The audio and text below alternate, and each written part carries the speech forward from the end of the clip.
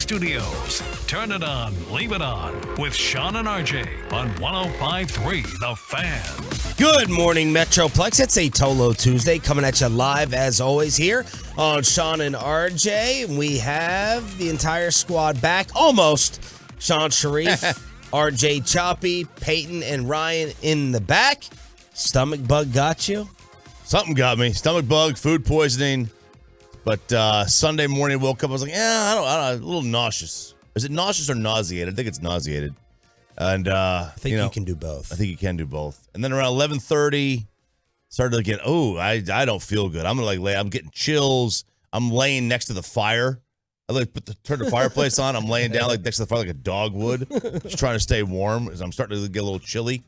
And then it started. I got up. I was like, I think I need to throw up. I threw up. I didn't force myself to. So I was like, I kind of ran to the toilet. Ugh. And then about every 30 minutes for the next 4 hours, I was running to the bathroom. I was peeing. And I had to throw up in midstream. And I didn't know what to do because I'm not going to throw up from standing up height. Then it just goes everywhere. You have no control over it. Oh. It's worse than morning whiz.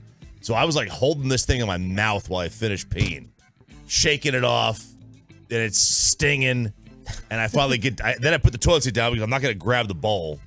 Even though the bowl was just washed, I'm not grabbing the bowl. I get down, I put that wooden toilet seat, the toilet seat, which I need to get a new one because it's cracked, and just vom for 4 hours. So you had the vomit instead of the D. Yeah, I didn't really have the diarrhea. A little bit yesterday, but not much. It was remnants. But no, it was bad, man. And I had the chills. It was the worst Sunday. The worst. Yeah. Going around. Yeah. Going around nonstop. Yeah. Just better hope she doesn't get it now. Yeah. So far, so good. I went to the doctor yesterday and they were like, they test me for everything. COVID, flu, negative.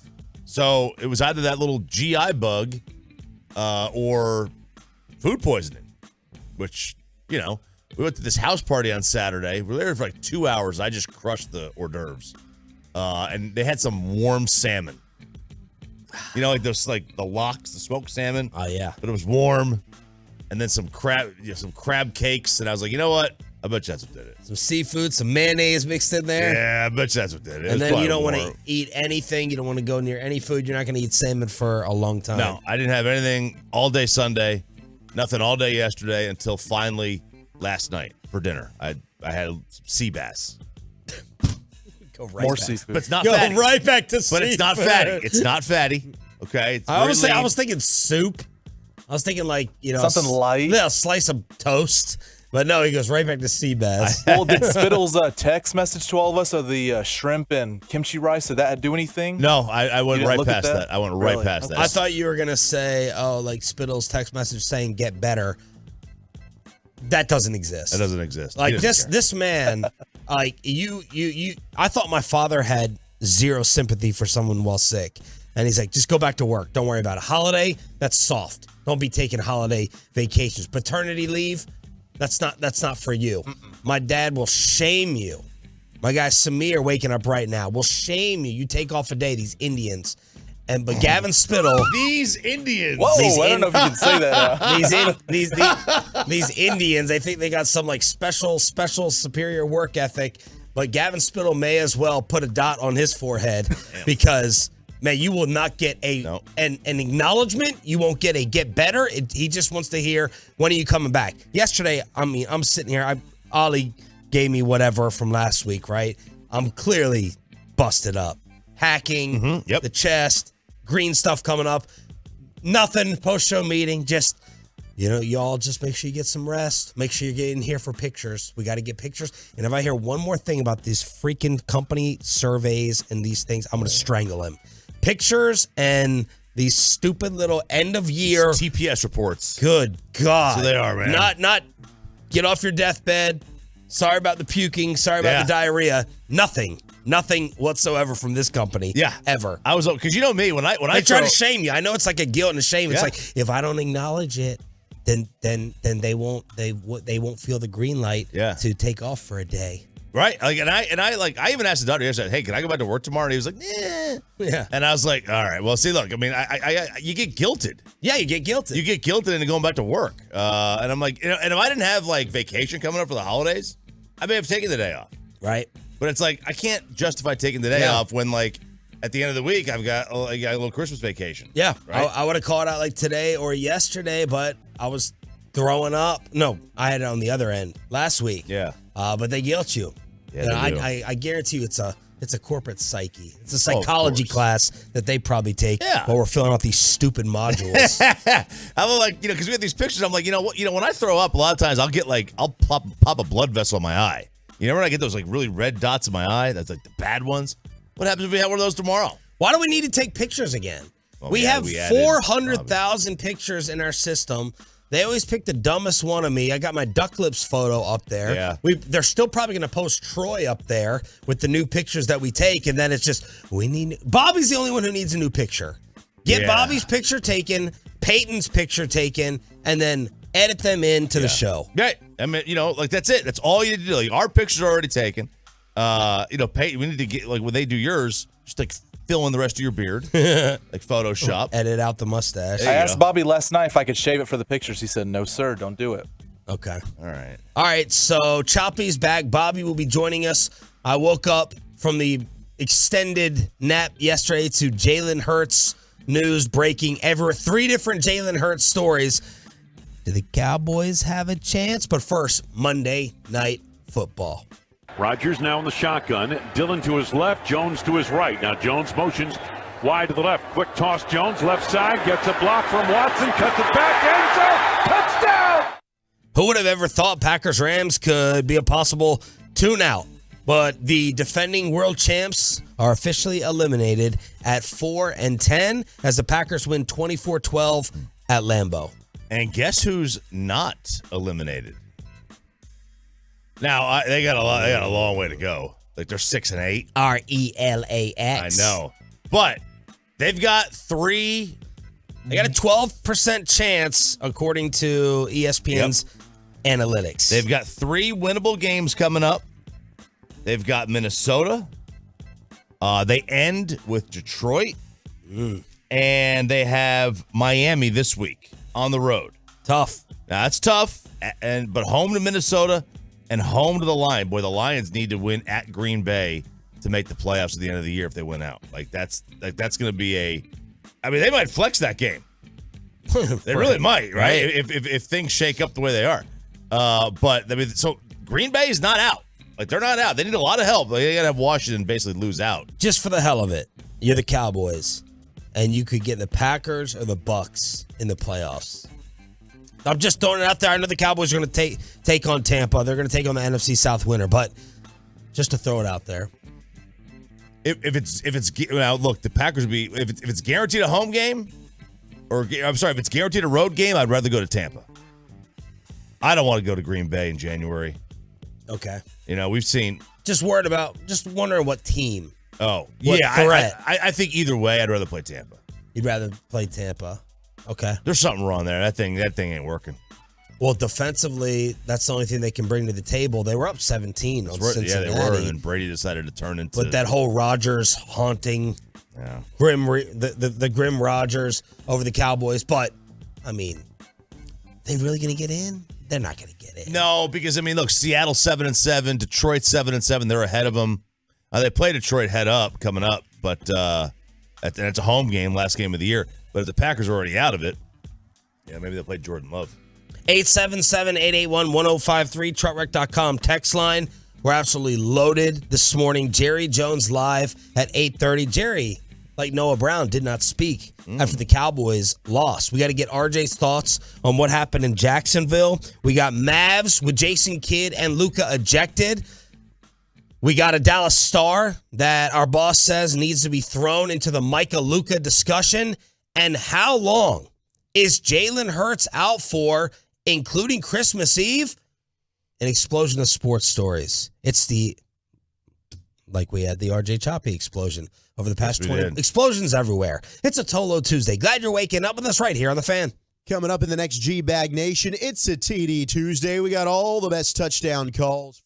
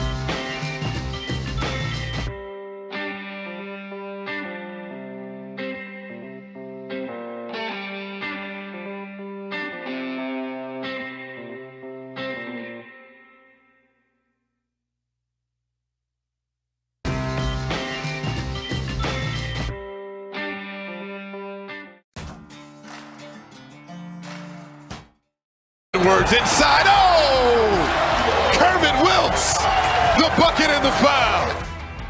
Pretty hideous Mavs game as Minnesota scored 36 in the second quarter, 37 in the third quarter, and they handled Dallas 116-106.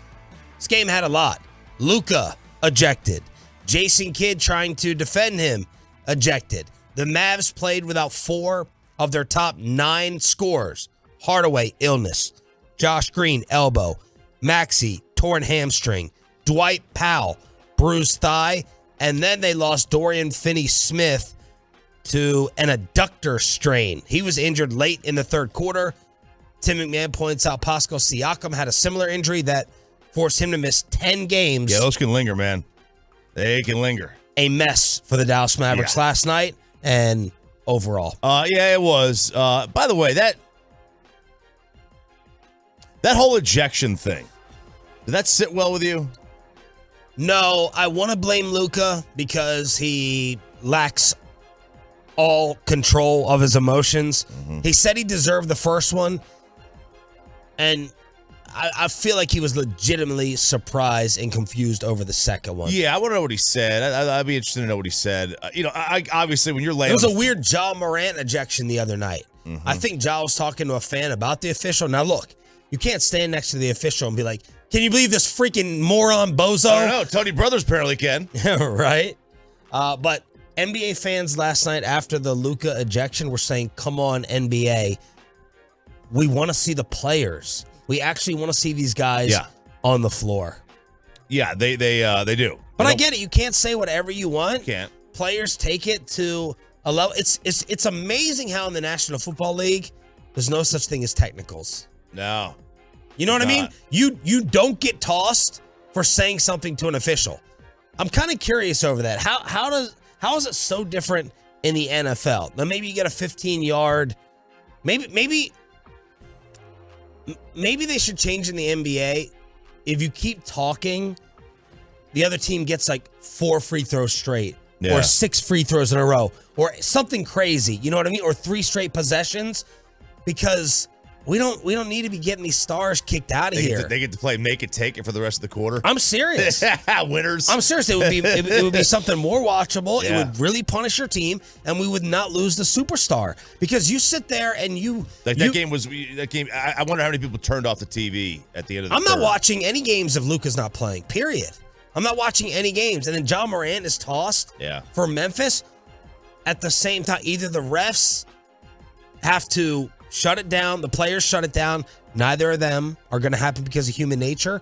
But start changing the punishment for the technicals to keep these guys in. Yeah, the officials in football realize how important each game is, and they won't do that. And there's no... Because you tell me football players don't say nasty things to a ref or an official? I guarantee they do. They probably say nastier because each game is of utmost importance.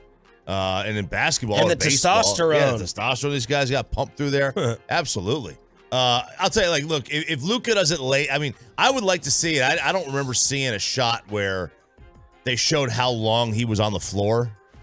Like, but if he laid on the floor for like 4 or 5 seconds and then like kind of loafed back, and he kind of did loaf back. Well, whenever he doesn't get a call, you think he blew out his knee. Mm-hmm. You know, he's like holding his knee, or he's checking for blood near the ear. Soccer player, man. He now has 56 technicals. That's tied with Draymond for the most in the NBA since the 2019-2020 season. He's tied Draymond Green for complaining. And Draymond's an enforcer.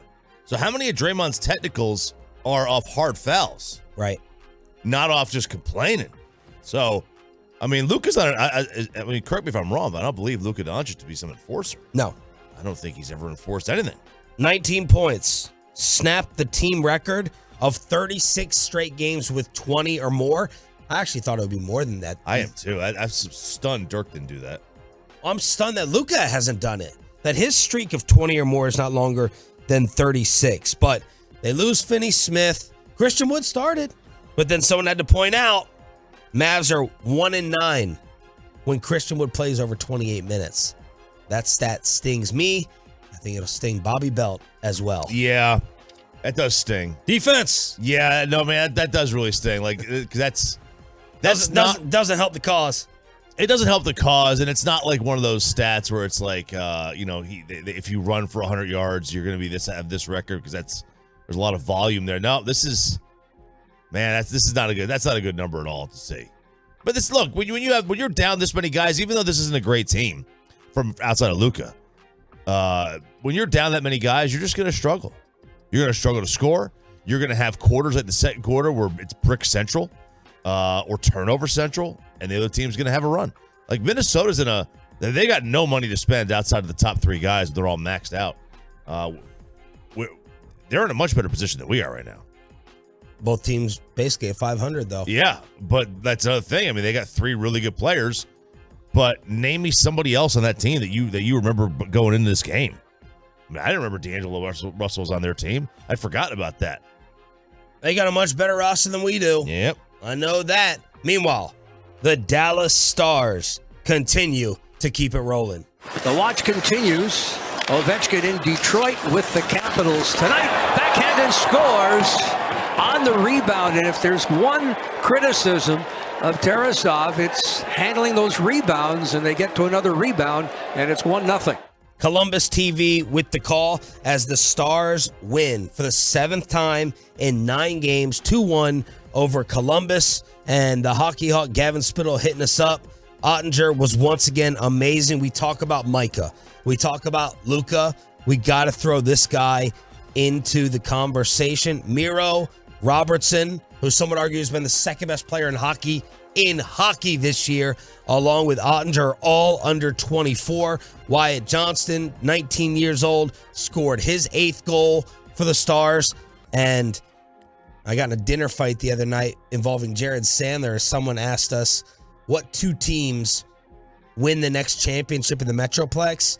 And I was like, Stars or Cowboys, just because the Cowboys are going to be in the postseason. He said Rangers. He said Rangers and maybe Stars. And I was like, how do you not want to be called a homer? He's like, I'm not a homer. I'm not a homer. I said, just by the odds. The Rangers aren't even getting into the postseason, the playoffs. He's like, I just have a feeling about their plan. I just have a good feeling about it. So we were fighting about that over the weekend. Yeah, I would say it's the Stars easily. The Cowboys easily as well will be number 2. Now, you can flip-flop them anytime you want. I mean, but now look, those are the easy answers. Of course, they're both guaranteed to be in the playoffs this year.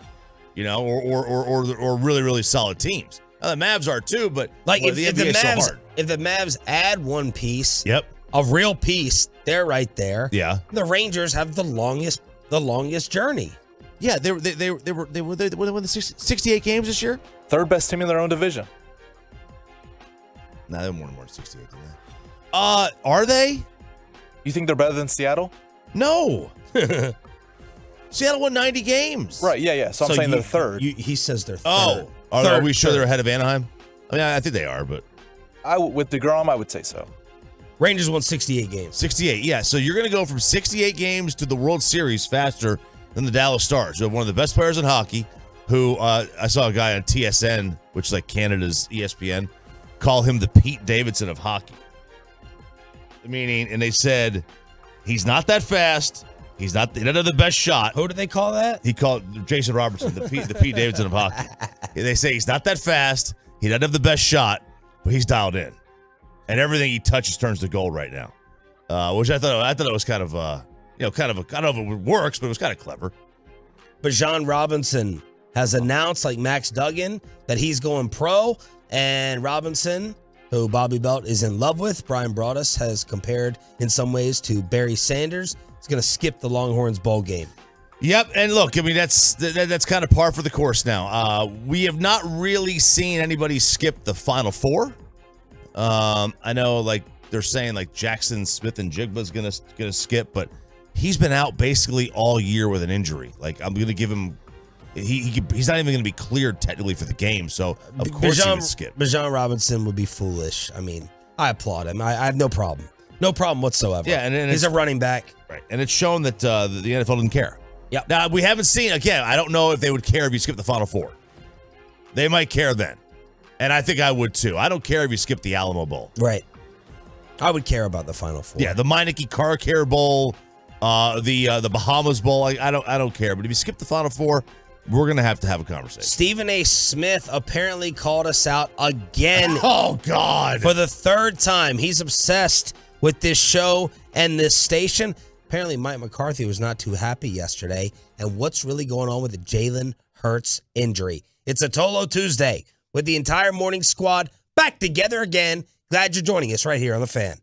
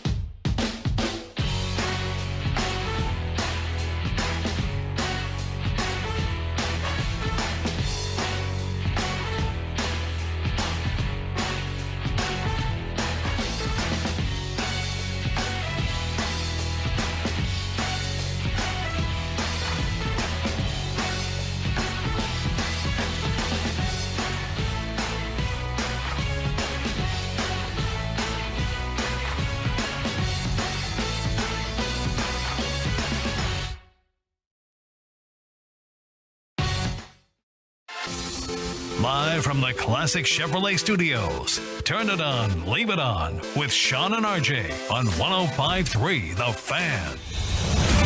From news and notes to the coaches and players for America's team, let us go inside the stars on 105.3 The Fan. The big news that broke out yesterday afternoon were the different reports surrounding the injury status of Jalen Hurts' throwing shoulder. Good morning, Metroplex. Sean, RJ, and Bobby with you on a Tolo Tuesday here on DFW Sports Station. Which report did you see and which one did you believe first? They all kind of came out at the same time, didn't they? Within like 10 minutes of each other. Vegas. That's the one I believe first. When that line moved from 1.5 or 1, and then it moved to 2.5 kind of quick, and then to 5, I was like, oh, we got something going on here. Well, we feel like he's going to miss Saturday. Here are the different reports. Tom Pelissero, NFL Network. Hurts' status is in doubt for the Cowboys because of a sprained throwing shoulder suffered in the third quarter. The injury is not considered long-term. Then you got Jeff McClain, who has worked in Philly for a long time. Hurts could miss next 2 games with sprained shoulder.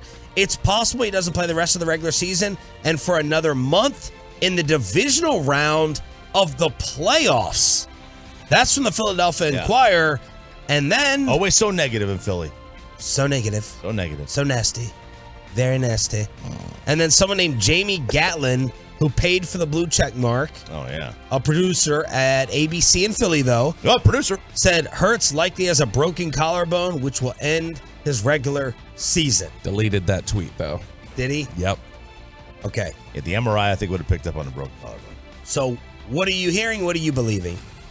I mean, I'll believe generally somebody who's got boots on the ground like McClain in Philadelphia. So, you know, couple games, but X-ray coming back clean or whatever. That's probably what I'll go with. X-rays were negative on the throwing shoulder. The MRI apparently confirming it's not serious. Those were the reports last night. And as Tolos have immediately responded with, man, this makes the Jacksonville game sting so much more. Sure. I mean, any game where you're up 17 is going to sting when you lose. And then you add a little salt in that wound, and that's what you got today, right now. Because now you got to, if they had just won that game, you've got Philly, maybe you let their quarterback, and if he continues to miss games, I mean, that puts coin flip into every football game they're going to play. And when you don't have a quarterback who's elite, and yeah, I know, I said it. When you don't have a great quarterback, then variance becomes real. It becomes real. And that's what you don't want. I hate that there's no preview for the playoffs. We're going to miss out on that with Minshew. Huge advantage for Philadelphia, too. They don't have to show Hurts a second time to them. And what he's done, huge advantage. I don't like that. The spread, of course, as you said, moving from 4 to 5. Maybe this will be, I mean, this is Hurts' playing style. This is a good thing. I'm not rooting for injury, but, I mean, man, he takes hits. Him and Josh Allen, they exposed themselves to some punishment. Josh Allen going over the top the other night in the snow against Miami. I mean, it's a great highlight reel play and poster, but Jalen Hurts runs like a fullback out there. But he's going to get some time off now to get right for the postseason. Yeah, Dak Prescott used to run like that too. Yeah. Injuries will scare that out of you. And so that's the one of the questions that the NFL will always ask about guys like Jalen Hurts. Even though he's not like slightly built or anything, it's just like, can your body handle that punishing style? Can you take that? He is a running back. Look at Russ. Russ stopped running. When Russ stopped running, like he fell off a cliff. And throwing. But no, that's the problem. Like, you know, even Dak is not the same player he was. He's different because he doesn't move. It's you guys, if you ever get a chance, just go back and like pull up a game from like the beginning of 2020. Dak looks like a completely different player stylistically. Sure. It's stunning to watch. You think you may remember it, but when you really sit and watch, it's like that's not even the same guy. Yeah, and that's look. I mean, that's where like the value of the position where you can run and throw, like it's so hard to defend. And when you lose that, you become much more one-dimensional and much easier to defend. And that's when it's like, okay, well, you better be able to throw. Or they're just going to have to keep recycling the same type of quarterback. like, within the organization. All right, give us your thoughts since you were out yesterday on this Jacksonville game overall. I was I was annoyed. I shouldn't say I'm surprised with the amount of Dak hate that happened. It's like no, Dak was not the reason that you lost. I mean, he was the reason, part of it, that you got let back in the game, right? With that sailing interception. Although Dalton Miller and Bobby, they were in the courtroom presenting the argument in the case, Dak's shoulder got grabbed a tiny bit on that throw. I did not see that during the game at all. I didn't see that either, and that would not mean the throw would usually sail, I guess. You would think it would slow down, but maybe it does. Who knows? Overcompensate. Try to go ahead. I know you've broken down the. I have not, the. No, what's the ESPN when they put the sports science? Yeah, I know you've done the sports science. No, I my thing was just not. Yeah, typically if somebody was full on grabbing his arm, but it's just over the top of his bicep and sliding down. That's definitely enough to change the trajectory of the ball. Which it's as much as people say Dak's inaccurate and things like that. Dak doesn't usually sail a ball by 20 yards. No, that's inexplicable. Other than maybe the trajectory changed. Now, Broadus is saying he double clutched it because he said he came down, he was going to throw it, and those linebackers that have gotten him in trouble, who have been sitting in zone coverage and picking him off recently, Dak saw that, held up, and then he thinks that's why the defensive end had time to get back behind him. It was you don't see, this was a snowball effect, this whole game. Once Jacksonville started getting rolling, it was over. And I'm looking at this video here. See what you think. See the hand? It's a black glove. It's hard to see, but he's at the top of his arm. Yeah, he is at the start of it. I can see that. All right, I can see that. That can change trajectory. Either way, I think it can. We all agree he played very well. The criminal reaction was people trying to say that he was at fault for the Noah Brown interception. No, these are haters. These are people who don't, or they're not even Romo fans anymore. They just want to be. They want to be. They want the world to burn. They want the world to burn. It's the Dak can do no wrong, can do no right. People. Yeah, that's ridiculous. Only Cowboy fans or some media would be upset at the quarterback for putting up 34 points and having a higher QBR than Lawrence. Right, but they want the problem is they want the defense to be the reason, and they can't handle it when the defense plays like crap. So what they do is they blame it on the quarterback for a ball that got tipped. I think the NFL needs to stop putting that. That's not an interception. They got to stop giving the interceptions. Which one are you talking about? The Noah Brown one. Oh, Noah juggled it. Yeah, they need to stop giving interceptions to the quarterback when they're like that. If it touches the receiver's hands at a spot where it's not like an uncatchable ball, don't give it to the quarterback. Does QBR is QBR exposed if it says that Dak had that much better of a game than Lawrence, based upon what you saw, the way you judged him? No, it wasn't that different, I don't think. It was only a couple percent. Oh, wait, no, it was. It was the passer rating that was different. Yeah. That's right. It was the passer rating that was different. No, because, first of all, they don't tell you their methodology on it anyway. So I don't even know what goes into it. But, no, because, running takes into it. Then why do we reference it? No, it takes that. Why do we reference it? We know. Hang on a second. Okay. If we don't know what's going on, why do you reference it so much? If we don't know the components of it, because it's just generally accepted by what type of answer is that? Look, it's just generally accepted. Do you know what goes into passer rating? I don't reference passer rating either. You don't? No. Everybody references passer rating. No, I've referenced QBR because of you. I've gone to QBR. Well, right, but why did anybody do passer rating before? Most people can't calculate ERA, but they reference it. I always sit there and try to say what I see, which gets made fun of. Oh, you and your eyes. Your eyes. He's telling you what you see, what you watch every single game. I don't know what goes into it. I just like to know what goes into it. Well, it does take into account running, obviously passing. It weights fourth quarter plays more than first quarter plays. I got to see if it, because adjusted net yards, one of them doesn't take into account sacks because they view it as a quarterback stat. So one of them does and one of them doesn't. So, look, it's a big formula. But they don't tell you their methodology, and if I'm not mistaken, there's two different QBRs. There's an ESPN and somebody else has another one, and that becomes confusing at times. What else is in it, Bobby? It's like a recipe where you may know all the ingredients in the recipe, which is what we have. We have all the ingredients in the recipe. We don't know how much they measure out. We don't know how much this gets multiplied or this gets quantified because that's the proprietary nature. But they'll take into account, ESPN's takes into account running, field position, time of the game. They take in defensive ranking, who you're doing it against, things like. I mean, they list like everything that they include. They just don't tell you, like with passer rating, multiply this, divide this. So you don't have the way that they add it up, but you know the factors they consider. What about the 3rd and 10 sequence? I didn't have a huge problem with throwing there. What about all the plays before? No, I mean, look, that's what you do. You run the ball in that situation. I didn't care for the formation on that 3rd and 10. The formation, okay. Like, break it down. Pollard was in front of Dak, so the handoff was was basically gone. They even referenced in the broadcast. They're like, there's no handoff. Like the guy's in front of him. There's no running back there. Which that could allow the defense, if they're able to see depth-wise how much in front of him he is, that could allow the defense a little bit of a knowledge to gain of, okay, this is a throw coming here. I didn't like going deep necessarily. I mean, even if you do a shorter completed pass to keep the clock going, it's still a pass. You're still going to get a chance at yards after catch. Maybe do a little curl route at 11 yards out. They love their curl routes. They do. They love their curl routes.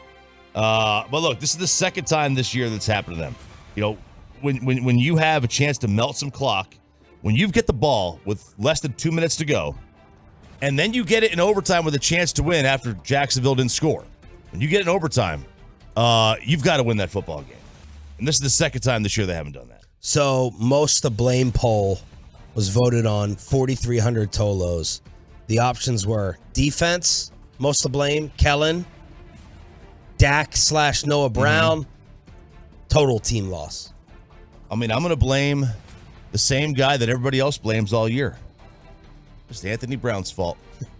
If he didn't get hurt, they don't lose this football game. Kelvin. Well, Anthony Brown, just because we're going from bad to awful, I don't know if we should praise bad because Anthony Brown was bad. I know all the Anthony Brown friends in the locker room that work in the media are going to come on and say, y'all miss Anthony Brown yet? I mean, Anthony Brown, he was bad, but Kelvin Joseph may be unplayable. As Dan Quinn talked about yesterday, they're opening this thing up. Yeah, Dan Quinn said this is a competition now. It's largely going to be focused on Deshaun Wright and Kelvin Joseph, but, Mackenzie Alexander, Kendall Sheffield, and then Trayvon Mullen, who they have on the roster behind him. They're all going to be involved in this too, but there are no easy answers for them at the cornerback spot across from Diggs. They're just in trouble there. Definite trouble. So to answer your question, the defense, look, when you give up 34 points in regulation, I mean, who am I going to blame? Dan Quinn said, yesterday, their most disappointing thing was defending the reverses. They gave up. They had 3 jet sweeps, and they went for 51 yards. They did get gashed on those. But, I mean, that's the problem is that when you can't defend those reverses, and then they hit you with at-the-snap motion, and your guys are then falling for the eye candy, and Damone Clark and Anthony Barr start chasing and, making them susceptible to other areas, it causes issues outside of just even the times that they hand it off to him. Stevens said that Leighton Vander Esch, he told KMC, Leighton Vander Esch will probably miss some time, but will be able to play again this year. Confirmed that the MRI revealed a shoulder stinger and not a neck injury. So apparently there was some relief there in Frisco over the Vander Esch news. A lot of relief because your linebackers are really bad right now without him. I mean, honestly, so, you say you don't buy into the Anthony Brown defenders. You're right. He hadn't been great this year. He hadn't been good either. Yeah, that's what I'm saying. The other side of it with Vander Esch is the opposite. Vander Esch has been getting a ton of hell similar to Anthony Brown that he has not deserved at all. Yeah. He's been incredibly disciplined all year. He doesn't get beat on those fakes and doesn't fall for the eye candy like the other guys do. And you saw immediately as soon as he went out of the game that it was like, oh, ETN, let's go. Jet sweeps. We can attack this. This will be perfect. And so they desperately need him back. What would that be like against Philadelphia? Well, now, who knows? Yeah. I mean, with Minshew, there's no telling. But, I mean, they're probably – I would imagine they're still going to play their game. Minshew's got some mobility. He's not going to be like Jalen Hurts out there. But, I mean, Sunday looked like Mike Nolan was coaching the linebackers. Ew, no, don't say that. That's what it looked like. Don't say that. Stephen Jones yesterday on KMC was asked about that Kellen Moore doubt. What were they trying to accomplish that final offensive drive in regulation? No, I'm not sure yet. But, at the end of the day, anytime call Hang on a sec. Let me rephrase that. Because the beginning of Stephen's answer was kind of telling there. Do you know what the offense was trying to accomplish? That was the question? Do you know what the offense was trying to accomplish? And Steven's answer is no, I'm not sure yet. No, I'm not sure yet. But, at the end of the day, anytime calls work, it's brilliant. And every time, something doesn't work exactly right, then, it gets second guessed. But certainly, when you're in this game and it's down close at the end, then, that comes with the territory. I know our coaches know that. I know our players know that. But, no, I'm not aware if that, checked into anything exactly what the call was. I'm sure Mike and Dak and that crew are the right guys to address that. Did Kellen get grilled over this yesterday? No, I don't think so. I heard Quinn and McCarthy. I didn't hear Kellen other than half it, but no, I don't think he got asked about it. Kellen was yesterday getting grilled on the Gallup stuff, really, and how little Gallup's been involved. And he's that's me. I gotta get him more involved. Was McCarthy not in a great mood? McCarthy was surly yesterday. I don't know, you guys. It's good. He's got a couple days to cool down. But you're out Friday, right? No, I'm here. Oh, you're here. Okay, I thought I was very concerned because then he wouldn't be in a good mood. But no, he was just not cracking any smiles, not really cracking any jokes. Even when the beat would laugh at something he said, he was just. Did y'all get any good answers to the final drive / 3rd and 10 yesterday? He just doubled down on we're trying to win the game there. Same sort of line. He even said when he got asked about it, he's like, yeah, I answered this yesterday. We're trying to win the game there. That's what we're trying to do. Did you have an issue with it? No, I would have been fine with them running on 3rd down. I'd have been fine with it too if they ran. I would have been fine. But I was expecting you to say you love that they were playing to win. I did love that. I mean, I would have maybe you would have had more of a problem on 1st and 2nd down. Even if they threw, you would have been fine with it. I assume in those situations in today's NFL football, you're going to be punting it back. You have an obligation to start running the clock. Then you're going to get a little conservative. You're going to punt the ball back because if you don't, you're going to get blasted more for being stupid and throwing it. Yeah, there's a unique theory out. It's called possession's more important than time. So possess the ball at all costs and don't worry about the clock. And I think that's what they were trying to do. But I would have thrown it. I was okay throwing it on 3rd and 10. I just didn't like the play. That's more results-based. Monday Night Football, Mavs, Stars, and more Cowboy fallout, 6 a.m. hour with Sean, RJ, and Bobby right here on The Fan. But first, let me get you on over to that brand new job. You are almost.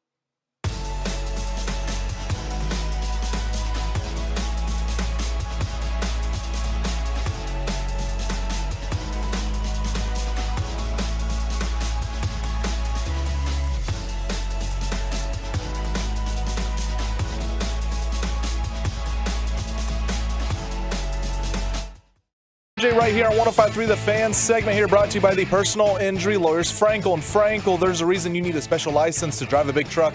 So companies that hire drivers and put them in a big truck should be held accountable for what happens when one hurts you. Frankly, you need Frankel and Frankel. Visit truckwreck.com or call them 214-333-3333. The Green Bay Packers take care of business in the season of hope in Green Bay with a 24-12 victory over the Rams. They keep hope alive. The season of So hope. dramatic. Wow. Jesse Jackson on the call there on Packers radio. I think it was Jesse Jackson who had this speech about hope my father made me listen to 500 times as he was obsessed with Jesse Jackson.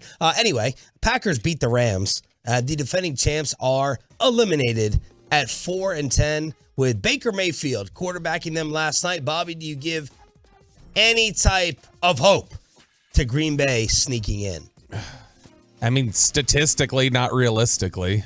Like, I mean, they could, but, you know, Sounds like a Stephen A. sentence. Statistically. Statistically, but not realistically. Realistically. My friends on 105.3 The Fan were saying that, you know. No, but 105 The Fan. 105 The Fan. No, I don't think so. And you know what's interesting, though, with the Rams being officially eliminated now, this is 18 years in a row that the NFL won't have back-to-back Super Bowl champions, and that's the longest streak in the history of the league. Wow. 18 years without back-to-back. Same streak as the NFC East, not having a back-to-back winner. Well, it's pretty amazing. Right. 03-04. It's pretty amazing that all the titles the Patriots have had, they have won back-to-back 20 years. Or close to it. Yeah, they kind of leapfrogged it there because what it was like 14, 16, 18 they won. Yeah. Yeah. How about this Aaron Rodgers audible story? I don't know if I believe this reporting from The Athletic. That Aaron Rodgers doesn't teach his audibles to the younger receivers, so there's a lot of confusion all the time. That sounds just like him. It does. It really does. Like, you know, and we saw this a couple weeks ago, right? There was a report that Russell Wilson was using Seattle audible calls. All right, and the players didn't know what was going on. Well, according to this, you know, Kalen Collar from The Athletic, he expects the offense to know around 30 hand signals, but he never officially teaches them. And he sometimes brings back signals from prior seasons. According to this tweet, every Saturday they're tested on them, but the tricky part is they're not officially taught, and there's no real record of them. These are like the unwritten rules of baseball. It's the unwritten hand signs of Aaron Rodgers. And he revives them from years before. And they don't teach them because they say they don't want it to leave the building. Right. So am I just going to assume that they put a chip in your brain and empty it when you leave the Green Bay Packers? Like Sammy Watkins right now, who got released yesterday. There's no way he could use memory recall to go and teach the hand signals to his next team. Like some are good Lord. You'll see guys tap their helmet. You'll see, or you'll hear them say Bud. Like a lot of teams have the same Bud. Like watching those Manning detail segments, he'll always say if you hear a quarterback yell out Apple, it's they know the offense knows an audible's coming or something. Dak used to. They had to get rid of it. But about 4 years ago, one of Dak's hand signals used to be he'd put his grab the ear hole in his helmet. When he'd do that, the side of the receiver that he was at was supposed to run a fly. and supposed to run a go route. So they're supposed to abandon whatever they're doing. It's like, you got single coverage, go. And so that used to be what that got tattled on, because Amari Cooper said in post game, yeah, Dak signaled to me that we were going to run the go route, and then everybody went back on TV and went, oh, that was the signal there, because that's the only thing Dak did. But why haze your rookie receivers and be like, you gotta work. It's like a treasure hunt. You gotta work to figure out and find out what our signals are for us to be on the same page offensively. I mean, look, let's be fair. From what we know of Aaron Rodgers, he's not the easiest guy to get along with. He's quirky. He goes and he marches to his own beat. Why does he do that? Because he can. Like I California, man. His entire personality feels like it was written by Wes Anderson. Like, he's such a quirky weirdo, and like that just seems like something to say. Like, I don't think he even views it as hazing. Just like, I want to see how sharp you are. I want to see how quick you can pick it up. I'm trying to think of another athlete who is as great as him that we could put in this personality category. It feels like he is our modern day Kareem. Kareem, like, okay, all right. It's not bad. Difficult, smart, pain in the ass, smarter than everyone. Kareem may have been a bigger jerk according to the stories. Is there anyone else that's I feel like there's somebody in baseball. I'm. Oh my God. I feel like there's some pitcher who was like this. Randy Johnson was like that. Oh gosh, Randy was. Randy Johnson. You get those smarter than. Oh, wait a second. But Aaron is more, Kevin Brown. Yeah, but he Kevin sniff Brown. Aaron Rodgers' level of greatness. Randy Johnson, not as accessible to the media. Like, Randy Johnson would never do a Pat McAfee show. No. Just someone who would talk, but just a pain in the just difficult. Anyway, Green Bay eliminates the Los Angeles Rams. Peyton played the Stephen A. drop, and Choppy, Stephen A. had us for the third time. Oh, no. What do you say? On his mind yesterday while Michael Irvin was on set at ESPN. That quote a few weeks ago, 105.3 in Dallas. You know, it's a flagship station out there. You know what? Yeah, they do good work. They do good work. And they have Jerry Jones on every week. And they have this dude on all the time as well. And they had me on a few weeks ago because they didn't think I was going to call in. I called in. Was it right about Dak Prescott now? Sounds like he wants back on, guys. Sounds like I mean, that's 3 or 4 times in the last week. That was very complimentary too, though. Y'all do good work. I called it. He's like giving all these pub like, listen, this is the spot. They have Jerry, they have Michael, they have me. I think that was a great endorsement. But why? That's my cynical nature. Why is he doing it? Does he want us to mention him to Jerry one more time? Do you want us to? No, it doesn't. It doesn't hurt him. Oh, you think he wants to leave Bristol leaving Bristol for Dallas would make sense. It doesn't hurt him to get mentioned nonstop on the home of the Cowboys, number 5 market in the country. No, he craves this. Right, but maybe he wants us one more. That mention to Jerry was absolute gold. Jerry, gold for him. It's gold. It's gold. Gold. Of course it is. He wants this. Skip wants this. Skip wants to be talked about. Yeah, they're seeking attention. That's what they want. They want the attention. I get it. Look, everybody wants attention. As trolly as he can be sometimes, the fact of the matter is there are very few people who are more recognizable than Steven. And so Steven probably is very rarely in a situation where there's somebody with more power and influence than him. Mm-hmm. Jerry's one of those people, and so he probably eats it up. Yeah, when you guys mention it, and he go, "Oh, look, Jerry talked about me, and Jerry joked about me. We're buddies like that." So yeah, I could see it. You guys have the access to get Jerry to talk about him, and so he wants it. Yes, we have it, Bobby. We. I would just never ask about Stephen A. is the thing. Oh, okay. I would just sit here and go, He's y'all's friend. I don't know him. Well, he's not our friend. He shut us down at the Super Bowl. Now, maybe when we go to the Super Bowl, we can finally have a nice conversation. Yeah, we did. We had a forced one with him one time, just standing up, and he was like, "Fine, I'll talk to you local meatballs right now." One of our worst 3 Super Bowl interactions. Warren Sapp. Warren Sapp's number 1. Put a jersey on. Jim Gray. That was. I think that was just me and him. That was you. Yeah. Yeah, that was in New York. God, I hate. He will buddy y'all up though at Super Bowl this year, I bet. No.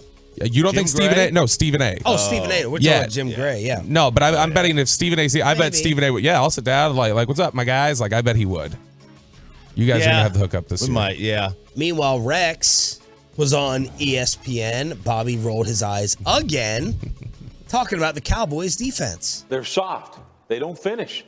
And everything we thought about this team, that pass rush, all they need to do is get a lead. That pass rush will suffocate you and close out games. That's not the case. And when you look at the last 2 weeks in particular against below average pass protection teams, Houston and Jacksonville, they've had 72 dropbacks. And this vaunted pass rush has 1 quarterback sack. This ain't the team you think they are. And to me, the only thing that is real is Dak Prescott. He is a leader. He brings their team back. So to me, you have that going for you. But your defense is overrated. I really like Rex. I don't know about an analyst, but I really like Rex. They didn't sack a lot of guys with Houston because Houston got rid of the ball in 9/10 of a second, and they ran the ball a lot. And in Jacksonville, Trevor Lawrence is coming into a really nice quarterback, and really good quarterbacks don't get sacked. Like they do a really good job of avoiding sacks. Plus, he's mobile. He's not easy to bring down. He's a 6'6" dude who can run. I'm not panicked about the pass rush necessarily. They didn't lose that game because of pass rush. Well, Tank was missing. What was the amount of pressures, quarterback hits, or sacks? They had 22 pressures according to Pro Football Focus, but the number of quarterback hits I think was like 5, 4. On ESPN's got 4. And the amount of sacks? 1. Just 1. It was Micah. Okay. And that was, by the way, That's not good. That was Micah's first game in which he had 1 sack all year. He's either had 0 or 2 in every game. Which Mike McCarthy spoke yesterday. He said the pass rush opportunities were there. We got to finish. And so he felt like they had opportunities. So you yesterday. agree with Rex? Mike and Rex agree with each other? I think they need to put their best foot forward, and they're not doing that. So are you mocking McCarthy? No, I'm mocking Rex Ryan's obsession with feet. He does. He has said that before. He will throw that one out at you. All right, Sean, RJ, and Bobby, 6 a.m. Club. Jerry Jones is going to join us live at 8:30 this morning. Thanks for being a total. That stands for Turn It On, Leave It On. Bobby's coworker at the NFL Network may be out of a job after the bar fight, including broken bottles over a guy's head. That and the Amari Stoudemire story that got me brought up with Keith Olbermann for some reason. That's all next right here on The Fan. All right, then. Stephen Gilchrist Automotive, proud to announce the all-new Platinum Ford location.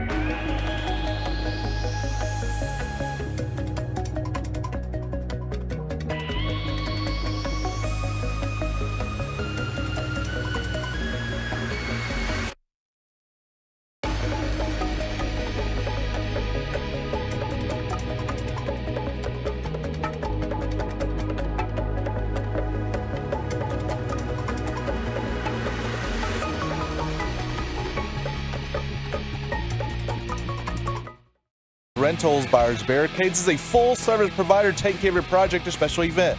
No matter the size, from start to finish. The Texas Authority in Barricade Rentals at BuyersBarricades.com. I only have the World Cup ratings in the UK. Let's see. I have the all-time viewing record set in France. So it put up some international numbers. I'm waiting to see the United States and DFW. But yesterday, Messi became even more of a legend for what he did to Salt Bay. Did you see that video? Absolutely. It was, now look, I don't know. I've not been is it Nurset? Yes. I've not been there. I've heard it's like so over the top expensive and probably, I mean, I'm sure it's good, but is it worth the money? No, like obviously not, right? But this guy is, you want to talk about turning something, he turned me off totally yesterday with everything he did. He was grabbing Messi by the arm, trying to pull him. Messi looked right at him and looked right through him. Yes. And then he keeps going at it. And then this poser is trying to get his hands on the World Cup with everybody. He's grabbing the World Cup out of all these guys' hands just to get his photo with it. Like to make him part of it. It's like, bro. It was so desperate. So desperate. Whoever filmed him, like, if it was just like one still shot, okay, but someone filmed him grabbing, harassing, and being desperate, and I'm so happy that it exposed him for looking like a douchebag. Yeah. And then how about... Because he is a douchebag. Yes. Because I have gone to that place. Well. And my Lord, it's robbery. Is it? It's crazy robbery. And he goes around and, it's just so funny, though. The roles reverse, right? He's getting grabbed at his restaurant. Everyone wants the salt photo and everything.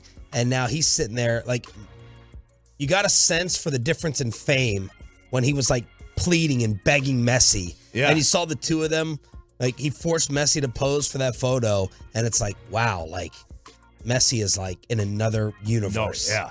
I mean, and then he tried to pour salt on the World Cup trophy. It's like, come on, man. First of all, it's a piece of metal. Second of all, I get it. It's your shtick. It's your thing. Like, that's what you're known for. Yeah, he wraps his steaks in gold at the restaurant. Yeah, like, that's what you're known for. But, dude, this is the World Cup trophy. Like, these guys don't touch the World Cup trophy unless they win it. And you're sitting here trying to pour salt over it. Yeah. So that was amazing. How's your neighbor? What was that experience like with the Argentina neighbor? So I tried to get over there, all weekend, right? I was like, dude, are we going to watch this game together? And I turned ill on Sunday morning, so I didn't even go over. But I had his wife send a video, and I was like, she didn't send the video. That usually gets you divorced. I know, right? She just took the video. He was very calm at the end. He grabbed his kids, and they got into a huddle, and he just started crying.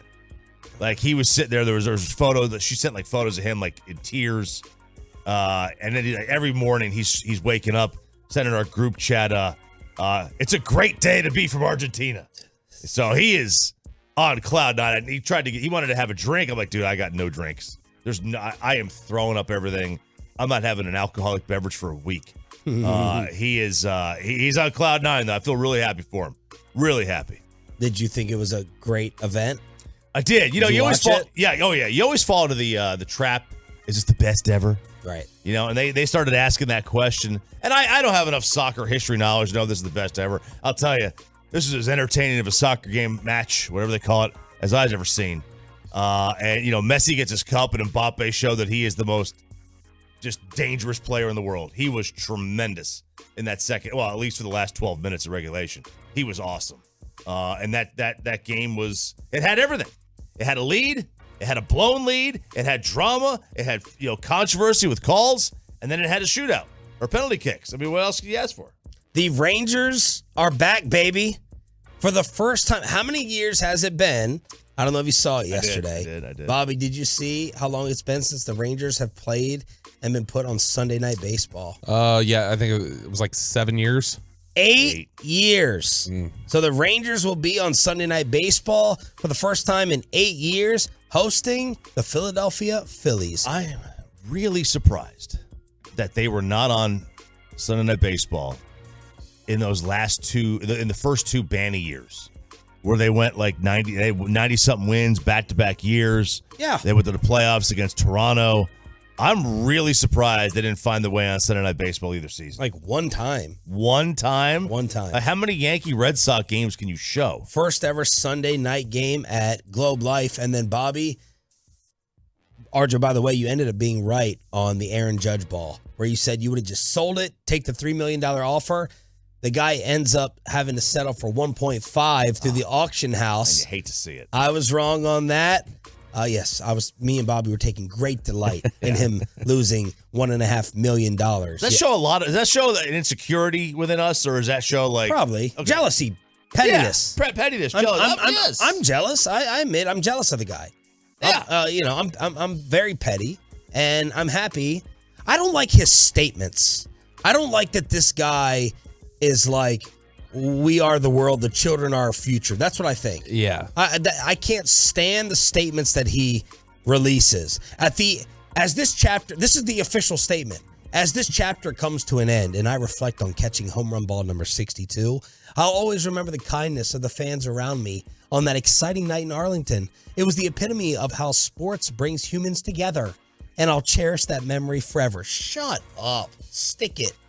Suck it for charity. Oh, that sounds like a Russell Wilson statement. Yes. That sounds like something that Russ would say. But yeah, I'm not jealous, but I definitely am petty enough to go like, yeah, I'm glad to see this happen after like every time I've heard a statement from him, I've been like, oh, what a douche. Yeah.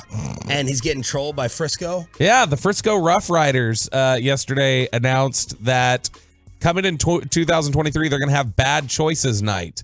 In light of the disappointing sale price of Aaron Judge's 60-second home run baseball, we're celebrating regrettable decisions at Riders Field during the 2023 season. Wow. That's petty. Yeah. You're mocking a DFW baseball fan. That's a really good like marketing department though. Like that's creative. Oh yeah. Props to you, Frisco. Creative. Yeah. Let's give them free airtime, free ads. That's Savannah Banana level. Oh yeah, Savannah Banana is.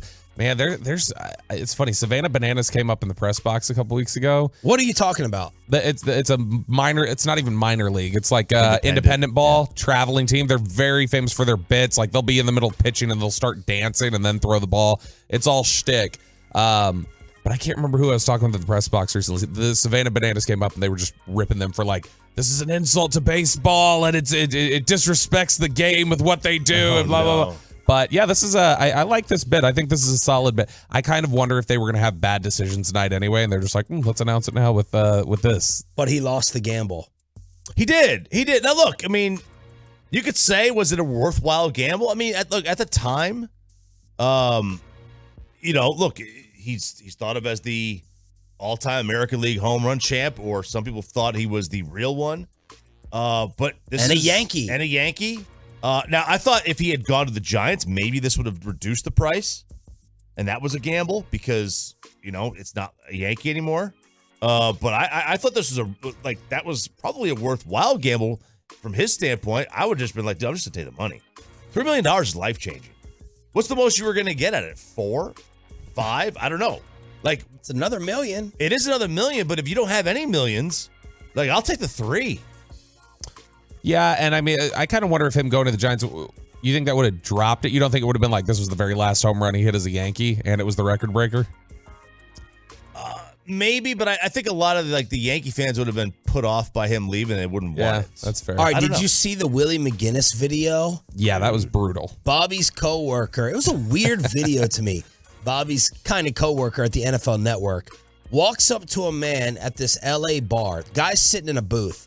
Willie, who is a humongous individual, like he looks like someone you would never want to screw with when we see him in Oxnard. And he looks like he's got some attitude. He would beat you down. Willie walks over to this guy, bends over, kind of like, what'd you say to me back there? And then I felt like my video was in slow motion. Like Willie does this slow-handed left uppercut to this guy. I don't even know. I wasn't like, whoa, that was vicious. I was like, that was really slow motion. And then Willie's friends jumped this dude. There's like 3 people beating him down. Apparently, McGinnis grabs a bottle and slams it over his head repeatedly. And then he kind of walks off out of the video shot. Willie McGinnis was arrested on Monday. He has been suspended by the NFL Network pending investigation. Bobby, take us inside NFL Network. Well, first off, I've never met Willie, but we have. It's funny. Have you ever like had a dream where you're like trying to punch them and like you can't? Like the way you punch in a dream, like there's no power. That's what it looked like when he was trying to punch it. It was just this week, like it was almost just weird. like, let me get this started and then let my boys jump in on you so that they'll really take care of this. Yeah. They're like crashing into tables and Willie's just like slow motion trying to keep his pants pulled up. So some like woman, they were like Willie was falling back on top of what looked like this like 90-pound woman who had to like run out of the way not to get crushed. But it's awful. Pummeled this poor dude. Like that one guy was hitting him. He hit him about a half dozen times right in the liver. That guy didn't stop, though. No. Willie was arrested Monday morning, so the charge is assault with a deadly weapon. Bail was set at $30,000. God. It's crazy that, I wonder how much time of jail time this comes with. Like what the charge will come with eventually. You think this will get him fired? Yeah, probably. I mean, that I would think so. What did the guy say? What started all this? That doesn't. If you're walking up with a group of people, that can't just be. So it's this LA hotspot or whatever. That can't just be something you said. Like that must have been you had some encounter with him there previously, and hey, that's that same dude we saw last time. Like that feels so much more like deeper rooted than just this guy stepped on my shoes or something. It's premeditated. Like when you guys sitting down at a table and you come up from across the room. This isn't like you guys bumped into each other. Somebody said something and you started going at it. Willie McGinnis, I think, is like one of the top like 3 or 5 players or former players I've seen in person where I'm like, that is a humongous individual. Yeah. As a former NFL player. Yes. Like, I'm trying to think who else. I haven't seen Ratliff since he stopped playing. But looking at Willie McGinnis, I'm like, he's a giant. Yeah, he's a big guy. He's a big dude. Yes. D-Ware still looks like he could play today. Yeah, these guys are just built different.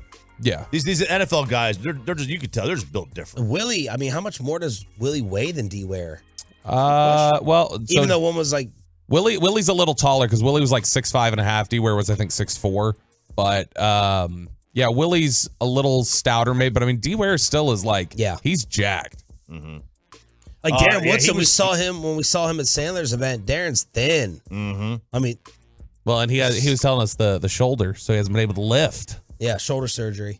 268. Willie was 268. That was his playing weight. Yeah. It says DeMarcus's playing weight was 260. I thought it was a little less than that. He came in the league at 245. He got heavier as he went in. I remember 245. That is the Willie McGinnis video, and there's some reports that the Antonio Brown standoff is like on day 18, and the girl like may be considering dropping the charges. So Antonio may win by waiting everybody out. I mean, including DoorDash. How many days do you have? Like, what are you doing? No one going into the house to deliver food. He can't be there anymore. He can't be. He has to be gone. I can't imagine. How could you? I was stir crazy after 12 hours in my house, sitting down in one spot on Sunday, throwing up. I was stir crazy. I can only imagine 18 days. He tunneled out like El Chapo. Like he's just got the whole setup. El Chapo. Monday Night Football, the Cowboys cleaning up the Jacksonville mess. How long is Jalen Hurts injured for? And the Mavs with another disastrous night with Luka and Kidd getting kicked out. Headlines, and then the Expressway, commercial free. Never know what's going to happen in the Expressway. Headlines with Sean, RJ, and Bobby after this. But you never know what's going to happen in these markets.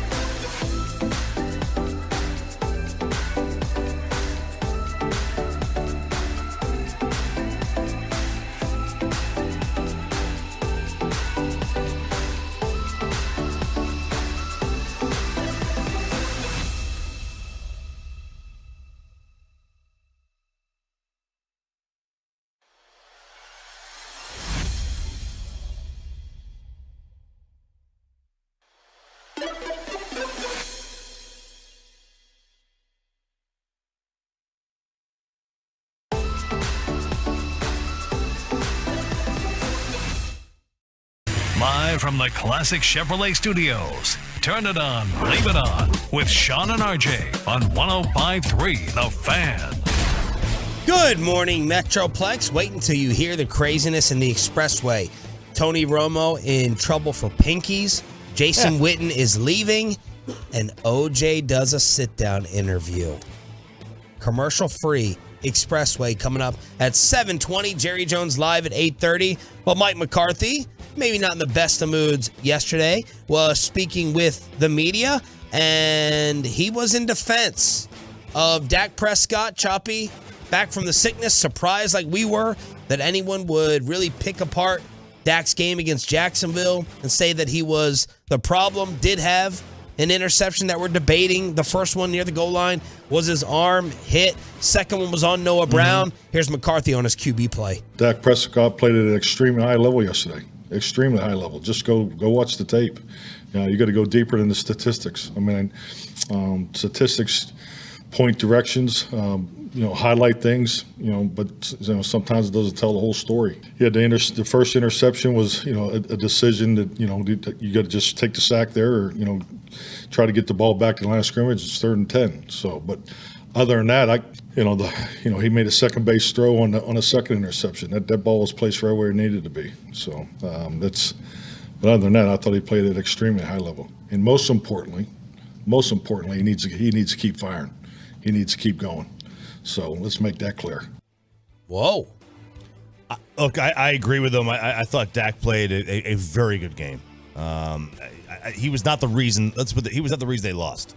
There are things that you could put on him, and you could put on everybody during the course of a game. Like that interception, that the overthrow, which maybe his arm was hit.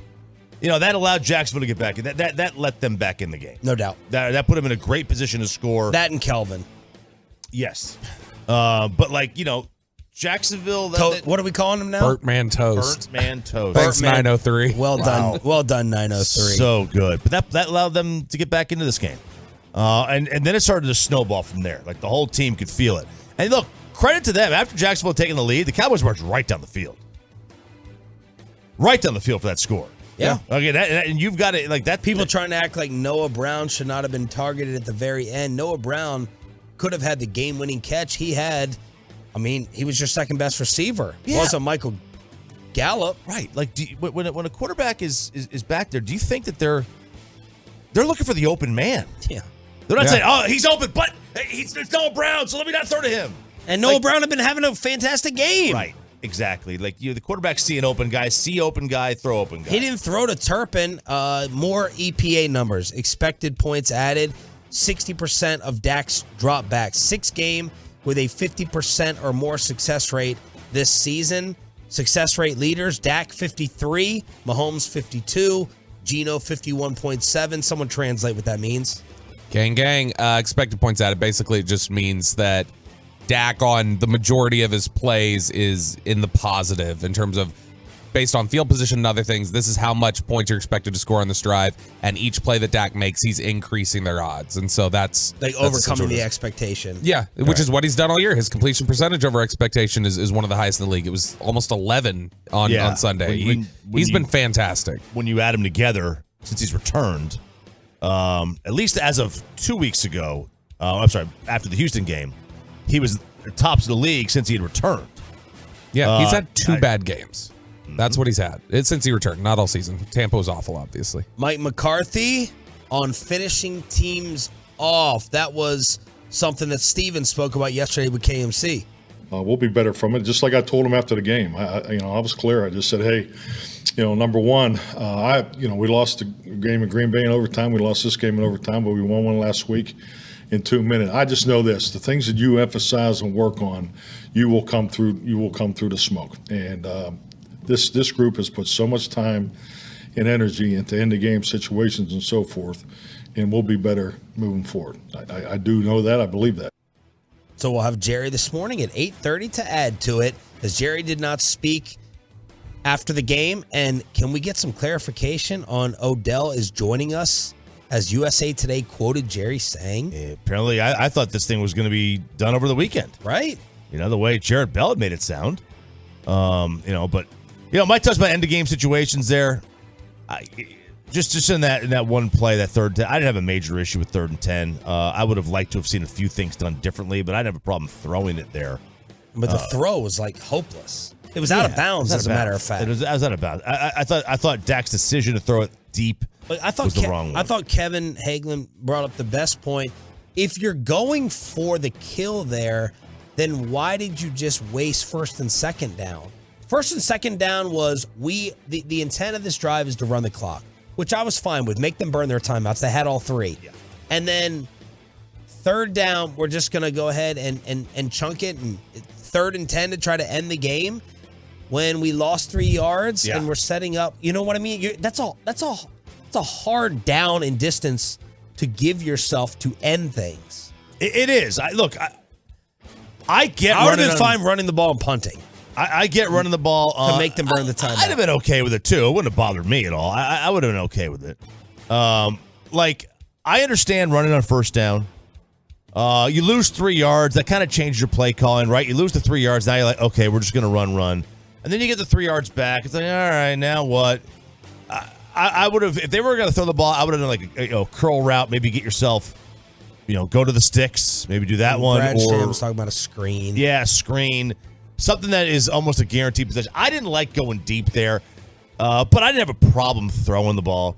Yeah. My issue is this is now 2 games where the Cowboys have had the ball with 2 minutes to go ish, and then gotten the ball in overtime with a chance to win. All they needed a field goal here, and they lost both games. They had the ball with 2:30 to go against Green Bay. They didn't score, and they had it to start overtime. They didn't score, and you lost both games. You've got to win those football games when your quarterback gets those positions. Speaking of Green Bay, they eliminated the Super Bowl champs on Monday Night Football. Rodgers now in the shotgun. Dillon to his left, Jones to his right. Now Jones motions wide to the left. Quick toss, Jones left side, gets a block from Watson, cuts it back, end zone, touchdown! So Green Bay, not technically dead, wins 24-12. They get a couple of rushing touchdowns. Aaron Rodgers throws for one. And, man, what a season for the Rams. As Sean McVay, afterwards, one of the whiz kids, right? Some stories about him thinking about retirement and going into the announcer booth. He says he's been humbled. There's been a lot of things that I've kind of thought about, that I think you can make sense of why you've gotten here. But it still doesn't make it any easier, and it's a very humbling season for sure. So maybe there's something what Bill Parcells used to say. The moment you think about retiring, you need to retire because you've already gone. Tom Brady and Sean McVay this year. Now, McVay's had his quarterback get hurt, so let's not forget about that. But it's not like they were beating the doors down of everybody before that. Maybe there is something to that. Once you think about retiring or quitting or doing something else, then it's probably time to go. Ask Cole Beasley. Yeah, there you go. He's like the Floyd Mayweather of football, going back to Buffalo. Meanwhile, the big news yesterday that broke, how much hope does it give the Cowboys that Jalen Hurts has a shoulder injury? It's the throwing shoulder, and he is in doubt for Saturday against the Cowboys and may miss a few weeks. Gives a lot of hope for this weekend. Beyond that, you're going to have Philadelphia lose another game, lose 2 more games after this weekend. That's what makes this week so hurtful, the Jacksonville loss, is, you really put the pressure on Philadelphia to maybe rush him back. As of now, they don't have to rush him back at all. Unless they have to figure out a way to keep home field advantage, which I don't think they're going to have to worry about that one.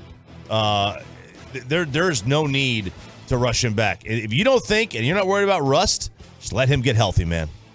Just let him get healthy. So what is the line saying about them going from Jalen Hurts to, Gardner Minshew is a damn good backup. The line, Ross Tucker, we may have to cancel Ross tomorrow or this week, who does some Eagles broadcasting, said, wouldn't it be hilarious if Gardner Minshew came in here on Christmas and still beat the Cowboys? As some Eagles reporters are tweeting, Philadelphia is still better than us with their backup. Okay. Because they got a really good backup. He is a good backup. They can, they can beat the Cowboys, I think, with Minshew. Yeah. MGM and Caesars both have this at 6 right now. Whoa. So it's moved up, and Wynn's got it at 6 as well. All right, explain this to me, though. Why did the Cowboys open and have it moved to 1.5? How are the Cowboys favored to start off? Well, home game. And they're look, the Cowboys are going to draw a lot of bets anyway. If this was Cowboys by 1.5 on Friday, would you have sprinted to bet Philly? No. Okay. No, the Cowboys are a good team. Vegas has a lot of faith in the Cowboys. Vegas uses a lot of computer programs, and the computer programs like the Cowboys. The Cowboys in, let's just say DVOA are really, really highly ranked. So is Philadelphia. They have it not quite as a toss-up, but I mean, we're talking about in the same stratosphere. Then you factor in home field. It's going to give you 2.5 or so points. Yeah, I could see that. I wouldn't have. I would have put it more to pick them. Maybe Philadelphia by 1. But it didn't stun me. So 3 games back with 3 to play. Even if the Cowboys win Saturday, Eagles would still have to lose one of their last 2 games to give the Cowboys even a chance at catching them. Eagles' schedule would be Saints and the Giants to finish off. Freaking Saints. So awful. So boring. Boring. The only thing good about the Saints is that sometimes they'll put different helmets on. Like, that's the only thing. That's the only thing. They're like the Oregon of the NFL. Just like occasionally they wear a different helmet. The Mavericks lose to the Timberwolves last night. They lose Luka and Jason Kidd to ejection. And look, Minnesota, they controlled this entire game. So Christian Wood did start. That's good. Hey, all right. But Luka has 56 technicals since 2019-2020, tied with Draymond for the most in the NBA over that span. Had his streak of 19 points or more. It was a team record. He scored 19 or more in 36 straight games. That was snapped. It was a little weird with that second tech for the ejection. I didn't care for it. I thought it was a little bit weak. Luka's not going to get the benefit of the doubt, I don't think, from referees very often. He does complain an awful lot.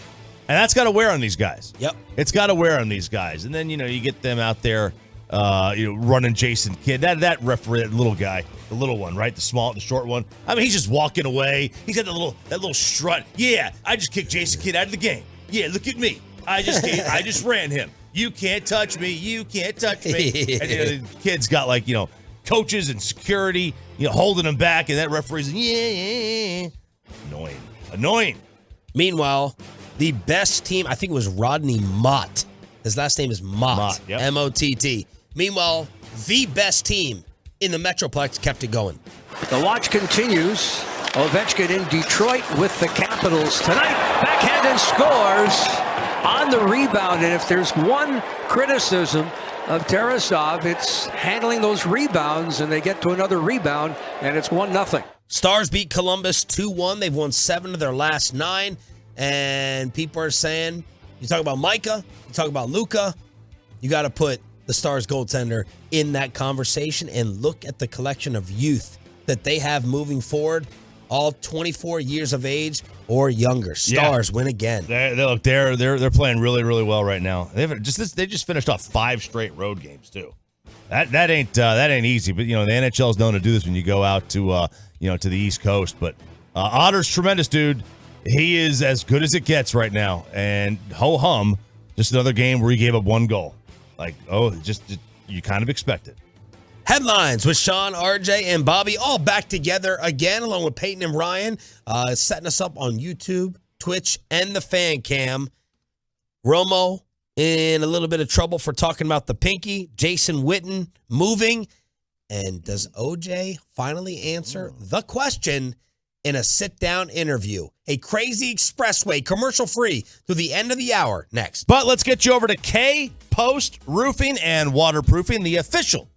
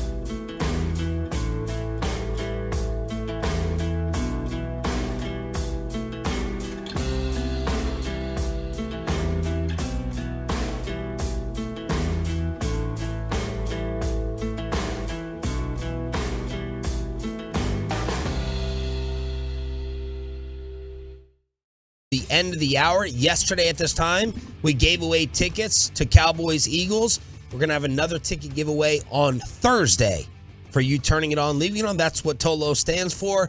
Bobby just went downstairs to do his hit for News Radio 1080 KRLD.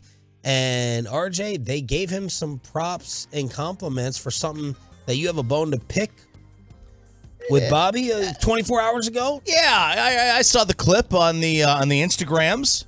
Yeah, of young Robert really taking shots. I thought unfairly a bit at Jacksonville. First of all, lots of places like the city. Yeah, yeah, lots of places have cigarette machines. Where? Inwood Tavern for one.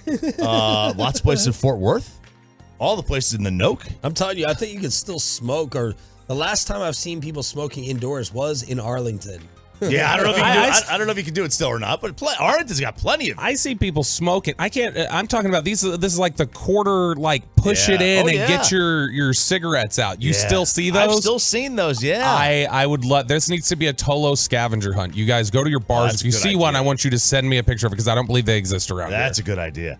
Nostalgic. It's nostalgic, cancerous. Man. It's nostalgic if it doesn't work, but it works. They still put it in there, and they sell out things and have to refill them. Yeah. Now, secondly, every downtown. Were you in the downtown area? Yes, I was on East Bay Street.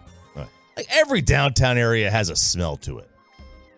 What are you so defensive over Jacksonville? How many times have you been there? 15, 20. Oh, his grandparents. Yeah, lived my there. grandparents live there. Oh, that's right. So I dissed his family basically. No, well, they lived in St. Augustine, which is like 20 minutes south. So they were just a little outside. But I always enjoyed Jacksonville. Now, now the downtown area, I didn't go to as much, but like the surrounding area. Oh, if you're a golfer, which you're supposed to be a great one. I'm an excellent one. I wouldn't play on such disgusting courses. Having golf courses doesn't save you.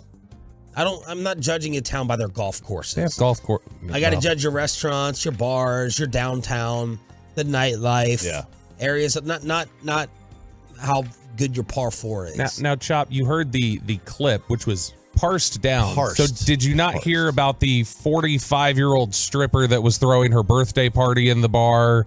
Did you not hear about the Bob Ross Joy of Painting that was on the television right next to the Buffalo game? That's intriguing. Intriguing. It was Def Leppard's not bad. The tatted up, giant looking, intimidating Nicaraguan man who was getting in Machota's face, asking if he could understand his English. Yeah.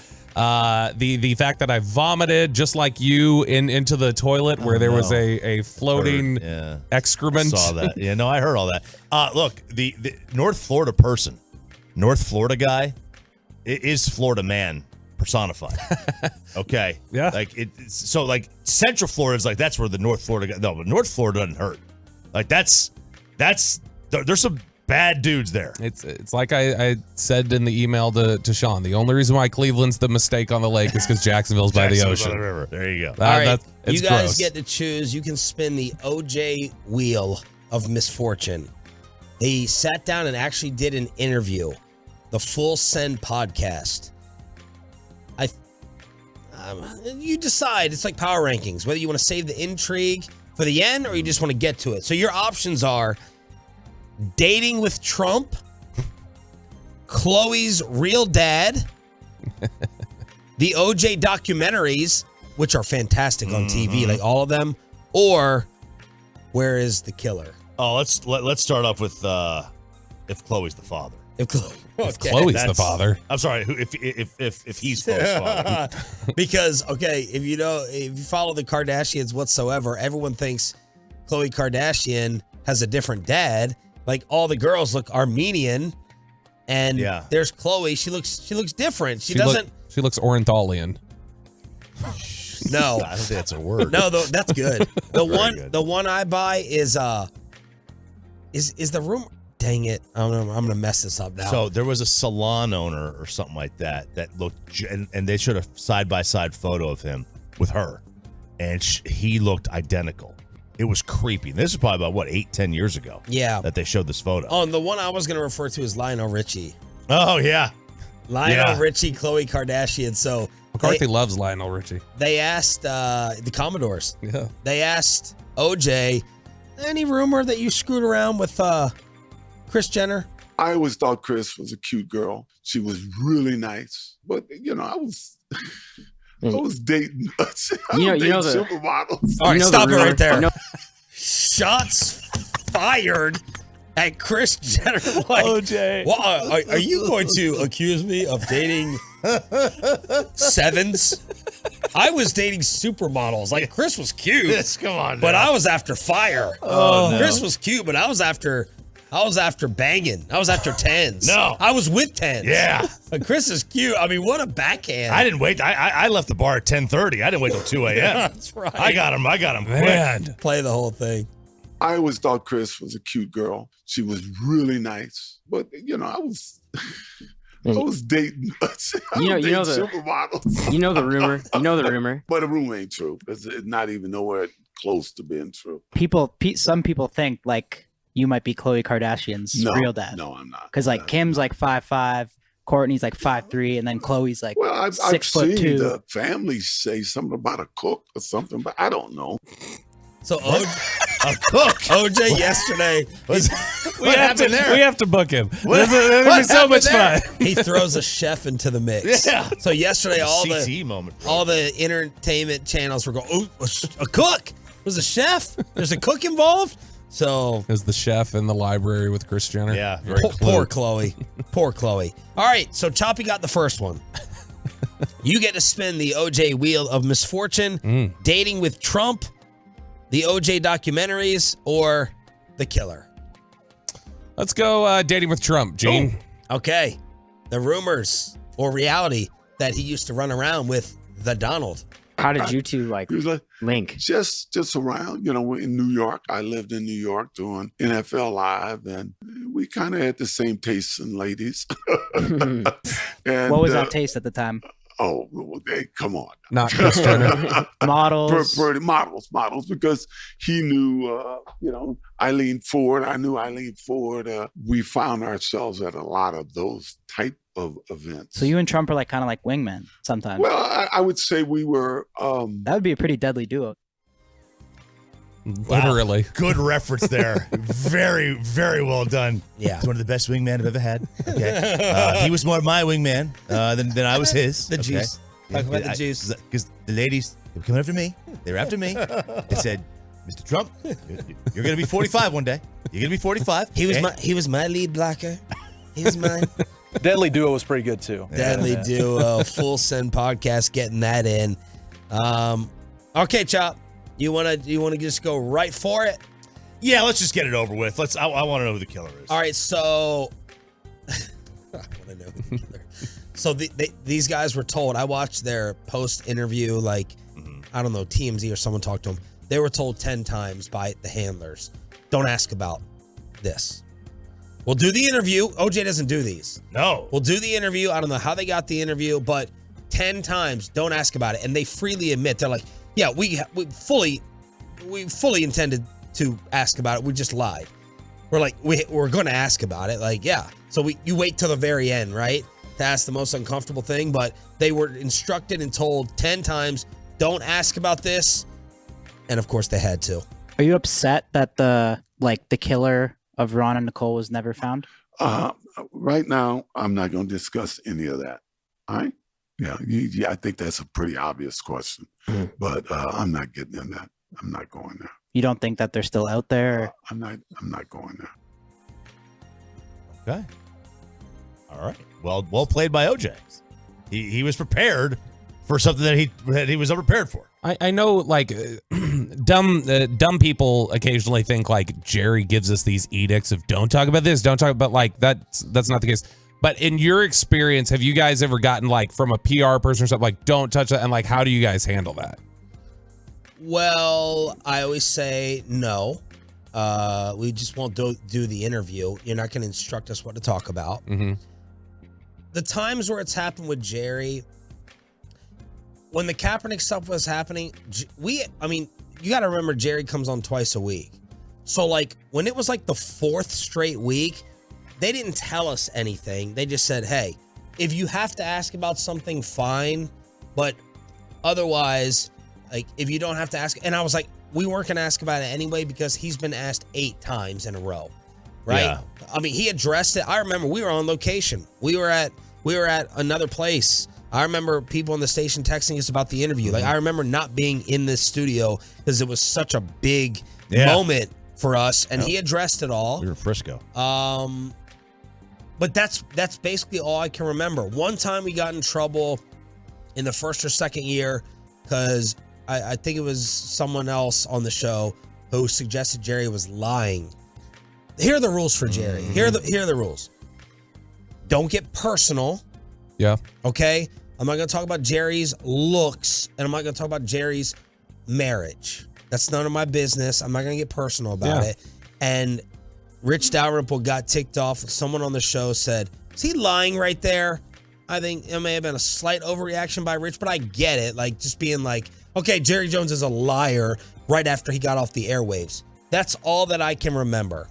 Because the bosses even know.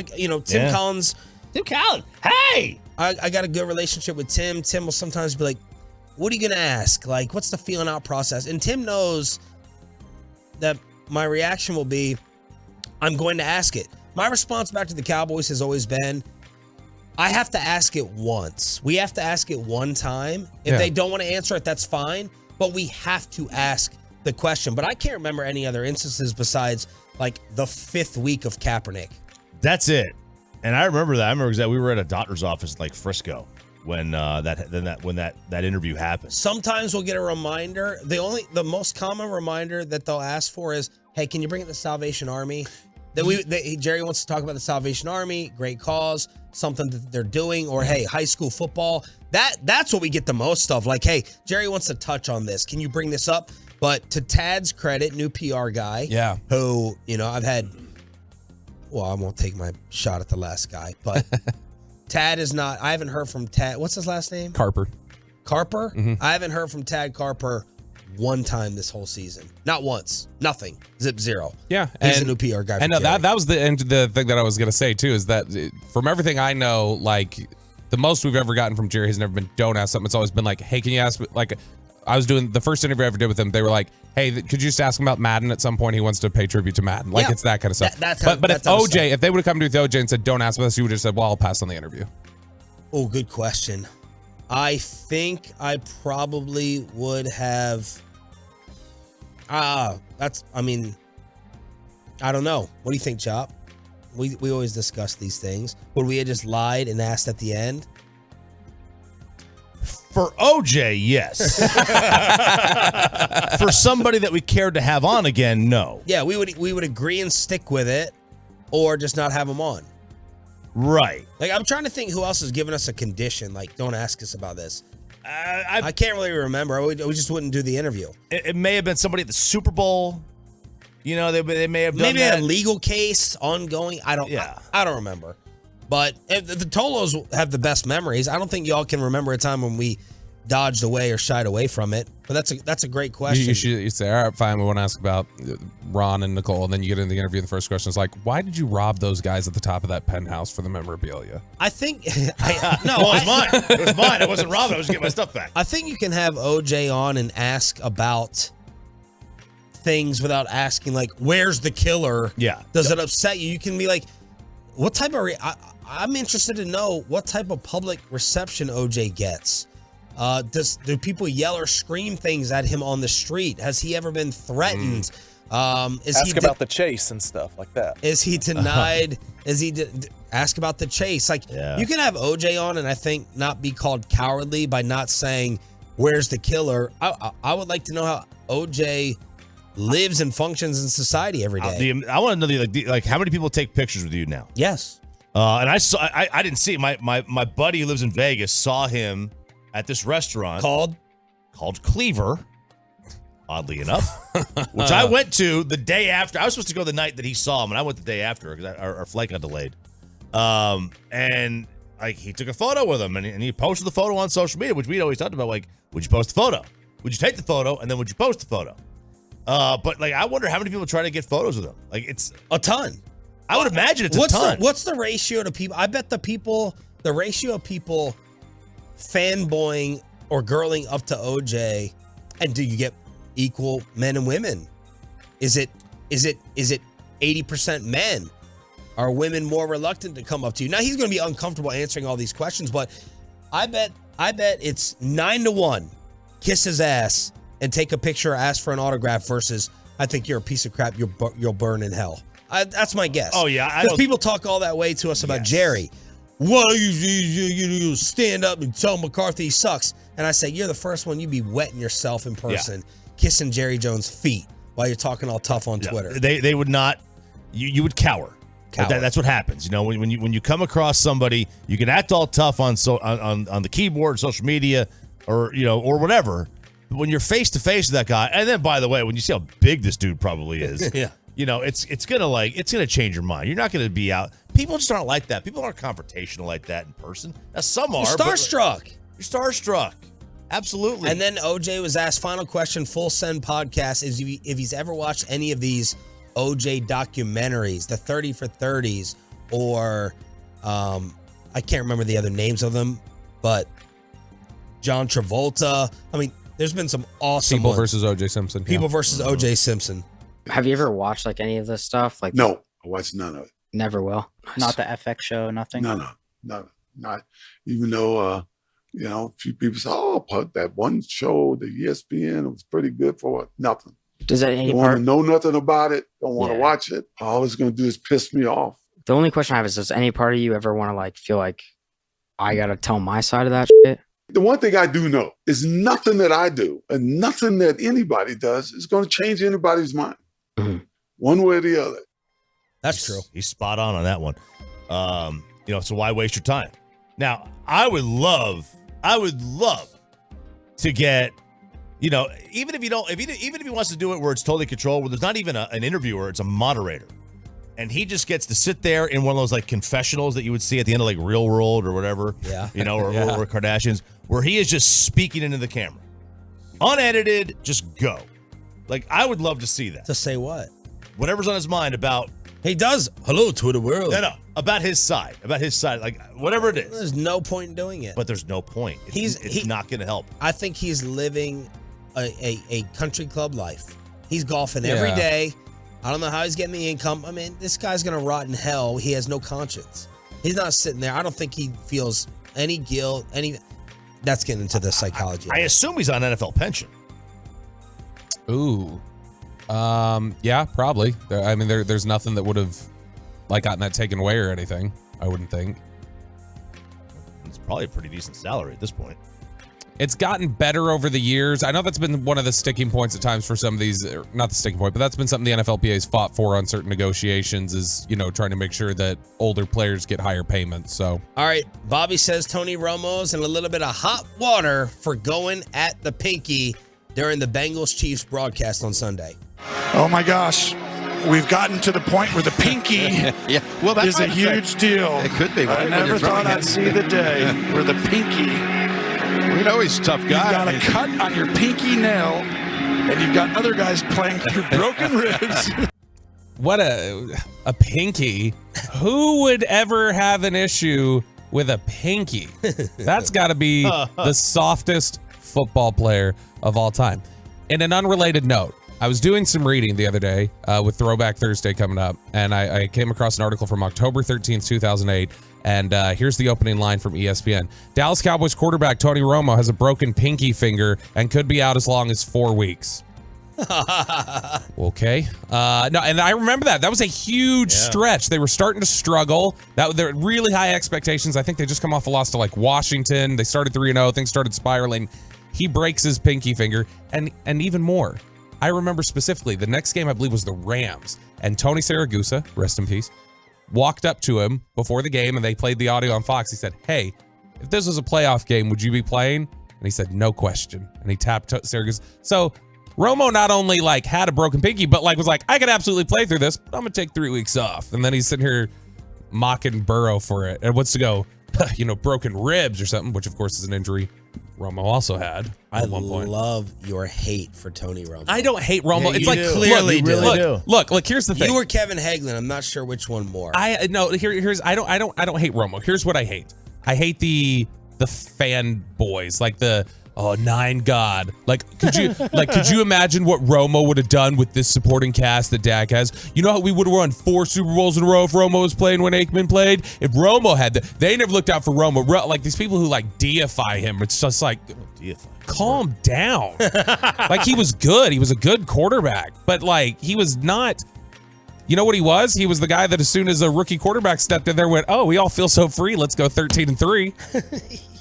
Man. Do you think that, okay, be honest. He was heavy-handed. What does that mean? I think he was a gruff personality for those players to deal with. That's why it freed him up when the rookie stepped in. When Dak Prescott is done playing, who will you say is the better quarterback? Dak, probably. Okay. Dak's already, like, pretty much he's made the playoffs as many times as Romo did now. Okay. I mean, if he gets to the divisional round this year, he's made the divisional round more times than Romo did. I'm going to say it's definitely going to be Romo is going to be a better quarterback at the end of the day. I hope I'm wrong. Yeah, I agree. Tony is right now, and the end of Tony's career like really boosted him in my mind. It could be unfair. It could be mental gymnastics I'm playing. I feel like I had more respect for him being a better player towards the end than when he was choker, superstar, run around, rock star. I don't know. I could be wrong. I think, look, at the end of the day, Tony Romo is in the discussion. He's at least talked about in the room at the Hall of Fame time. Whether or not he is deserving of it, like, he's going to be talked about. Like, there's a borderline aspect of it. I don't know that Dak's ever going to get there. By the way, Romo, higher career playoff passer rating than Tom Brady. Higher what? Playoff passer rating. Granted, just like a couple games. Than Tom Brady. Why would you throw that out? Here's my theory on why you don't like Tony. I don't dislike Tony. I think you know what people say about his real personality behind the scenes, and you compare it to Dak, and you just like Dak so much more, respect him so much more as a person and as a leader and a human being. That is what. Oh, I think Dak is absolutely, no question, a better leader than Tony was. Look, it's like the Kyler Murray question. Like, Kyler never wanted to be the leader. Like Kyler just wanted to play, but you have to be that. Everybody gets thrust into that leadership role with that position, whether they want to or not. Is that fair? Probably not, but it is what it is. Like, it's the expectation. Yeah, sure. And so, you've got to at least pretend to be that guy. Like, Cutler wasn't that guy. Cutler had to be, though. And it can cause problems at times. And so I think naturally, yeah, Dak I think Dak's more built to be that type of a leader of men. But I don't, like I said, I don't have a problem with Tony. It's like a buddy of mine, an older buddy of mine used to talk about, that he never thought Britney Spears was super hot. And I was like, why? He's like, because the type of guy that wanted to get with Britney Spears was the type of guy I never wanted to be around. And that's the Romo fan is the type of guy I just don't ever want to be around. The Romo obsessive. 50% of the audience. Thank you, Bob. No, not a Romo fan, like someone who likes. I'm talking about the person who calls him 9 God on Twitter. The person who comes in my mentions and says, "Can you imagine if 9?" Doesn't even call him Romo. Calls him 9. That drives me nuts. The size matters, right? It does. It does. Look, he was a really good, like, his prime years were ruined by a changeover in personnel. The 2010 through 2014, like, those were his prime years. And they had a complete revamp of the offensive line, starting with Tyron. Yeah. They had a complete revamp of the wide receiving core, out with T.O., in with Dez. I mean, in his prime years, like, he was on a different level at the time than a lot of his teammates on the offensive side of the ball. I'm trying to think. I don't even want to talk about this anymore. This is stupid. Like, this is so. It's just old. I'm just trying to figure out, like, what other markets do this with, like, the quarterbacks. Like, what other markets have this back-to-back setup to tear down the other to praise the other? Did anybody tear down Rodgers to build up Favre? Good question. I mean, that's Green Bay. They all view that as family, so I think that's probably different. Young Montana back in the day. Steve Young definitely went through that. Yeah. Peyton, Luck, I don't know. Speaking of Romo, his boy is Jason Witten. Jason Witten, is he moving? He didn't tell us this when he just came on the show? It appears he is. It appears he's going to Nashville, which I would say it's back home, but it's not really back home because he's from an hour east of Knoxville. So he's like 3.5 hours from Nashville, but apparently he is reportedly going to Lipscomb Academy. Now, what is that? It's just Is it a high school? Yeah. It's a private school. Private school in Nashville. So he's leaving. Jesse Holly just tweeted nothing but nines to all of us. So there you go. You know, Jesse's got to hook up his guy with the connection. Okay, so Jason Witten is going to coach a high school academy in Tennessee. In Nashville. Yep, that's what it appears. That's what the reports say. Which, I mean, that's surprising. He's got roots here. He lives here. And he's going to go to Nashville? He's going to uproot his family to go to Nashville? Or is he going to keep him here? It seems very, very odd. Is that like trying to knock on the Vols' door? I would imagine not, unless Tennessee is worried that Josh Heupel's going to leave. Which, I mean, they're primed to pay him whatever the hell he wants. Speaking of high school coaches, did we get a little shout out, Peyton, last night on the Get Right with KG and Reggie? That's right. Coach Samples of Duncanville, who just won the state title over the weekend, says he is definitely a Tolo. Now, when Bobby saw this on the cut sheet, he lit up in the commercial break. He's like, Coach Samples, where was Coach Samples? What did Coach Samples say? Yeah, Reginald Samples is a legend, man. This was I can't think of another analogy of somebody just really overcoming, he has been a Texas high school football legend, really specific to Dallas. He coached at Skyline for a number of years. This is a guy who's been on the verge of a state championship. They were kicking a field goal at Skyline to win, blocked, returned for a touchdown, lost the state title. 2018, they lost to North Shore on a Hail Mary at AT&T Stadium. Just brutal. And he was on last night with the fellas, and apparently showing off some Tolo skills. And guys, I don't want to get off without telling you this. It was kind of crazy because I've heard Chris kind of come in the morning on my way to work, and I didn't know his attachment or if he had a show tonight. Just that, I've heard him talk in the mornings or when I drive to work. But I have to admit to you guys, I'm a Tolo. After a little while, and I wonder what the hell is a Tolo, and I got to listening, and that's part of my ritual in the morning on the way to work is to listen to you guys, and I think you guys do a great job. He's awesome. He put on I met him about 5 years ago at a football camp that Charles Tapper was putting on, and he is wealth of knowledge. Great dude. His son is a really up and coming rising star as a coach. He's a running backs coach right now for the Rams. And oh wow, yeah, he's great. So congratulations, Duncanville. There it is. Shout out Coach Samples here on DFW Sports Station. Jerry Jones is live at 8:30. All right, this Amari Stoudemire story. Oh, dude, this is crazy.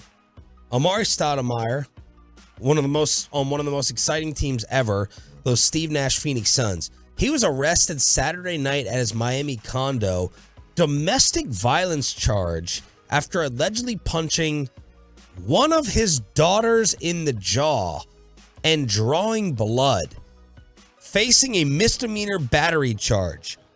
The police said, they observed blood stains on the victim's sweater and sweatpants. The mother of the victim showed the photo she received from her daughter, which shows the victim crying in blood running down her face. Amari and his ex-wife share 4 kids, including 2 teenage daughters. So apparently, Amari told the ex the daughter was being disrespectful. The report said Amari thought the daughter was giving attitude to the grandmother and that he allegedly continued slapping her after punching her. Amari told cops his daughter, quote, received a whooping from him for being disrespectful and a liar, according to the Miami Herald. So this seems like Amari is owning this to the police. Yeah, I disciplined her. So what? That's the way it is. She was being disrespectful, and her grandmother was in the house. And then yesterday he released a statement that seemed to suggest that this was not true and the truth would come out. Wow. Yeah, the statement was weird too. It took a lot of talked about being Jewish. Here, I'll read it. Over the last 24 hours, an incident at my family home led to my being charged with assaulting my daughter. It's an allegation based on a report that does not square with the facts. I'm of the Jewish faith. Today, Jewish people all over the world celebrate Hanukkah and hear the story how we fought wickedness. I believe that whatever is hateful to you, do not do to others. As the investigation unfolds, the facts show the allegation to be groundless, as my daughter's medical condition is not the result of being assaulted by her father, who is nearly 7 feet tall and weighs 250 pounds. I can never see myself assaulting any person, especially my children. You know what? You know what that random offshoot into? Which I'm of the one? Jewish Which faith. random? That I'm one. of the Jewish faith, and we're so that felt like the random offshoot a couple weeks ago when the Commanders. The attorney general came out and said they were going after the Commanders, and then out of nowhere they go, Brian Robinson was shot 3 weeks ago, and they still haven't found But it's like, okay, nothing to do with what we're talking about here, dude. Right, nothing to do with it. It was when I saw that, I was like, wait a second, that's a weird turn. That's a you forced that turn out of nowhere. That wasn't a fork in the road. Like you had to make a U-turn almost. And is he trying to say because he's 7 foot 260 would have been much worse? Inflicted more damage. I assume that's what I took from that. Very odd statement from Amari Stoudemire. Yeah. I don't think he helped his own cause with that statement. Very weird. But he seemed to be telling the police that he did it with the quotes. At least judging by the quotes. Yeah, so, like, I guess she was getting discipline. And it's like, okay, yeah, but like you shouldn't have a bloody face for discipline. No. I don't even know. Like I don't use a belt on my kids if I have to spank them. I don't know. Is that even illegal? Is that even legal to use a belt anymore? I have no idea. I don't know. I'm not sure. But all right. Always stay away from the face. Good gosh. Jerry Jones live at 8:30. We got some NFL overreactions or not. The Ravens actually need Lamar Jackson. Miami actually won in Buffalo, and the Vikings are the luckiest team since the 2007 Giants. Around the NFL, overreactions or not, next. But let's get you over to Zerez and let's get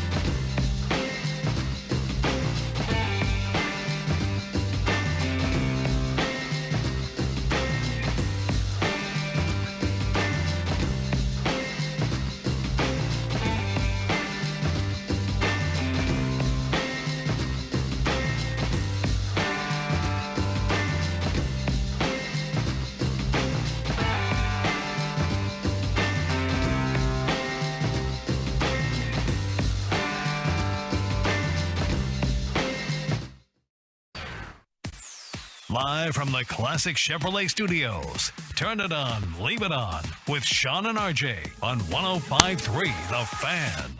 Jerry Jones is coming up live at 8:30. It's not fist pump time. Bobby Belt live on the Fan Cam, Twitch, and YouTube. Trying to get you closer to the holiday break here on your home of America's team. So we got JJ at 8:30. But first, NFL overreactions or not with RJ Choppy back from the stomach bug. Yeah, thank God. That was pretty brutal. Pretty brutal. But NFL overreactions or not, let's just start it off with the Cowboys. Okay. The Cowboys are not a Super Bowl contender. Bobby? Right now, they are not. So, no, it's not an overreaction right now. Obviously, things can evolve. But if you're talking about right now, no, it's not an overreaction. If this team plays like they are right now into the playoffs, they're not. Yeah, it's hard to see them winning a second-round playoff game right now. But I think it's funny for the amount of people who would agree with us saying that they're not, just because they lost a 17-point lead against Jacksonville and not the previous 3 or 4 weeks with the way that they have been playing. Look, this is going to come down to warts, in my opinion. You got to compare everybody's got warts, right? How do our warts look versus everybody else? The Cowboys' warts right now are Kelvin Joseph, run defense, number 2 receiver, and then wild card at quarterback. Like, what are you going to get? Are you going to get really, really, really good Dak like you got against Jacksonville, or are you not going to get that? So let's just compare our warts to everybody else. Tampa can't run. Tampa can't score. That's a problem. San Francisco, we don't think has a quarterback that can win a shootout and put you over the top. Philadelphia right now is a banged-up quarterback.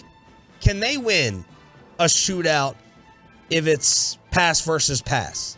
I mean, our warts right now are the biggest amongst the NFC contenders, unless I'm missing some of the problems with the others. Yeah, I mean, like, if you by contenders, you just mean like Dallas, San Francisco, Philly. Yeah, because like Tampa and stuff, no. What are the Philadelphia and San Fran warts that I didn't bring up?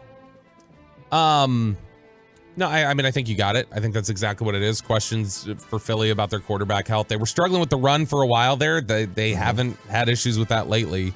And while they run a lot and they can get a lot of yards, they haven't always been efficient running the ball. They're not like just picking up 6 yards a carry every time. But So that's I'm it. going to say it's not an overreaction. The Dallas Cowboys are not true Super Bowl contenders right now, as I've been saying for the past month. Fair. Now listen, if Jalen Hurts is out for an extended period of time, Cowboys' second-round matchup today would be at Philadelphia. I'm really disappointed that Hurts isn't playing Saturday because I am too. I thought this was a seed to plant of doubt in Philly's mind if the Cowboys beat them or beat them down. That and look, I want to ask Jerry, like, you know, does he want players? Does he want when he plays another team? You know, we always talk about like, do you want the other team's players to be hurt? You know, or do you want to play them at full strength and really get an idea on your team? You know, like how does he view that? Okay. Measuring stick. Measuring stick. Next one. Should I go with the interceptions one or stay away from that? Oh, you brought it up a little bit earlier. Let's save that one. Miami's game in Buffalo. Was that another Dak topic with the interceptions? Kinda, yeah. Yeah. Miami's game in Buffalo was a win-loss. You answer this first. I got to say, I thought they were going to get worked in this game. They have not played great football the last couple of weeks. Third straight, another road game for them. In those conditions. In those conditions with that, usually it's generally pretty windy in Buffalo. Yeah. Cold. There was questions about Tua, his arm strength, yada, yada, yada. I thought this was a really good showing for them. I agree. I think it was a win-loss. Robert? Tua, 17 to 30, 234, 2 touchdowns. QBR was a 54. Mostert went crazy in this one. 136. Jalen Waddle, 3 for 114. And Tyreek had 9 catches. Yeah, I thought that Tua was going to get exposed in that weather. Yeah, I say it's just a loss. look, I looked this up earlier. All 6 of Miami's losses this year came against teams that heading into Sunday were above 500. They don't beat winning teams.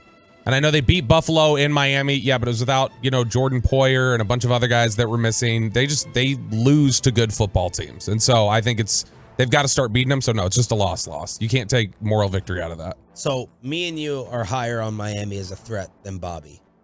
I still wouldn't want to face them in the postseason. I wouldn't either. No, I don't think that, they're certainly, they would be, to be like, if they were in the NFC, I'd be like, okay, this has got a real chance to upset Philadelphia. In the AFC, though, you got to go through KC, you got to go through Buffalo. We haven't even gotten to Cincinnati. Man, look at they're just nothing but streaky. 3 straight wins, 3 straight losses, 5 straight wins, 3 straight losses. That's their season. Totally streaky. That's the whole year. Yeah, it really is. Okay, next one. The Vikings are the luckiest team since the 07 Giants. How about the 11 Giants? Them too. Yeah. That was a bad football team. No, not an overreaction, unless you include the 2016 Rangers. But no, not an overreaction. Not an overreaction. Are they 9-0 in 1-score games or something like that? Crazy number. It's crazy. It's unsustainable. Well, we're in week 15. Yeah, but you're going to get in the playoffs. They're going to lose. I think so as well. I mean, it's just Justin Jefferson, man. Pretty much. No one stops him. No one stops him at all. But yes, the Minnesota Vikings are lucky. Not an overreaction. All right. I love that you threw in the Giants shot, though. Oh, thank you. Yeah, because I was thinking what was the most lucky team we've seen recently? It's got to be the Giants. But you're right. I mean, 11 was pretty lucky, but they didn't have that Tyreek catch. That Tyreek catch really was fluky. Oh, this is just for you, Bobby. Ooh. The Ravens are proving just how elite Lamar Jackson is. Ooh. 25 points per game with, under 10 points per game without. Did you see what they did? Like, fans are they threw flyers out for the offensive coordinator to get fired. Someone went to the facility and threw out handwritten flyers that said, "Fire Greg Roman." One of the linebackers posted the video on Instagram, and he got in trouble for posting it. And then John Harbaugh had to address all this about Greg Roman getting run out of town as Ravens fans are now flyering the facility. Yeah, I mean, if the Cowboys lost Tony Pollard, or if the Vikings lost Dalvin Cook, the Titans lose Derrick Henry, that makes things really tough on your offense. Yeah. Say the numbers again, with and without. So 25 with, 9.6 without. Yeah. And that's a pretty big And gap. your question is what? Are the Ravens proving how elite he is? No. I mean, he Or matters. How great he is. He matters, and like I said, he is a really good weapon, and they challenge you in certain ways. But no. Are you paying him? Yeah, I've said that. Okay. I've said I just want to make sure. Yeah, I haven't moved off that once. That you should pay him. Don't ever go into quarterback or running back purgatory.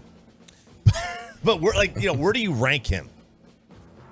As what? 12 to 15.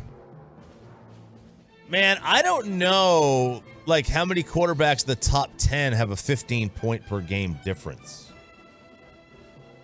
What about their offense and the way it's set up to they're gonna have they're gonna have a bigger disparity because of the way they run their offense. Yeah, they don't we always say Aaron Rodgers got no weapons, he got no help. We never give Lamar the benefit of the doubt of this guy's got no weapons. Right. He's got no receivers. Mark Andrews. That's it. Yeah, and now listen, I don't think the Ravens could sustain putting a drop back passer in as a backup because their offense isn't built for that. Like you said, they don't have any receivers. Well, people told me he was Mahomes. They're just screwing him. He could throw like Mahomes. That was an argument that someone made that you agreed with, that they're just holding him back. He can throw it like Mahomes. They're just screwing him with the system. Well, I mean, the system's putting up 25 a game with him. Now he's not Patrick Mahomes. He's not. They're 22nd in net yards per attempt, this season with Lamar Jackson. Oh, they're a control the clock. That's what I mean, though. He doesn't. Yeah. He can't. He is absolutely not one of the top passers in the league. Around the NFL Part 1, we'll get into Part 2 in the 9 o'clock hour. Jerry Jones live at 8:30. A Mavs disaster last night, and the World Cup versus the Cowboys. RJ has the answer that we argued about yesterday next. But look, whether it's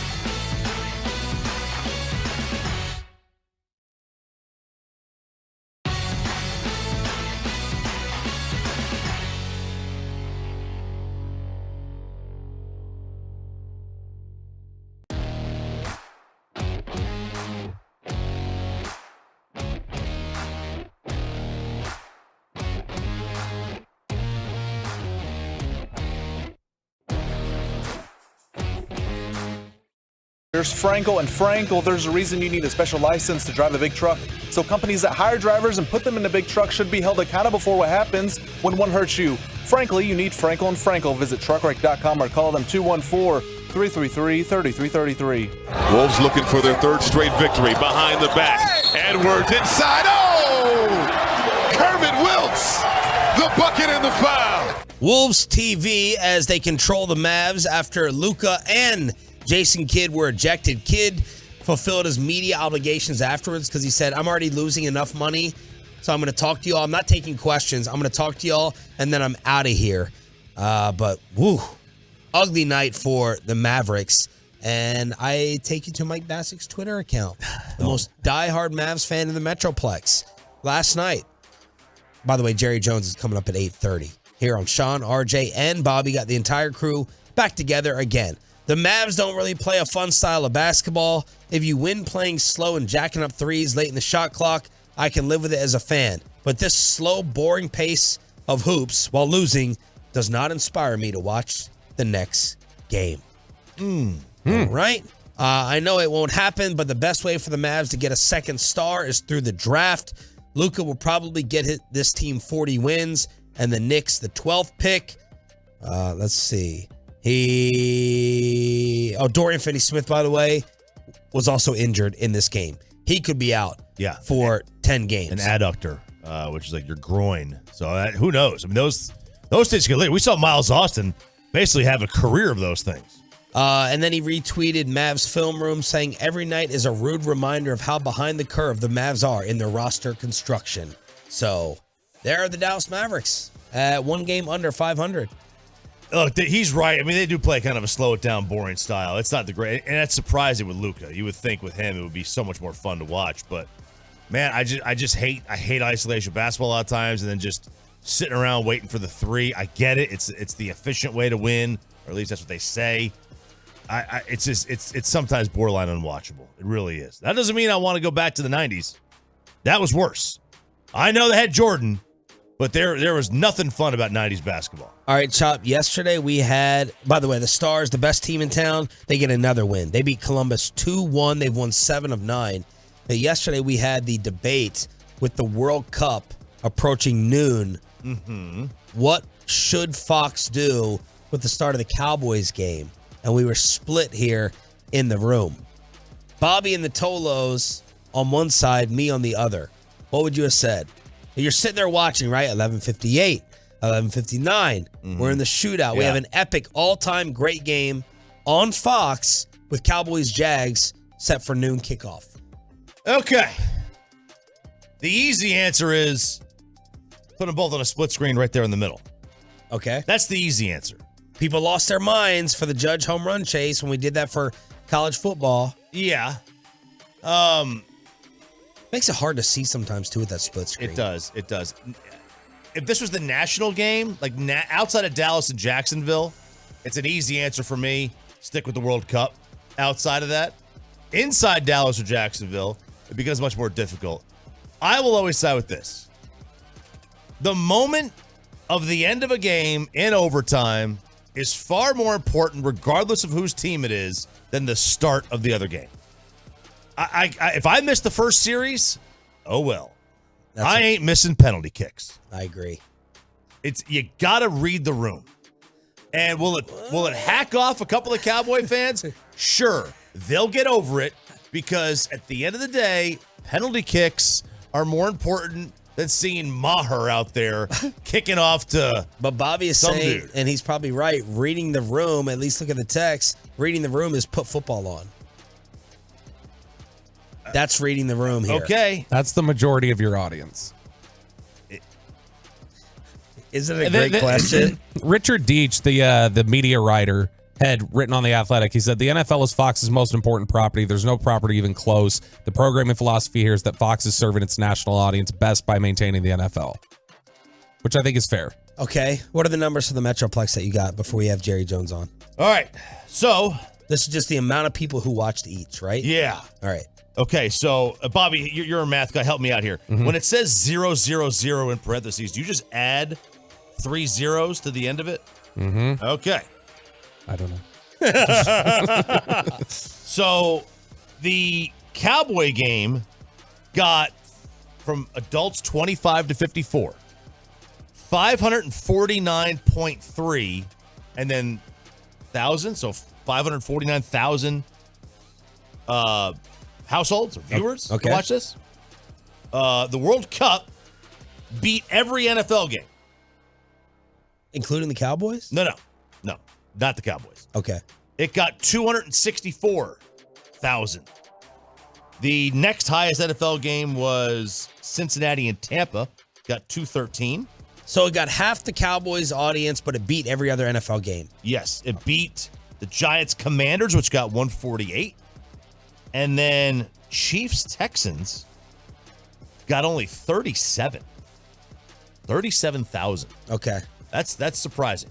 That's surprising it was that low. Fan text yesterday, Bobby said was overwhelming. You switch it. They wanted to switch to the Cowboys game. I was sticking for the end of the World Cup. I understand that sentiment, but like, you know, like we're talking about like the biggest sporting event in the world globally. But not here. Now, what would they? Let me ask you this: what would they have done if it was Mexico playing in this here in DFW? Switch to the Cowboys. Yeah. By the way, Fox announced they were going to put the World Cup on FS1. Yeah. It was probably predetermined, obviously. All right, let's get to Jerry Jones. He did not speak after the game. Why not? He said Odell was joining us. When and how did the Cowboys blow that lead? Jerry, live after this. But let's get you over to Zero.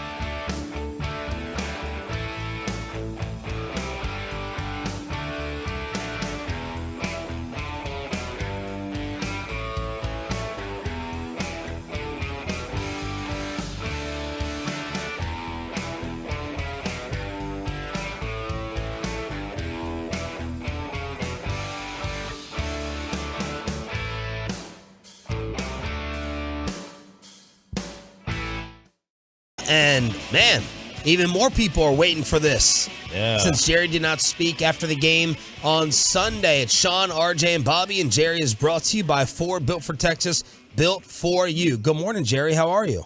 Hey, guys. Good morning and a Merry Christmas week. Yes. Let's start off with that real good. I'll tell you, this has always been, from the time I was just knee-high to right now, probably my favorite week in anticipation. And now we've got, let's add Philadelphia to that background, and it's a big week. Jerry, how long are you going to keep the lights up past Christmas? Well, which lights? Now I've got them most places I go, but I've run those things. I guess certainly I think I've had them up before through Valentine's Day. Ooh. So let's try that on for a second. All right, I've gone in with that one. Jerry, we mentioned that you didn't speak after the game. You're usually very accessible, and we love the fact that we're like the first ones that get to talk to you. But was there a particular reason you didn't speak after the game? No, not at all. We were, of course, away from the area where we were sitting, and we were a little bit stunned, if you will, that we'd lost that ball game. And frankly, by the time that our logistics, as we saw them, got in shape there, I just decided to communicate with Mike and then again communicate with him yesterday. So it's not Jerry is fuming so bad he didn't want to make a mistake saying something. He's so angry at this loss he didn't want to talk. Well, disappointment. I would say that, I would say that having lost that chance to have that win and really stay in the hunt, if you will, for try to get that Conference Division title, maybe. All of that was on my mind as well.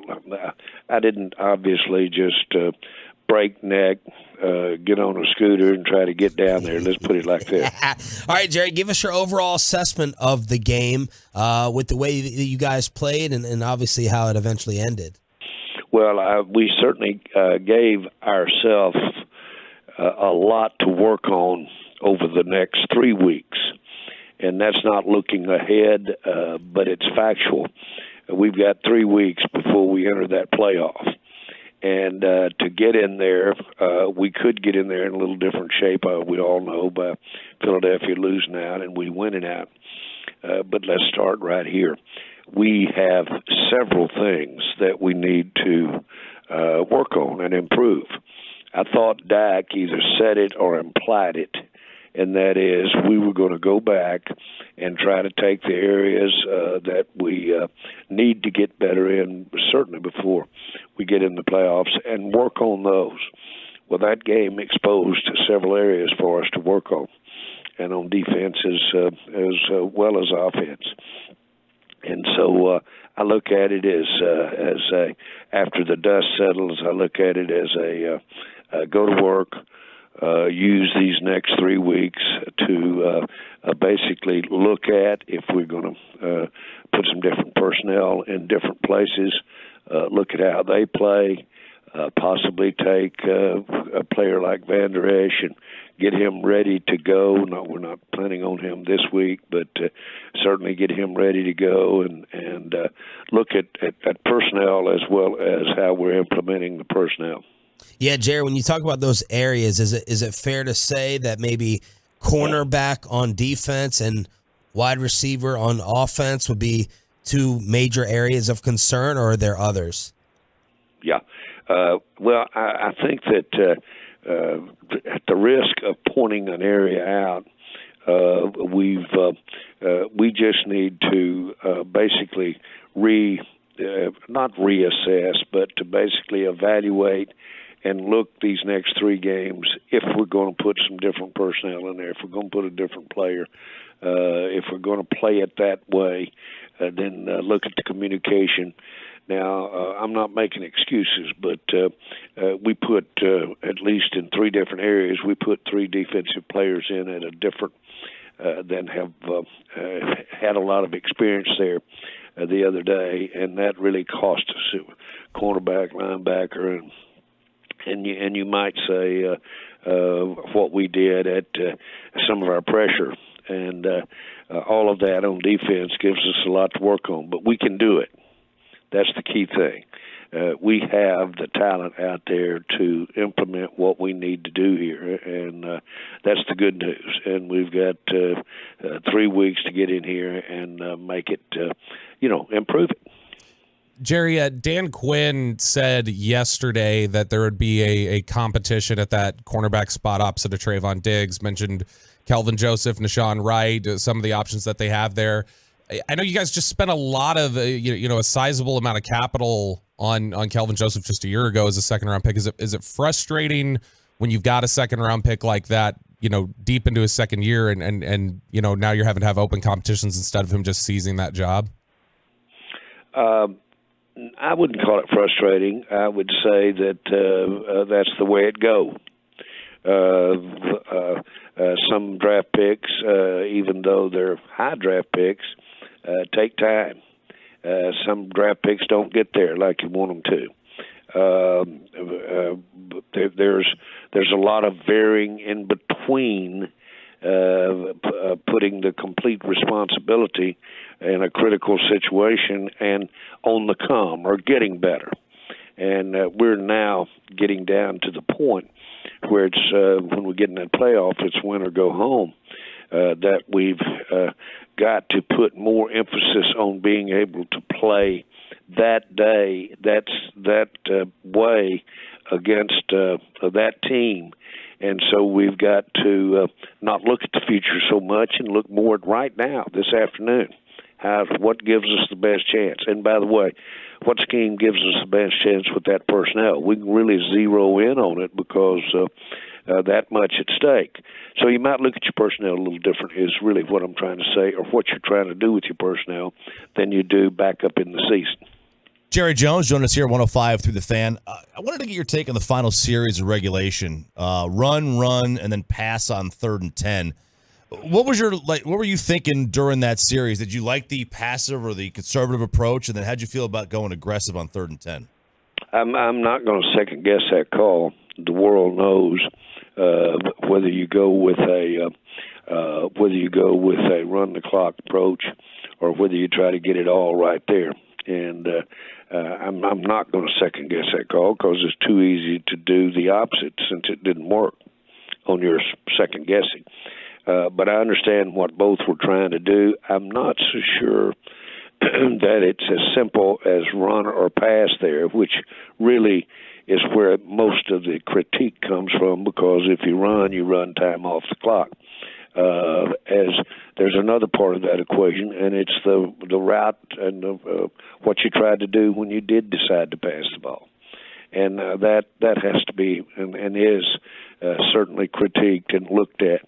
In other words, the route and the people you've got in the route. And that's very critical here if we're going to decide to throw it rather than run time off the clock.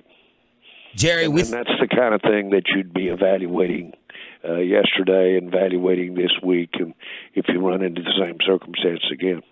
Jerry, we thought that Dak played very, very well. That last interception, unfortunate. We thought it was right there for Noah Brown to catch. The first interception, maybe he got his arm hit. How did you evaluate Dak's play on Sunday? Outstanding. We can win with him playing like that to be trite. I thought he played outstanding. And as we see, he wasn't playing against chopped liver out there. And so I thought he did really well. I thought he made good decisions. Overall, we can, if he'll play like that, we can win most games. Jerry, this is the second game here in about a month on the road where a big lead was lost. You had the 14-point lead in Green Bay, 17 points this weekend. Is that in particular concerning, some of these collapses on the road, especially knowing that if you don't win the division, you're going to have to play some road playoff games? I've looked at these comebacks that we're having. No number is safe. And I think it has to do with the confidence and I think it has to do with just a willingness to be more aggressive across the National Football League. And so I think that's why the leads aren't safe. And when I say safe, I don't know that they ever should use that word safe, but I mean, you're seeing a lot of comebacks, and you're seeing them a lot against teams that are some of the ones in our particular case that have a lot of respect for that defense.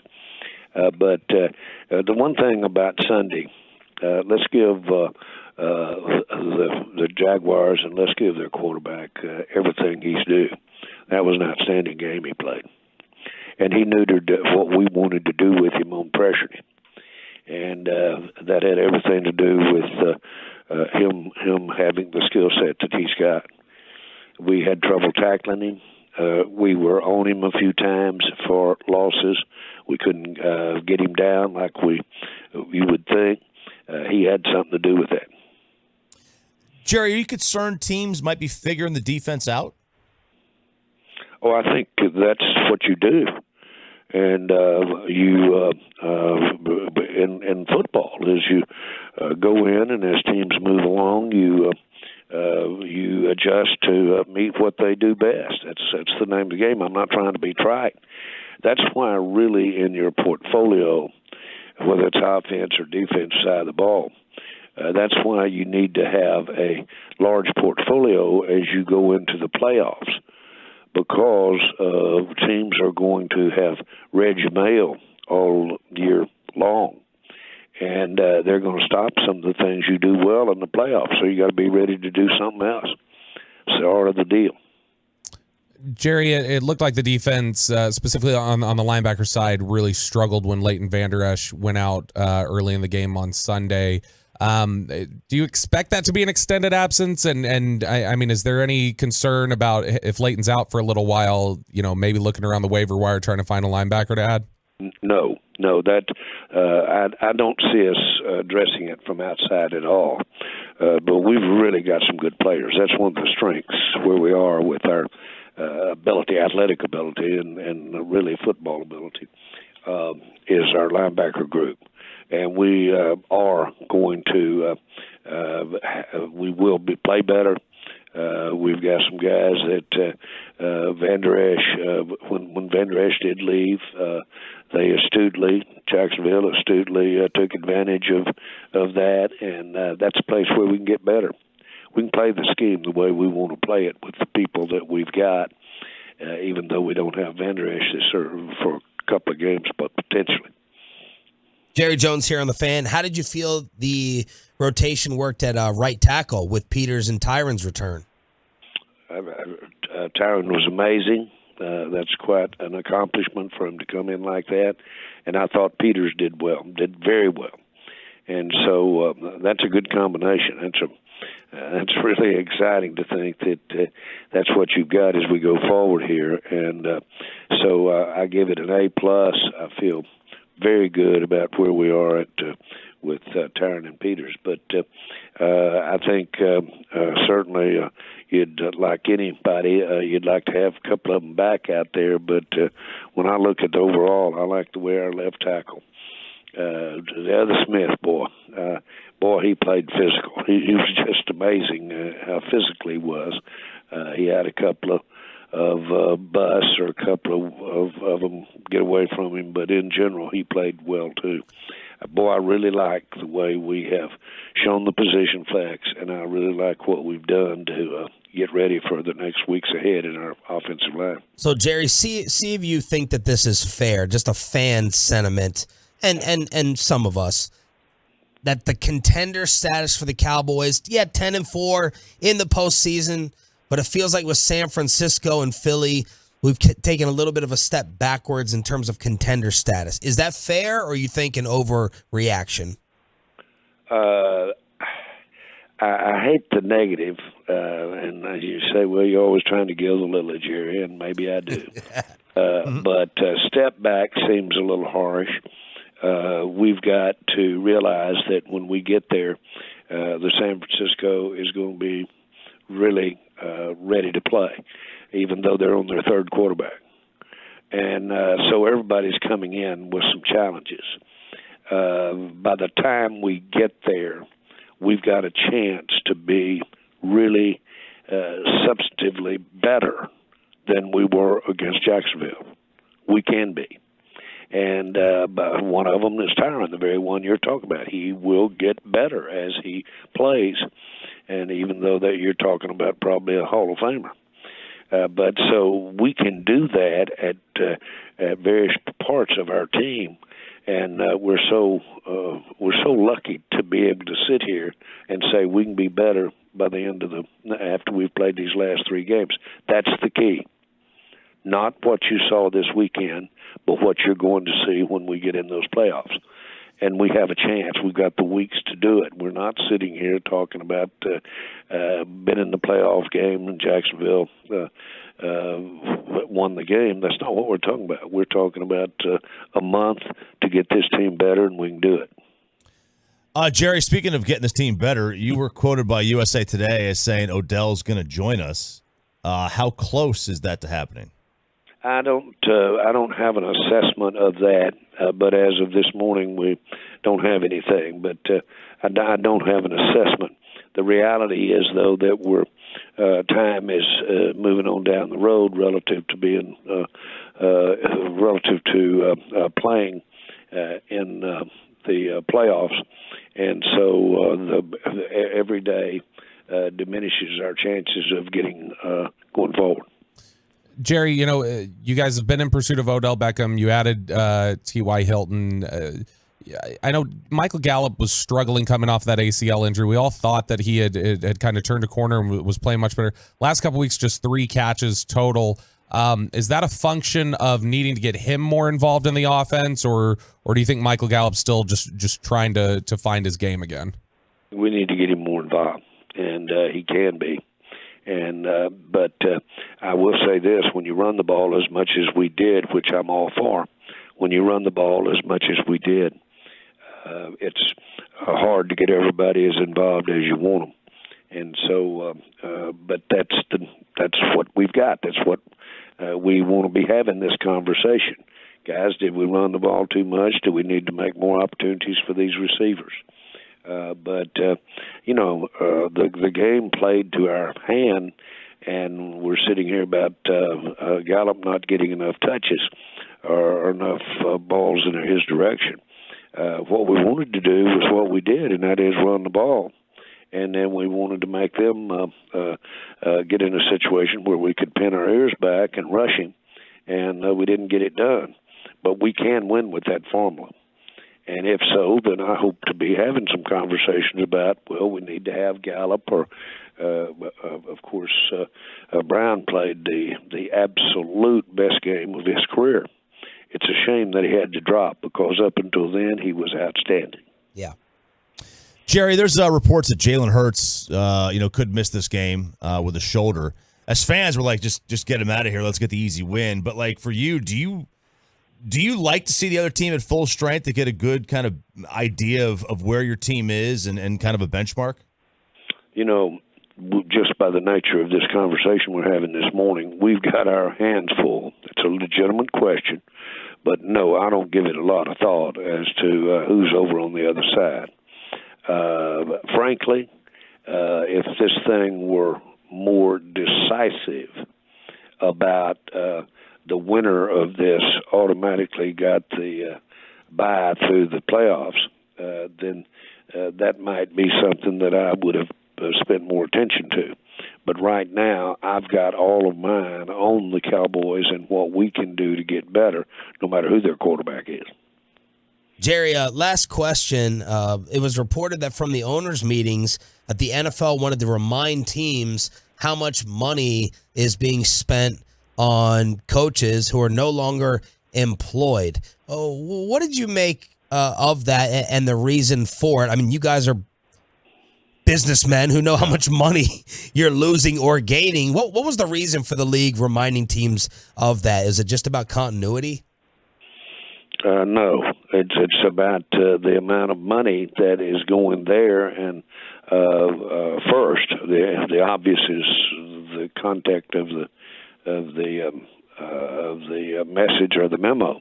But more importantly than anything, if you have policies that allow coaches that if some other team wants them to come work for them, and you have a contract, and you put in the contract or don't put in the contract, but we're just allowing move around, which is another issue. Well, when you do that, you disrupt the sanctity of the agreement because the coach stays even if the head coach leaves. Now, that's a mouthful, and I apologize to the listeners out here. But they're just reminding everybody that you're doing a lot of valuable resource for coaches that are being paid that aren't coaching. And that is, when you think about it, that's just you go, duh, of course you are. If you make those kind of contracts and you change coach, the new coach comes in and he wants a different coach as his line coach. Yeah. So they don't stay. So you eat that if you're a club. And I understand it, and that's one area where each club manages its own dollars. Jerry, thanks for the I time. don't have an answer for that. I'm sorry, guys. I don't have an answer, but you're right. You're right. The league is reminding everybody that you're spending a lot of wasted money. Yes, sir. Jerry, thank you for the time. As always, Merry Christmas week, and we cannot wait for the bounce back on Saturday. Thank you. Well, guys, Merry Christmas. Merry Christmas, sir. Jerry Jones, brought to you by Ford. Built for Texas, built for you. Look at the TVs. That quick, man. They plastered Jerry on Dak. Played outstanding in the loss Sunday. We can win with him playing like that. He wasn't playing against chopped liver out there on 105.3 The Fan.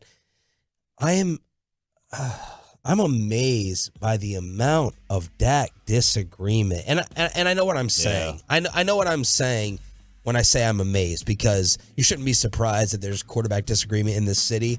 But my God, how many other people need to say that the final interception was Noah Brown's fault for you?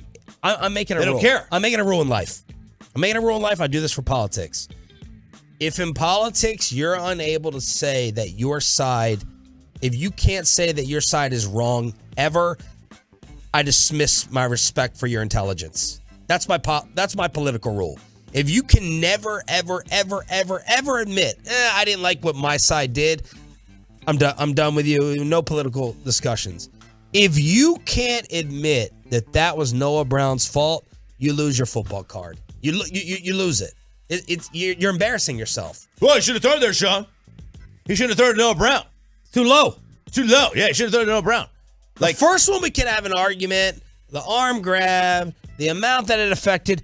You cannot have an argument on the final one. Period. You cannot have it. And the amount of people who get so triggered when McCarthy and Jerry are complimenting Dak's quarterback play for that game, like, you're exposing yourself as impossible. Yeah. You're impossible. Dak played well in this game. There's no way to shake it. It was a perfect first half. Yeah, he was like, 12 of 13 for 15 of 16 for like 159 yards. I mean, come on. First half? Yep. Yeah. He had the game-winning play to Noah.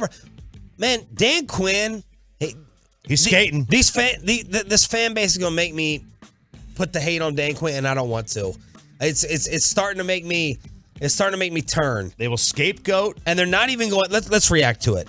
What Jerry Jones had to say. What are you taking from it? Final hour of Sean, RJ, and Bobby next on the Fan. But first, let me go ahead and get you set up. Are you getting all your deliveries?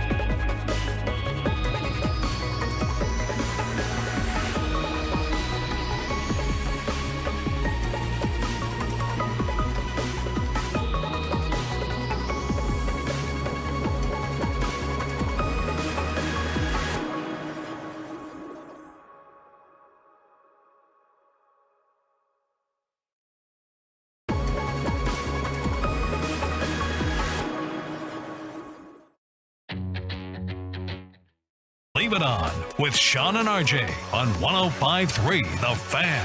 Fist pump time on the fan cam. Sean, RJ, Bobby. Oh, I got the head nodding in the back from Peyton and Ryan. We're live on Twitch, and we are always represented on YouTube by the Tolos. Thank you for turning it on, leaving it on. Jerry Jones just joined us. Biggest takeaways are what? Most pessimistic. These are the things I wrote down as bullet points. Most pessimistic he has sounded about Odell as every day goes by. The chances diminish. He says we have the talent at cornerback and linebacker, which I totally disagree with, to get this fixed. He did not seem to say we have taken a step back. I said it was an overstatement when I suggested they have taken a step back in contender status from Philadelphia and San Francisco. Yes, and it seems a little harsh. Seems a little harsh. And what else? What else are we taking insinuated away? That Leighton Vander Esch could be a couple of games. Said as it could be a couple of games potentially. And so, I mean, that's potentially the end of the season. Who would have ever thought that we would be so worried and scared that Vander Esch would be hurt at the beginning of the year, and now he feels like an irreplaceable piece? He's a good player. He's not a great player. He's a good football player. He's become a really patient linebacker. He really reads things really well. Maintains discipline, gap integrity. What else we taking? I think it only took 80 years, but he's learning. He grossly disagreed with that 3rd and 10. I thought for Jerry to give a no comment on something I took that as him. I took that as him just not wanting to start a fight in the media, right? Disagreeing with McCarthy. He's learning. I don't know that it felt like grossly. He just said, I'm not going to second guess it. That sounded to me like it could go either way. That's how I read it. Yeah, I just thought, like, usually, like, Jerry would be like, he would say something, and then for him to not to, I was like, okay. I mean, I'm just misreading it, which is totally possible because I could barely read. Vander Esch has a 71 PFF grade, by the way. We'll get to the PFF grades. It's a good number. In a second. Anything else? I mean, obviously, the thing everybody else is talking about on the national shows right now is just he clearly thought Dak played great and thought that's like he said if Dak plays like that, we're going to win most of the games. Yeah. And I think that's exactly how it went. Also, said exactly what we've been saying here. Probably the game of Noah Brown's life up until the very end. And he said it's a shame Noah screwed up the catch. Noah Brown, that was his fault. And everybody from the Cowboys is telling you, including Noah Brown. Yeah, including Noah Brown. So does it feel like choppy? Now, RJ gave one thing last week, and it's given me the most hope. That struggling at this point in time in the season may not matter at all, given what the Rams and Tampa Bay did. That's the only thing that was in my mind as I was getting ready to come in here and brag about being right about these last 3 or 4 games and the feeling that I was getting about the Cowboys. The fact that they lost or they haven't looked the greatest or the sharpest does not matter because of the past and most recent Super Bowl champs. That you can lose and you can struggle right now and still win the title. Yeah, I mean, if you go back and look, you've got teams over the course of the last, go back to 2015 with Denver, who changed their quarterback in week 17, to the Eagles losing their quarterback in, the latter part of the season, to the Patriots losing back-to-back games in 2018, to the Rams, struggling at a stretch before winning 5 of 6 down the stretch, to Tampa having one win over a team with a winning record all year, the year they won in 2020. God, is Minshew going to be their new Nick Foles this year? Oh, God. I mean, that would be annoying. Does Nick Foles have a statue, or is it Peterson? Oh, I think Peterson does, because I think that was a point that was made when he was fired. Like, wow, they just fired a guy they built a statue for. Okay. But I mean, no way they built a full statue. Ooh, I don't know. They might be that petty. Like, hey, remember, this is the guy that actually won the Super Bowl, Carson Wentz. They love the underdog absolutely could do that in Philadelphia. They love the underdog there. Okay. So you never know. They might. But, I mean, look, again, the Rams lost 3 straight in November. They won 5 of 6. But nobody thought they were a threat going to the playoffs. It goes back and forth. And there was a Philly special statue of Foles and Peterson. Someone said they've relocated it at the link. I don't know. Maybe. I'm reading their message boards. Maybe they did. Here, My only thing is that consistently over the last, 15 years, is that when they've headed into the playoffs, the times where they've been one and done have been the times they had struggles in December. Last year, one and done, struggled in December. 2018 had a nice close to the season with Amari Cooper. You win a playoff game.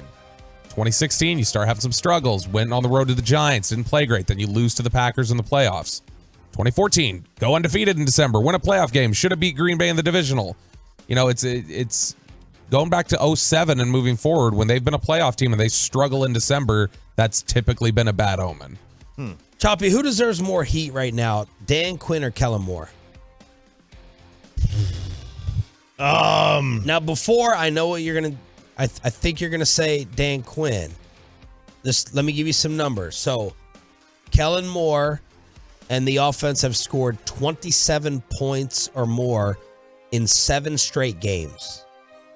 Pretty damn good. Yeah. But before you say Dan Quinn, defensively, the numbers that the Cowboys are giving up, they're not that high. They're pretty good. It feels like, I think the disappointment in the defense is we've fallen off the great special cliff. Yeah. To what? Whatever you want to fill in the blank with. But no longer are we in San Francisco's territory when it comes to the defense. But when it comes to the points given up here as of late, yes, they gave up 40 to Jacksonville, 23 against the Texans, 19 to Indy, 20 to the Giants, 3 to the Vikings. That's good. There's nothing embarrassing about that whatsoever. No. But it feels worse than the final points on the scoreboard, right? It does. Look, I mean, you're putting up 28 a game. You're allowing 19. I don't think either one's a problem. I mean, that's usually, personally, to me, I'm not going to give. The offensive coordinator is generally only as good as the throws the quarterback can make, or the plays the quarterback can make. He can draw up whatever he wants. If that quarterback can't get you the ball, I don't care who it is back there. So I'm going to give less credit to the OC. Because if the quarterback's great, it doesn't really matter who's drawing the plays. That quarterback's going to be, that's just my opinion. So I don't think either one of them are right now. So what's the problem? With the offense? With the team.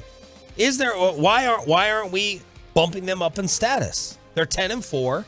They're in the playoffs. You don't have a problem with the offense or the defense, so what's holding back from them being in the top 5 tomorrow in your power rankings?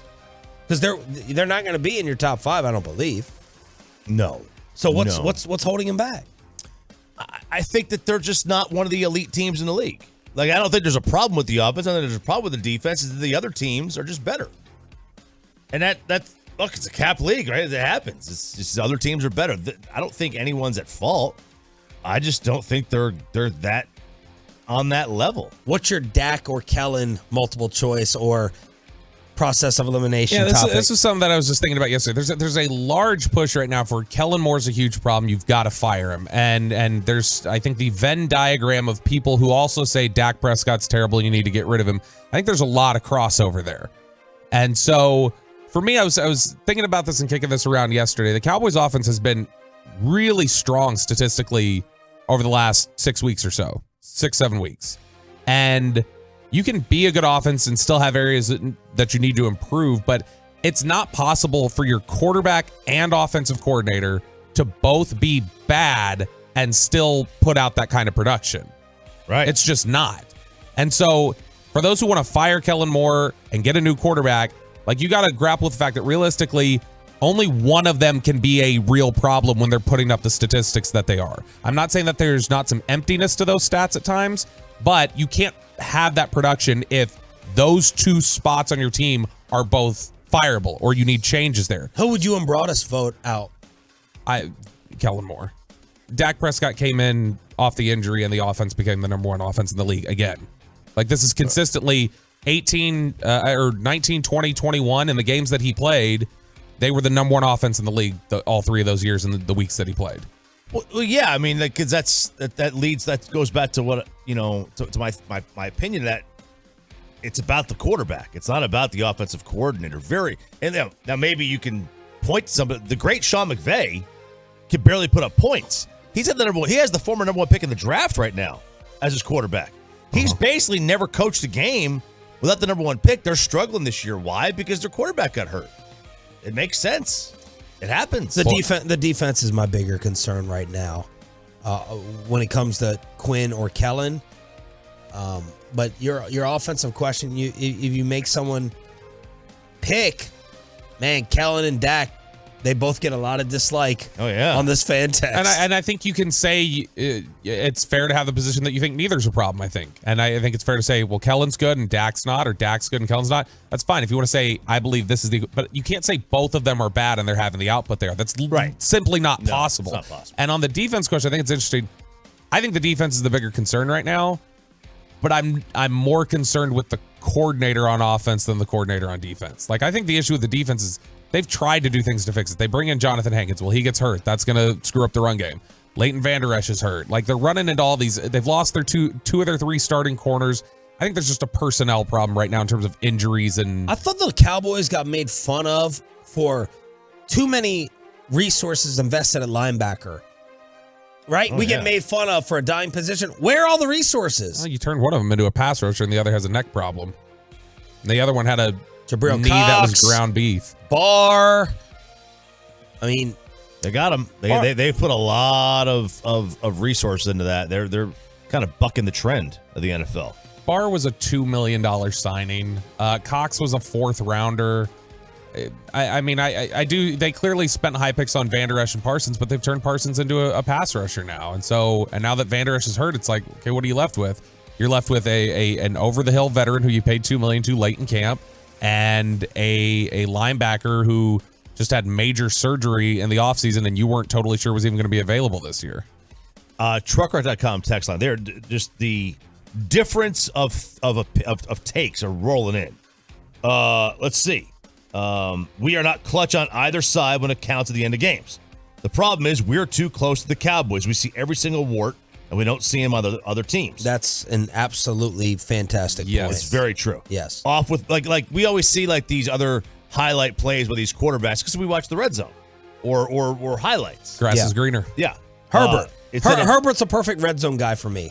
I don't want to sit down and watch all the Chargers games, but when I see him unleash a throw, I'm like, that's special talent. So mentally, I have him higher up versus if I probably watched every single snap. Sure. Why are they losing? Yeah. Why are they struggling against teams? Why are they always 500? I'm sure a decent amount of it has to do with Justin Herbert. Yeah, you can't have Patrick Mahomes there and just keep losing games. Like, it's not going to happen. It's not the talent or the analytics. It's the intangibles. They've always been the problem. Kellen is stupid. You run to pull the last time out. Last year and this year's points per game are skewed by the defense creating short fields. We don't sustain long drives this year. I'd have to go look. I think the Cowboys sustained plenty of long drives. They didn't with Cooper Rush, but I know that changed in the weeks immediately after Dak came back. Yeah, it makes sense with Cooper Rush. You're not going to sustain long drives. But with Dak, I mean, they've done fine. Long drives. Yeah, for the season, they're 21st in average drive time. Yeah, but again, They were like 30th when Cooper Rush was in there. We got to go break that down to week 7 through now or whatever. Yeah. All right, so there it is, Inside the Star after Jerry Jones joined us right here on DFW Sports Station. Thanks for being a Tolo. That stands for Turn It On, Leave It On. We're going to crosstalk with KMC. What type of mood is Mikey B going to be in after he was giddy? He was Trevor T-Law giddy yesterday. What type of Mike Bassick Maverick depression will there be? And we also have some around the NFL to get to. Are the Packers still alive after last night? RJ may be calling out the Patriots, and we also have to change Dak's. All his interception numbers need to be changed. Around the NFL next. Let's get you over to Platinum Chrysler Dodge.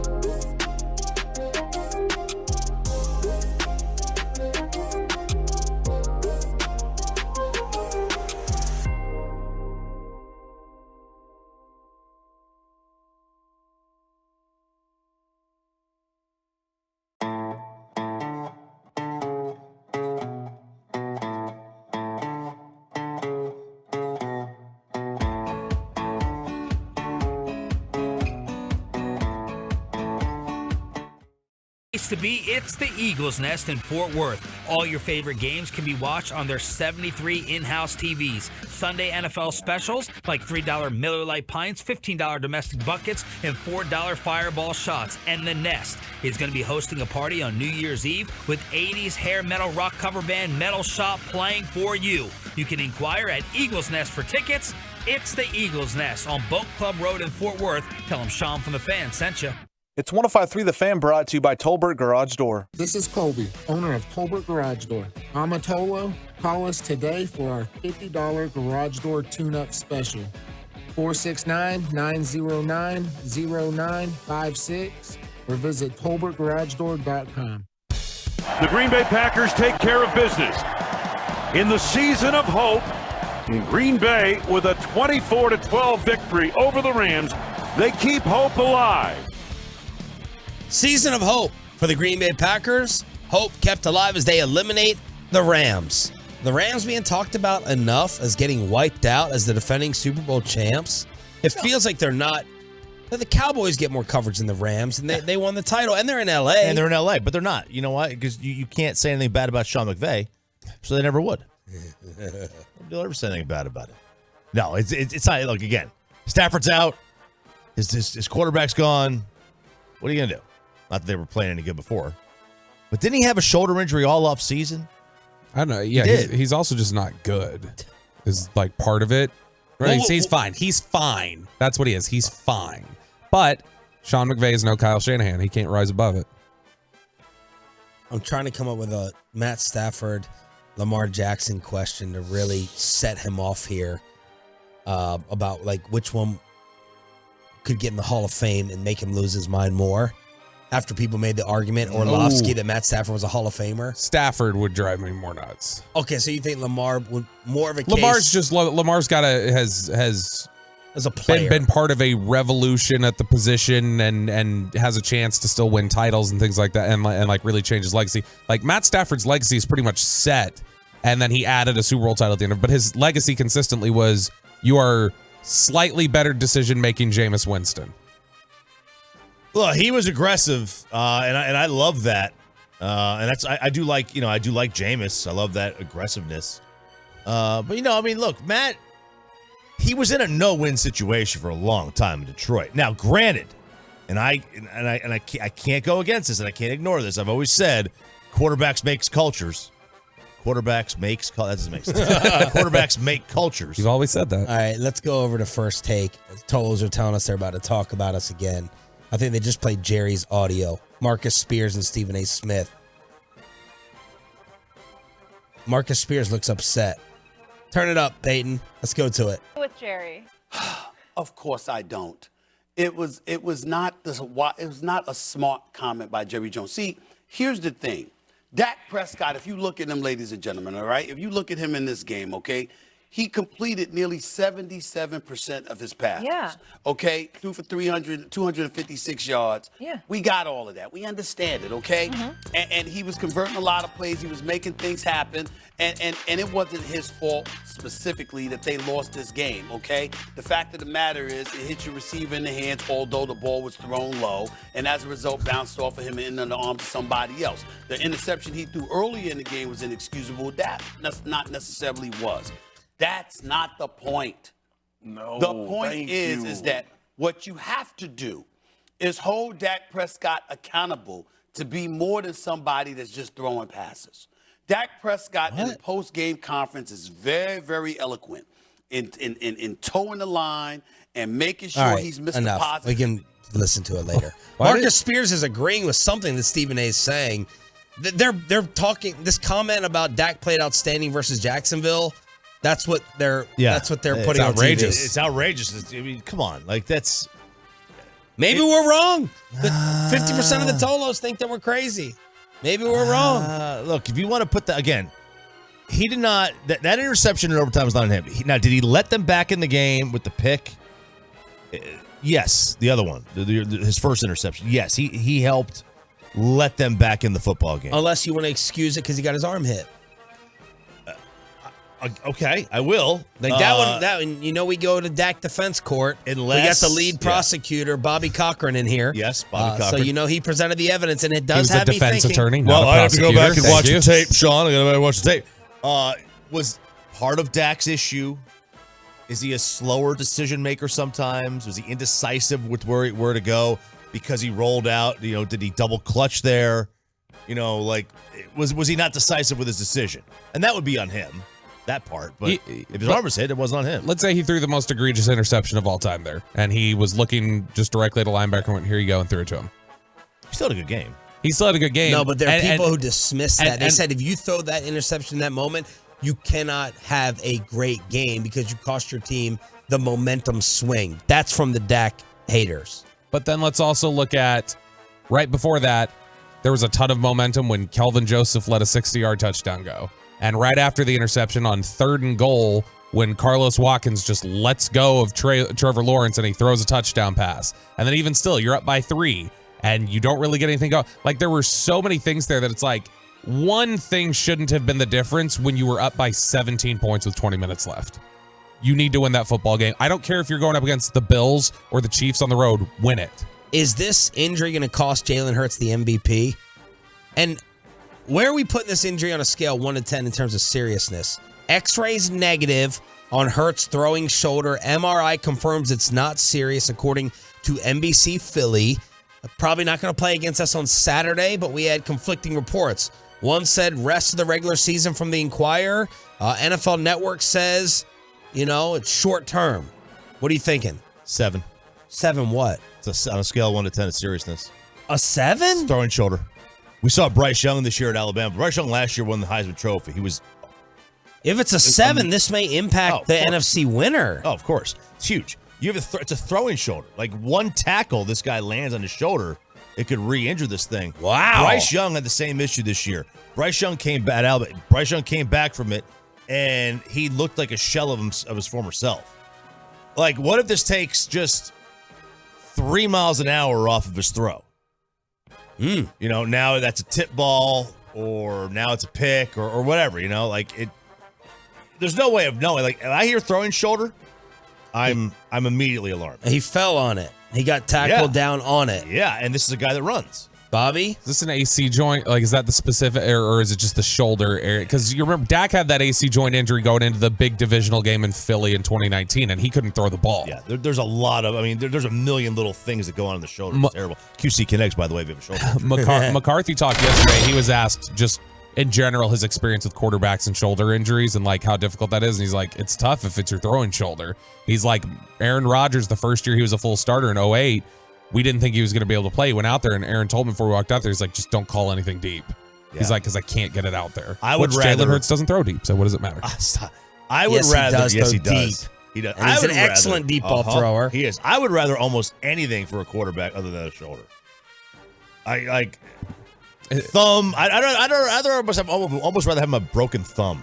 Is it like a Romo pinky? Yeah. Is a quarterback shoulder like when a pitcher's like, my elbow feels funny? I think so. Is this going to cost him the MVP? Vegas says so. I got a little text here from my guy Bo saying that Vegas has already moved it. It's gone from plus 150 for Mahomes to minus 350. Now, I don't know where Hurts went to, but that one injury has taken the second place guy, Patrick Mahomes, and moved him to the favorite. Vegas is telling you he ain't playing again this year, the regular season. That's what that's telling you. And the Cowboys line for Saturday went from 1 to 6? It went from -1, and then it shifted up to 2.5, and then it went to 5, and now it's at 6. If it gets to 7, I think you're going to see a lot of money come in on Philly at 7. At a full touchdown. 6 is a really good point total for a favorite. If you're going to bet the favorite, you want to bet them at 6 because obviously you won't get a push there if it goes to 7. Thanks to GE just tweeted us. The Eagles have activated Dallas Goedert to the 53-man roster. So there we go. All right, let's finish up the Around the NFL overreactions or not before crosstalk. And Dallas Mavericks, Luka Kid ejection reaction from the fellas. Okay. The Chiefs' overtime win over the Texans. Oh, God, here we go. Shows it's okay that the Cowboys almost lost to them last week. No. Addressed this yesterday while you were out sick. All right. The Chiefs' previous 3 or 4 games did not represent the Cowboys' previous 3 or 4 games. The people who just want to put their fingers in their ears and not listen to what we have to say in terms of full statements did not hear that my concern was 3 straight subpar sleepwalk performances by the Cowboys. 3 straight. If it was a one-off against Houston, fine. Kansas City did not have that, and as Bobby pointed out yesterday, the stats in that game were so lopsided. Kansas City outplayed Houston. Houston outplayed Dallas. So, no, it is not the same. Yeah, the difference is Dallas should have lost the game to the Texans. The Chiefs shouldn't have lost that game based off of how they played. Fair. Okay, next one. The Patriots had the worst play in NFL history. Ooh. That lateral thing, whatever it is. What was that? What else is a candidate? That's an overreaction. What else is a candidate for dumbest play?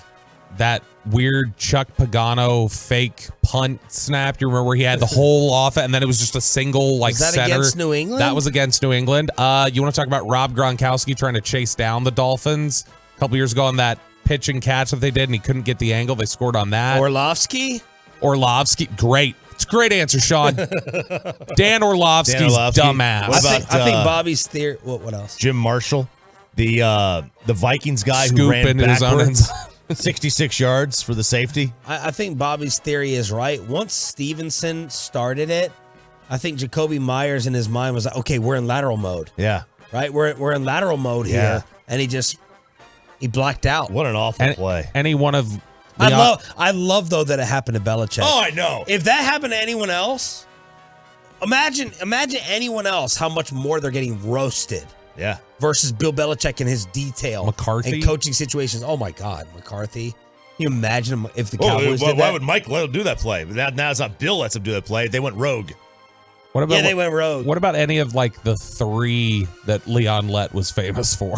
Like any of those? Yeah, for sure. Okay. For sure. Okay. Jalen Hurts and Justin Fields Jalen Hurts are what the future of quarterback Whoa. play. That's RJ Choppy. Oh, stop it. Will look like in 10 years or less. No, I think that's an overreaction. Like the Because running style, like I don't just think that's going to be like the primary. Are there going to be guys like that? Yeah, we'll probably see more of them come along. But like, I think at the end of the day, like the skill set that more people have for the quarterback position more naturally fits that way. Like those are that's what we're getting. They're going from rare to just uncommon. That skill set at quarterback. I think we need to update the injury report.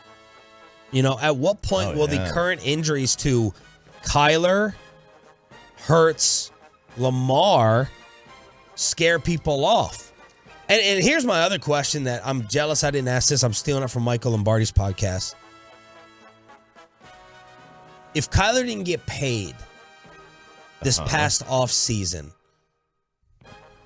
is it an automatic you still sign him back up with all the off-field drama issues with him? Yes, it is. Okay, so let's just say you didn't sign him. He got hurt, so his running future plus all the extra stuff. Sure.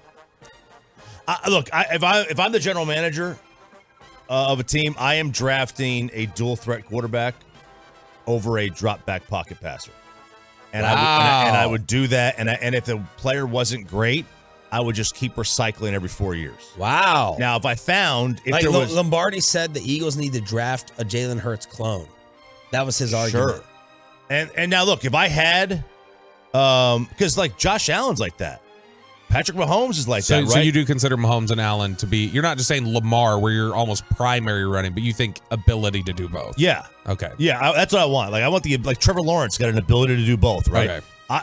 The days of drafting, and it's hard for me to say because he's my favorite. The days of me of drafting Peyton Manning or Tom Brady are now. Now listen, if you told me that Peyton Manning or Tom Brady were going to come in the draft, yeah, then I would draft them. But shy of knowing that, which you can't, I'm going to draft the guy who's dual threat, who can play and win basically right away. And if that guy I think is deemed to be elite, I'll just resign him. If not, I'll just draft his replacement here in 4 years. Yeah, I mean that's reason. I think there's a reasonable expectation in general. You don't want a statue. Like they want. I think every team wants a quarterback who can be mobile and move around the pocket and do some different things. All right, let's see if we have a Maverick meltdown. Crosstalk with KMC after the Stars proved that they're the best team in the Metroplex. The Mavericks got Kidd and Luka ejected while losing last night. Crosstalk with the fellas after this. Well, let's get you over to Boomer Jack.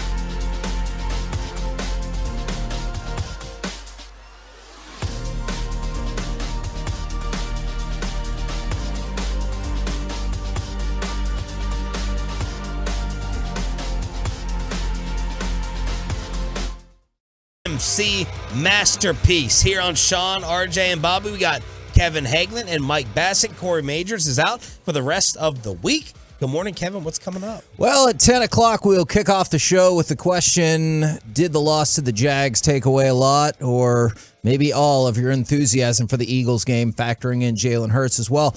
Mike asks all the football questions at 11, and at 12 o'clock, the Cowboys fix-it list. The fix-it list? That's right. Okay. And listening to y'all's conversation, if you don't say Dak, you'll get crushed by half the people, or if you don't say Kellen Moore, you'll get crushed by the people, and... Who do you think's disliked more?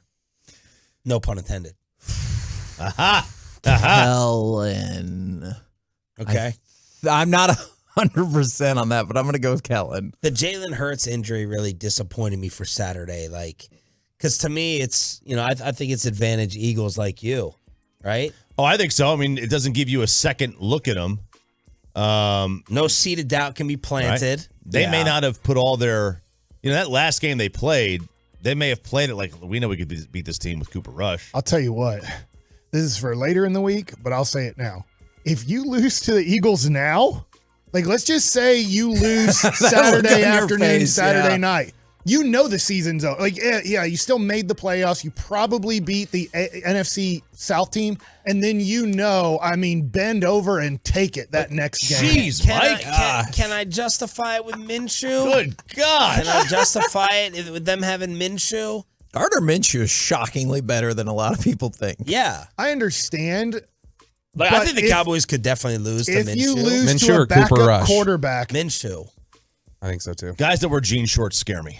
You lose to a backup quarterback at home. No, I get it. Against the team that you're going to have to go on the road to play to make it to the Super Bowl at some point. That would just destroy, I think, almost every Cowboy fan if they lose Saturday night. I wouldn't be destroyed if they lost to the Eagles with Minshew. They're better than the Cowboys with their roster. But you're already defeated? Am I hearing that correctly?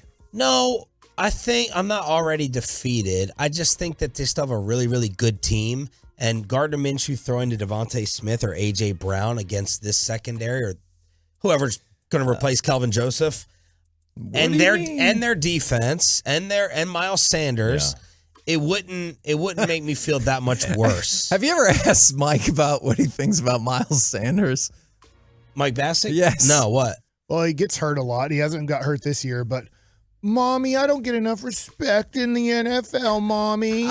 I want more respect. Oh, wow. That's Miles Sanders. That's Miles Sanders? Before the beginning of the year, he did cry a lot in the over-under of his touchdowns. They don't respect me. Well, yeah, you're never healthy, dude.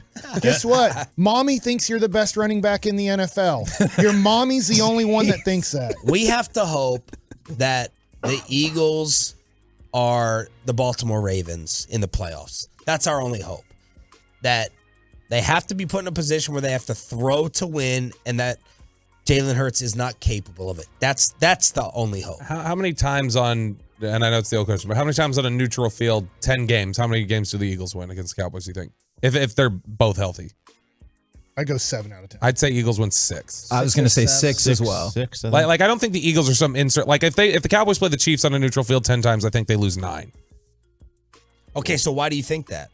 Well, because I don't think that I think the way that Kansas City and Buffalo can pressure the defense, the secondary, they would obliterate you. You can't keep up with those teams. I think you're giving Hurts though deep ball a little disrespect. He throws a good deep ball. Even if he throws a good deep ball, he's not going to throw it 15 times a game like Mahomes will. Oh, here we go. I saw him pivot to the computer immediately. Yeah. And I was like, he's about to fact check My you. point is, Philly's better.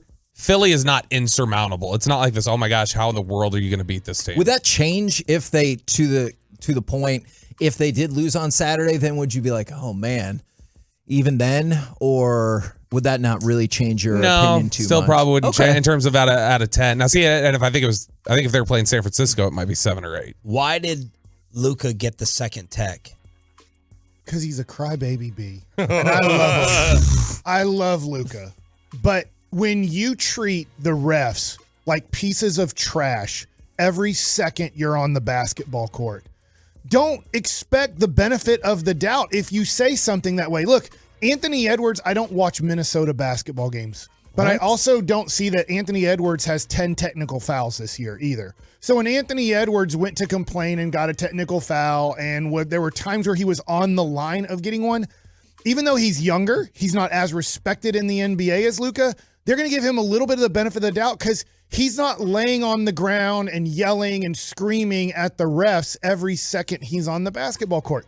He has become, to me, because yes, if you want to just put the remark, everybody complains in the NBA. Somewhat, yes.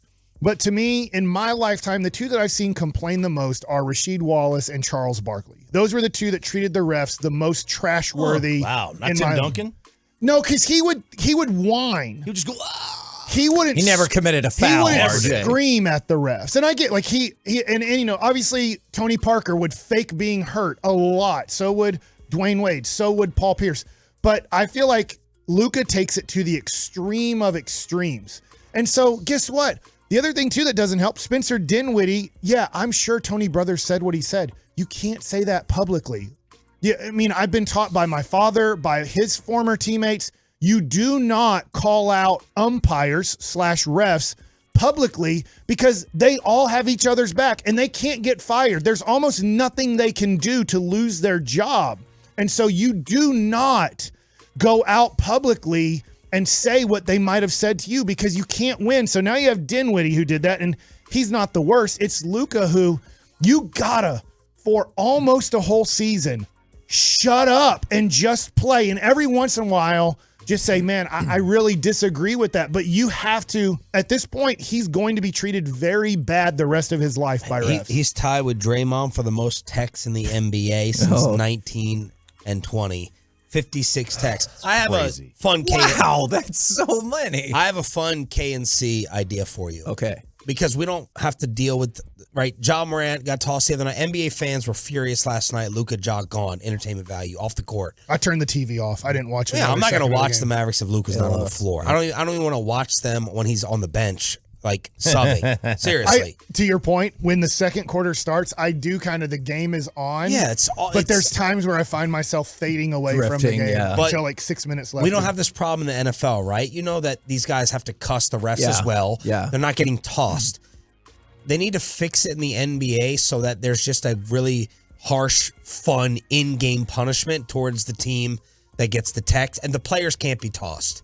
Unless you... Penalty box? Whatever you want to do. You're saying fight or hurt somebody? Yeah, unless you take an elbow to someone's face and you get ejected for a clear flagrant 2. Yeah. These technical fouls, saying it to the refs, what were some ideas that we said? You know, you give someone... 6 straight free throws or like... 3 straight possessions. Yeah, or just they can play winners outs until they don't. But the point is, don't take it. Don't kick. Make it take it would be amazing. You get the ball, awesome. and you keep it for as many times as you score. But and I don't like making sports like crazy full NBA jam, but you can't be kicking these guys out like this. Do you think then? And it doesn't happen in the NFL. We don't worry about it. Does the NBA need to address that with the refs and be like, you got to get some thicker skin as well? I think they legitimately need to change the rule. The NFL has made it. You cannot be tossed for anything you say to a ref. I don't even know if they throw unsportsmanlikes. Like rarely. If you bump them, But the aspect of the player cussing out an NFL official has been erased from football. It doesn't exist, right? Why? Because you don't want to take your stars off the field. I don't know why. I'm sure they say stuff. Tom Brady doesn't cuss out a referee all the time. Of course he does. For sure he does. But they also get tablets. Every NFL game is the equivalent of 10 baseball games. Just like 160 versus 16 or 17. Like, Mike, does the pitcher get a little bit more leeway than a hitter?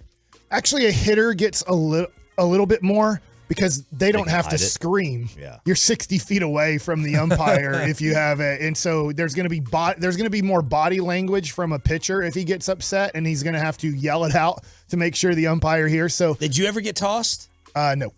What's the worst thing that you said to like an ump, like within the game if they missed a call, where you just be like, come on, or I honestly, as In the majors. crazy as I sound on radio at times, I never had a major dispute with an umpire. At one time, I covered first base, and I thought that the guy was out, and the guy called him safe. And he goes, I don't want to hear it. And I walked back to the mound. I was taught they're not going to change their mind. I can't distract myself from making the next pitch by screaming and yelling. Now, at times, I got inside my head. This MFer won't call that pitch. This piece of dump. I hope you effing die. Like, all that in my head was happening. Save it. But pull all that. But you had to step off the rubber and you had to try to gather yourself, because maybe the next guy, I did not concentrate enough and the guy hit a double in the gap, and I'm like, now I'd be cussing at myself going, way to go, you dumbass. Because you let him affect you, now you're making bad pitches. And it doesn't seem like, and I know Donnie Cockstein is an amazing sports psychologist on the Mavericks staff. He was with the Rangers when I was there.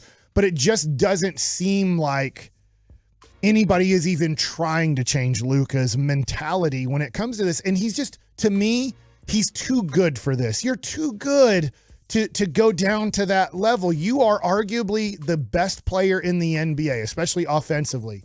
And you just, at some point, you are 23 and you're going to be 24 in a couple months. At some point, I understand complaining in the NBA. Everybody does it.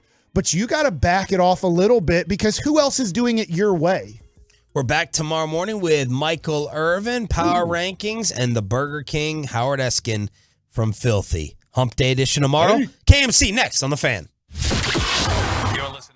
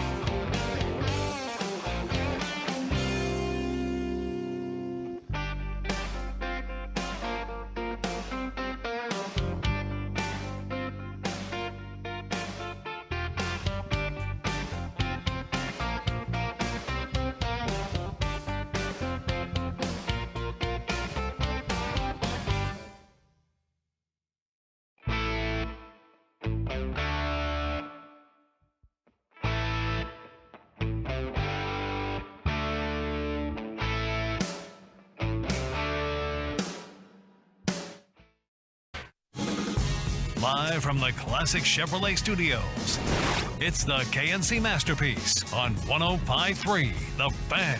KNC Masterpiece right here on 105.3 The Fan. I hope this means it's going to be a good day. From the 817, the very first text I see, Mike is radio gold. So hopefully that sets up for a good day. Corey will be out the rest of the week. But you got me, Kevin Hageland. You have Mike Bassick. You have Joey Erickson, all part of the show today. And tomorrow we'll have Derek Holland. And on Thursday, we'll give away really nice seats. The Cowboys-Eagles game on Christmas Eve. So gonna be a fun week. All right. Are you ready? I'm ready. Okay. I have to talk more today. Are you sad about that and can't make your McDonald's break as efficiently? I knew we were interviewing Steven, and I was like, if I miss the first minute by accident, I'm fine. Hey, look, at the end of the day, if you just need to execute the way you eat your sandwich better, I think everything is going to be okay. When Jerry's gone, we're going to get nothing from the front office. Yeah, Steven plays it significantly closer to the vest than Jerry Jones Have we does. ever said, in your whole time here, have you ever said, we got to replay that Steven quote?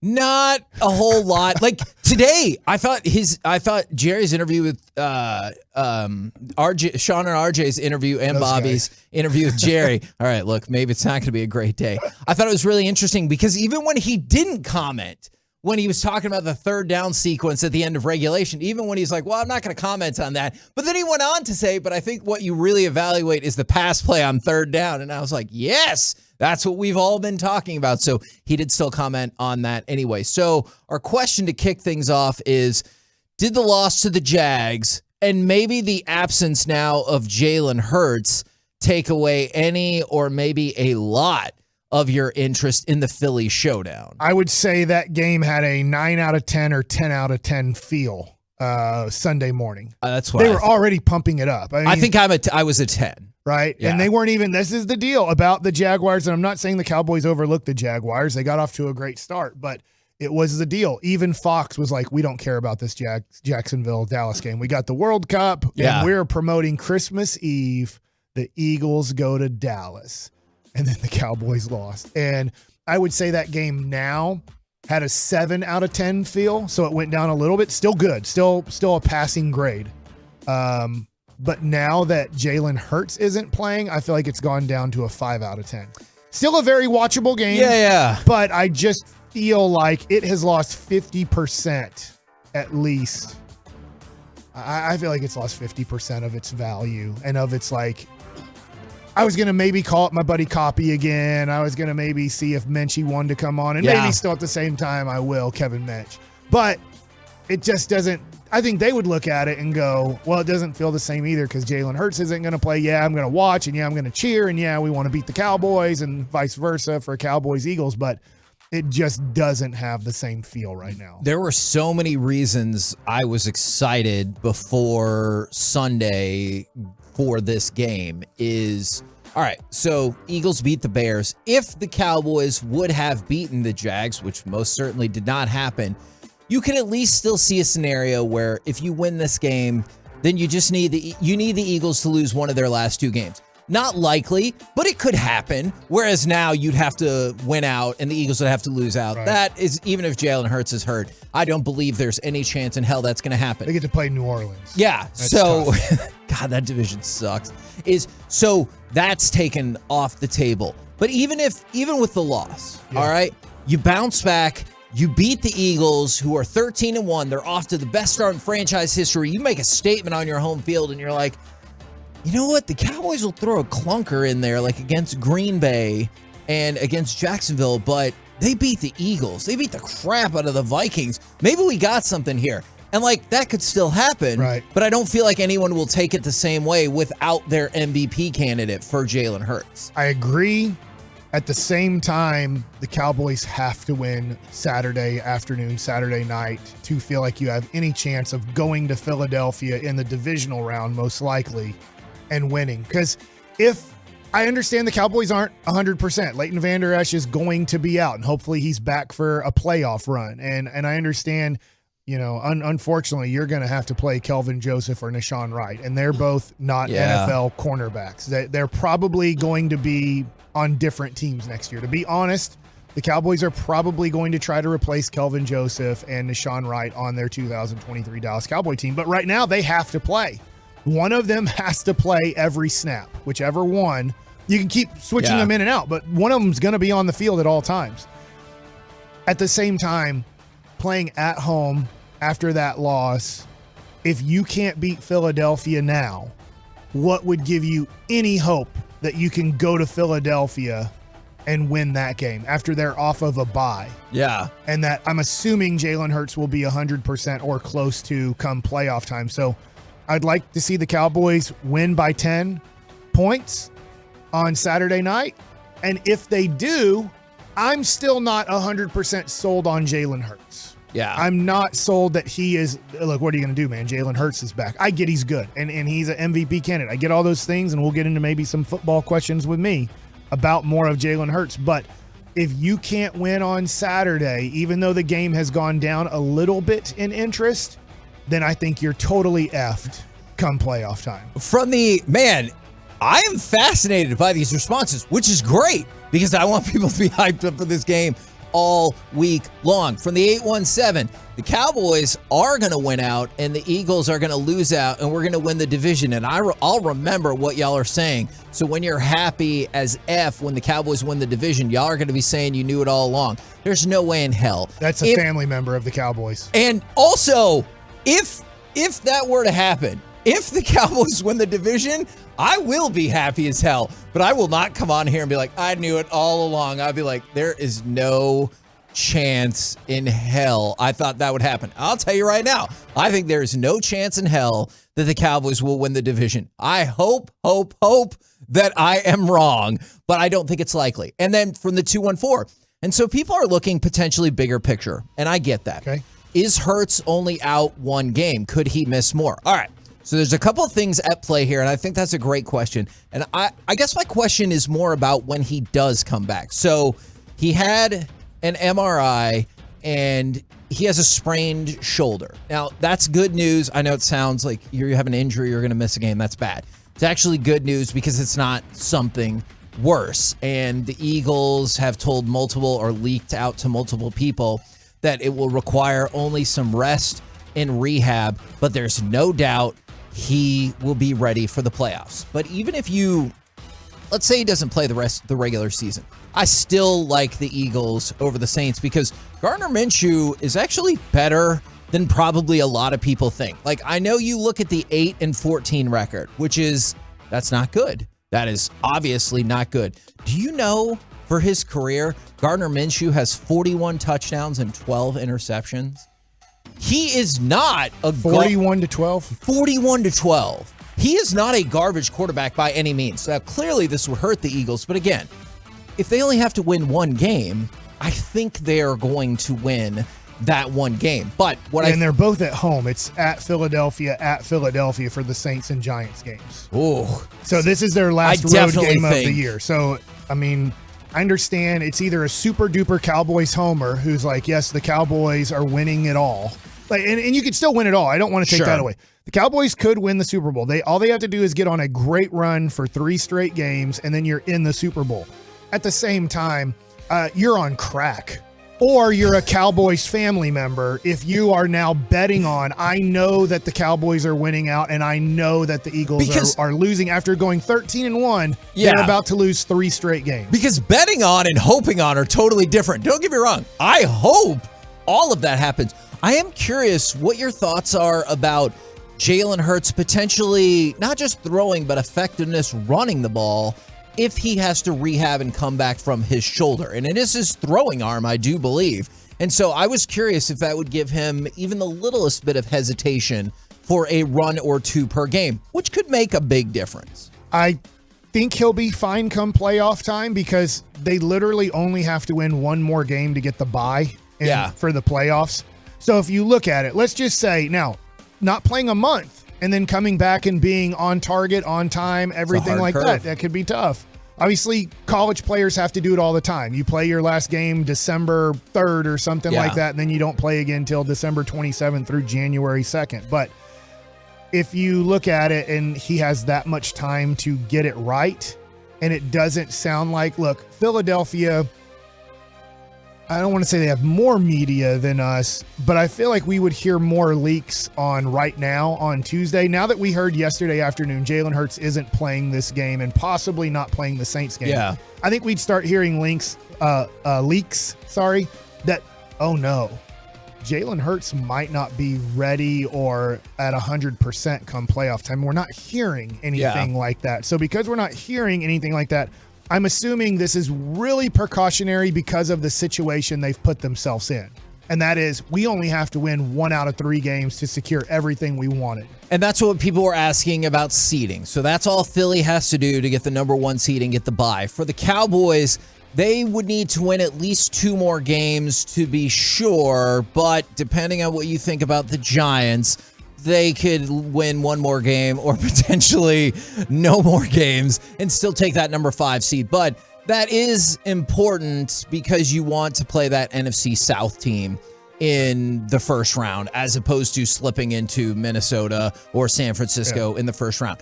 Now, people are all across the board still about this. From the 4-6-9, unfortunately, this game is meaningless. The Eagles will treat this like a preseason game. Then for the 8-1-7, to your point that we might bring up later in the week, if we don't beat the Hurtsless Eagles, just pencil in the season as another pretty good season that's over already. And then on the flip side, from the 9-4-0, if the Cowboys don't win on Christmas Eve, nobody's opening presents.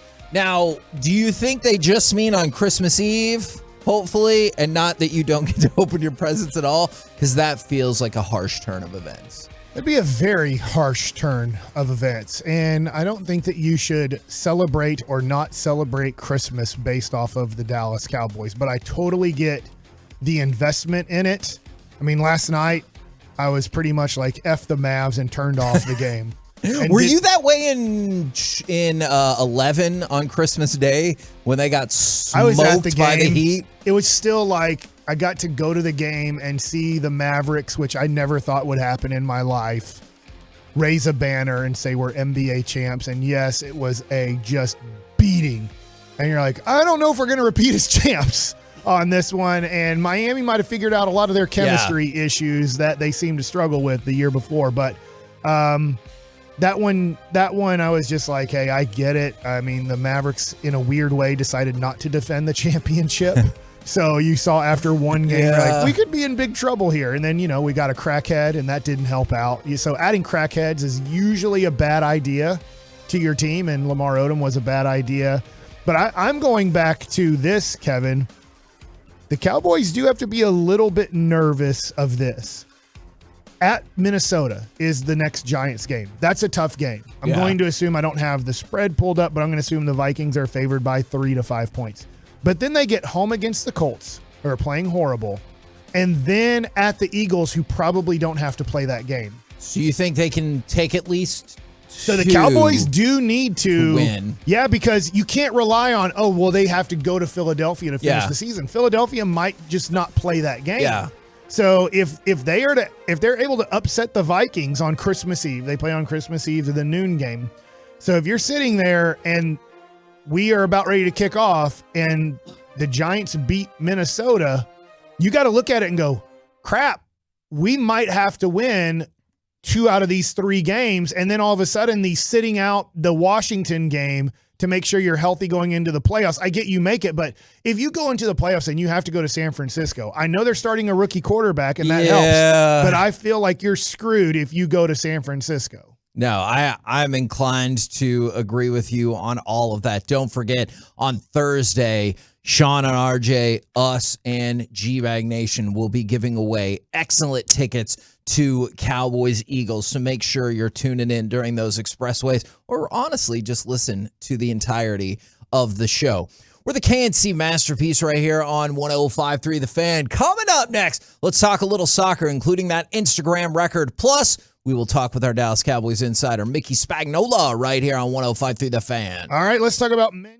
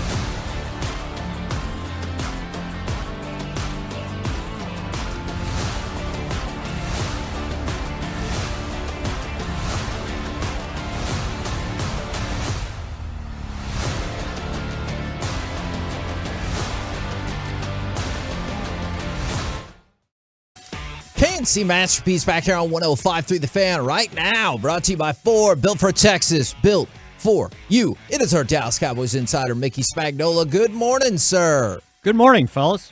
We're doing well over here because I know Mike is excited about the prospect of Jalen Hurts not winning MVP. I am curious, do the seeming lack of stakes in terms of the division and the lack of Jalen Hurts in this game dissipate the anticipation level? Of the Cowboys playing Philly on Christmas Eve? Yeah. No, I don't think so. I mean, you know, where there's a chance, right? You got to play it out, keep it alive. I know the odds are long of winning 3 straight and the Eagles losing 3 straight, right? But it's there, and it's the Eagles. And as I kind of point out, you know, there's still animosity between the two teams. So, there is. A little bit, right?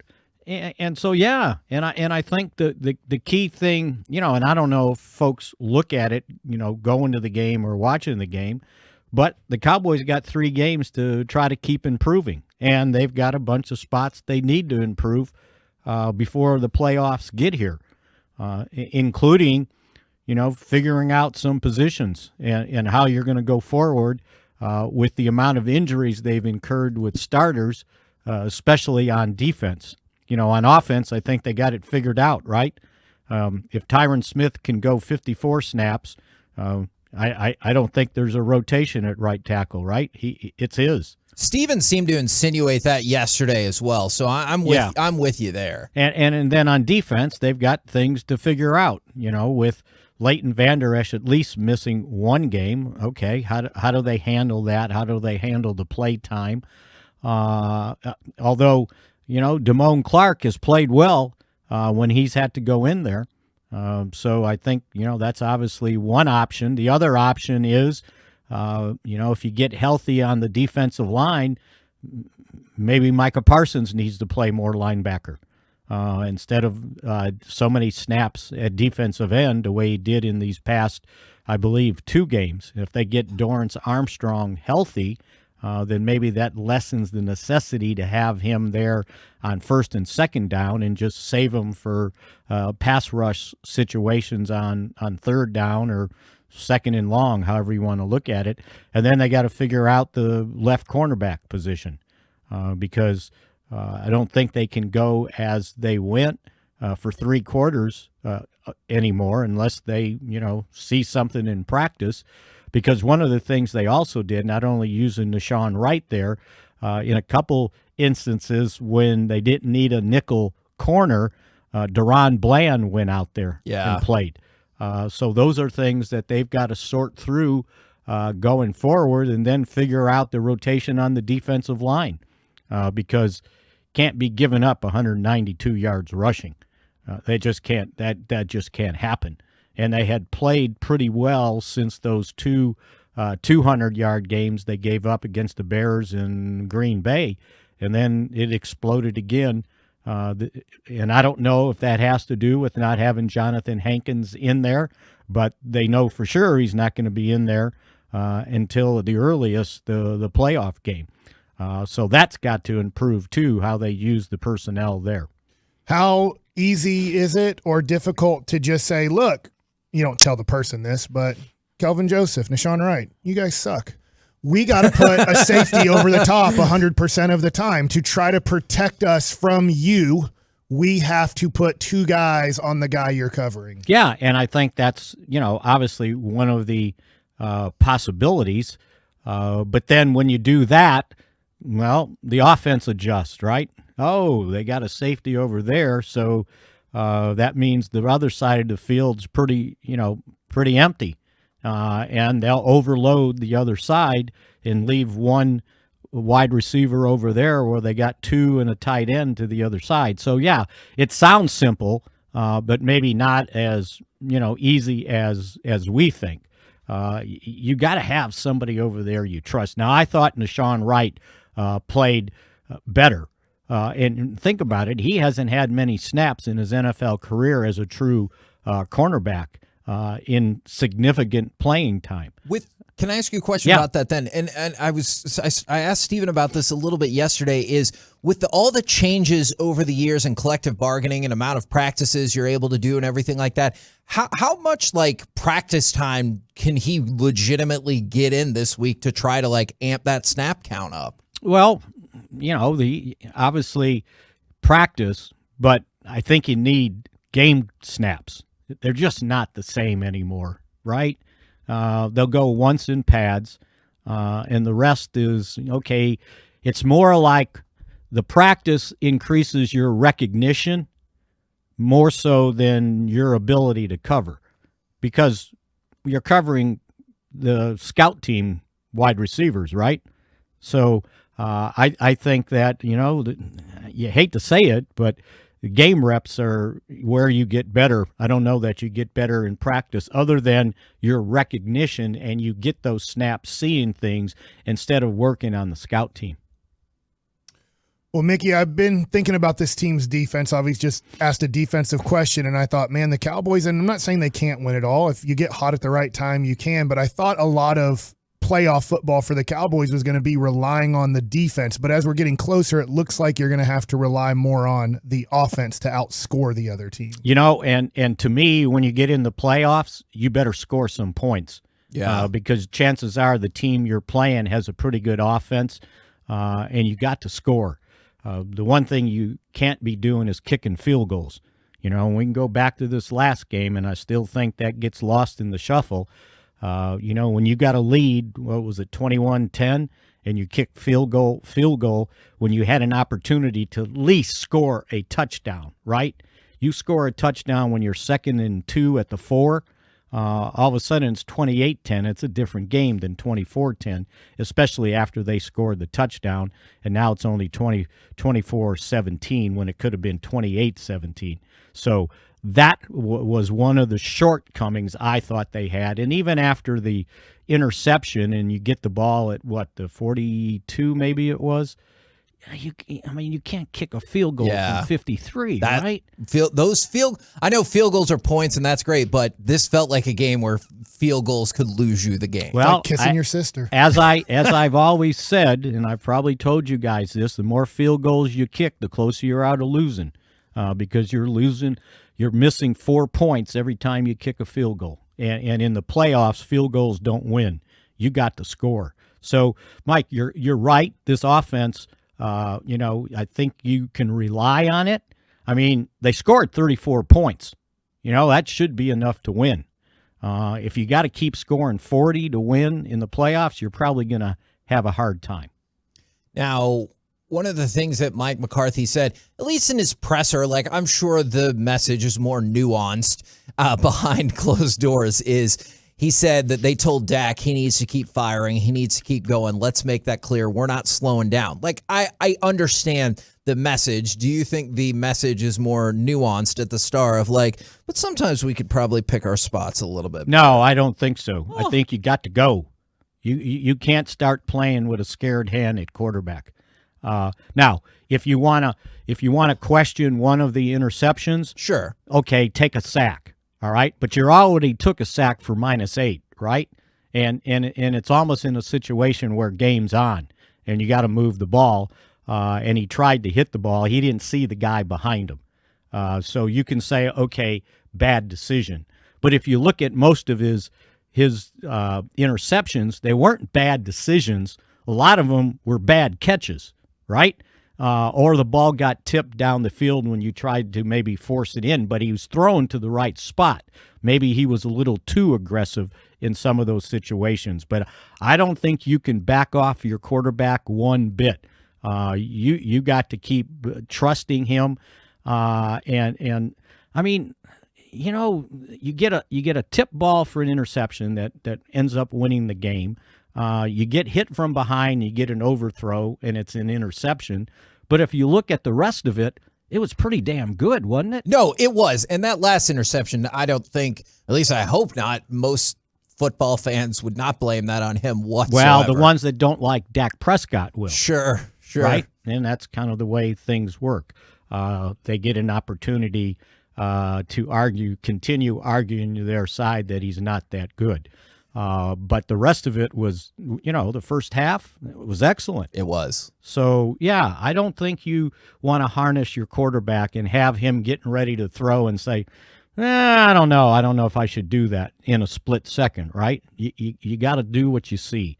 And that first half was amazing. So I don't want to harness my quarterback if I'm the head coach. Man, appreciate it very much, good sir. We will catch up with you again tomorrow. All right, and we'll see a little bit more if Jalen Hurts is really hurt.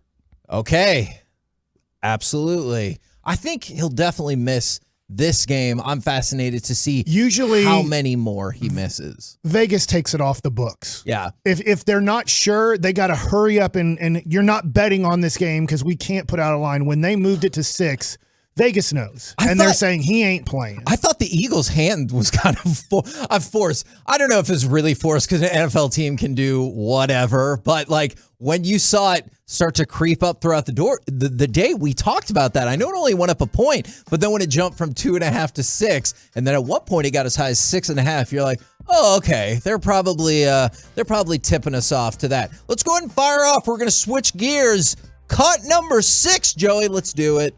TL, Messi's way offside, lifted forward, Lautaro Martinez is going to get to that one, knocked it down for Messi, into the middle, Fernandez, Lautaro Martinez, save Messi, cleared away, did it cross the line, did it cross the line, yes it did!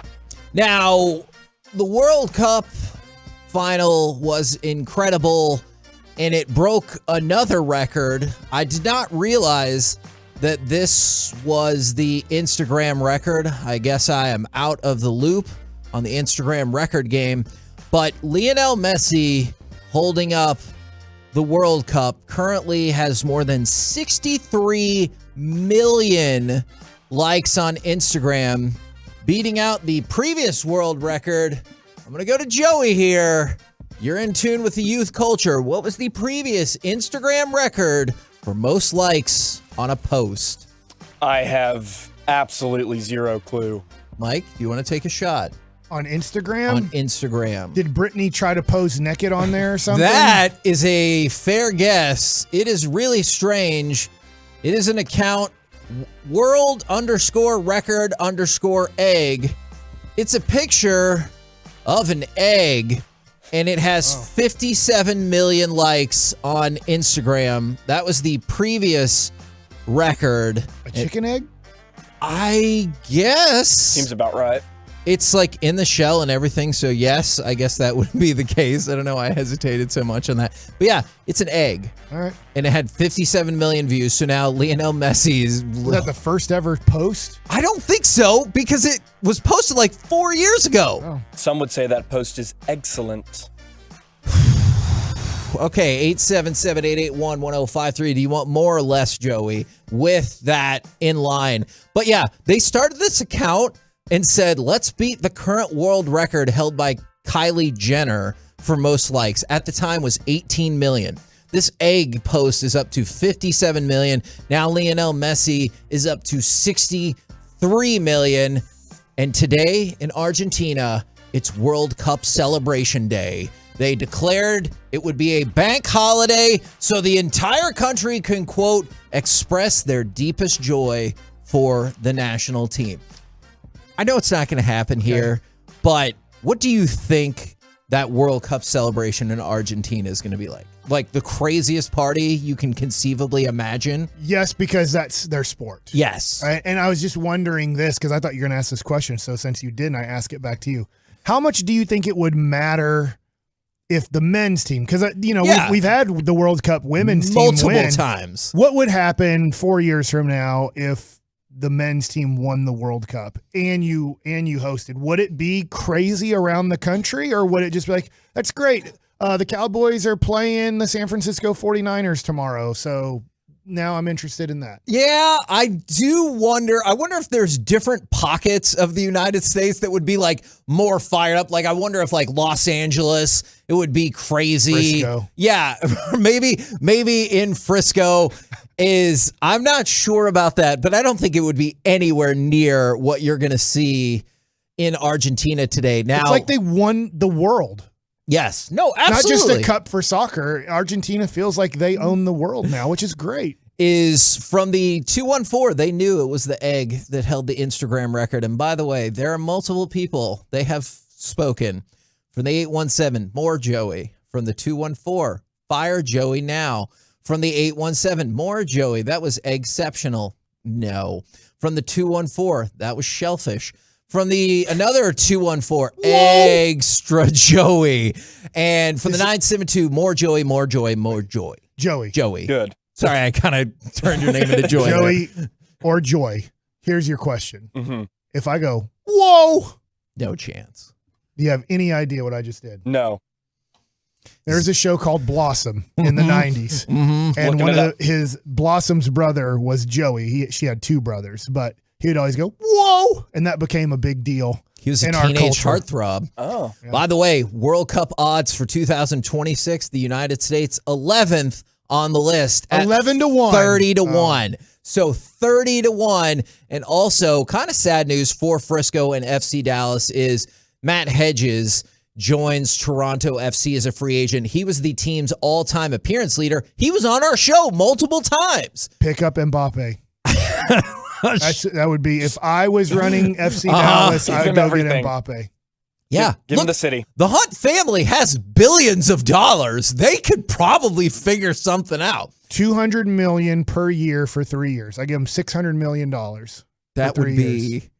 insane. Do you think they would sell out? They would have a construction crew down at Toyo Stadium right now trying to figure out how to add so many more seats and stands to that stadium. We're the KNC Masterpiece right here on 105.3 The Fan. Okay, Joey, I'll tell you one more thing to help you out is if you respond to people's text messages. They really like that from Reggie, although sometimes Reggie would get mad at people's texts and he would get in an argument with them. So just keep that in mind. Coming up next, it's time for some baseball nuggets right here on 105.3 The Fan. Let's talk about Texas and Philadelphia next, because it's the most wonderful time of the year at DFW Security. Keep an eye on your delivery.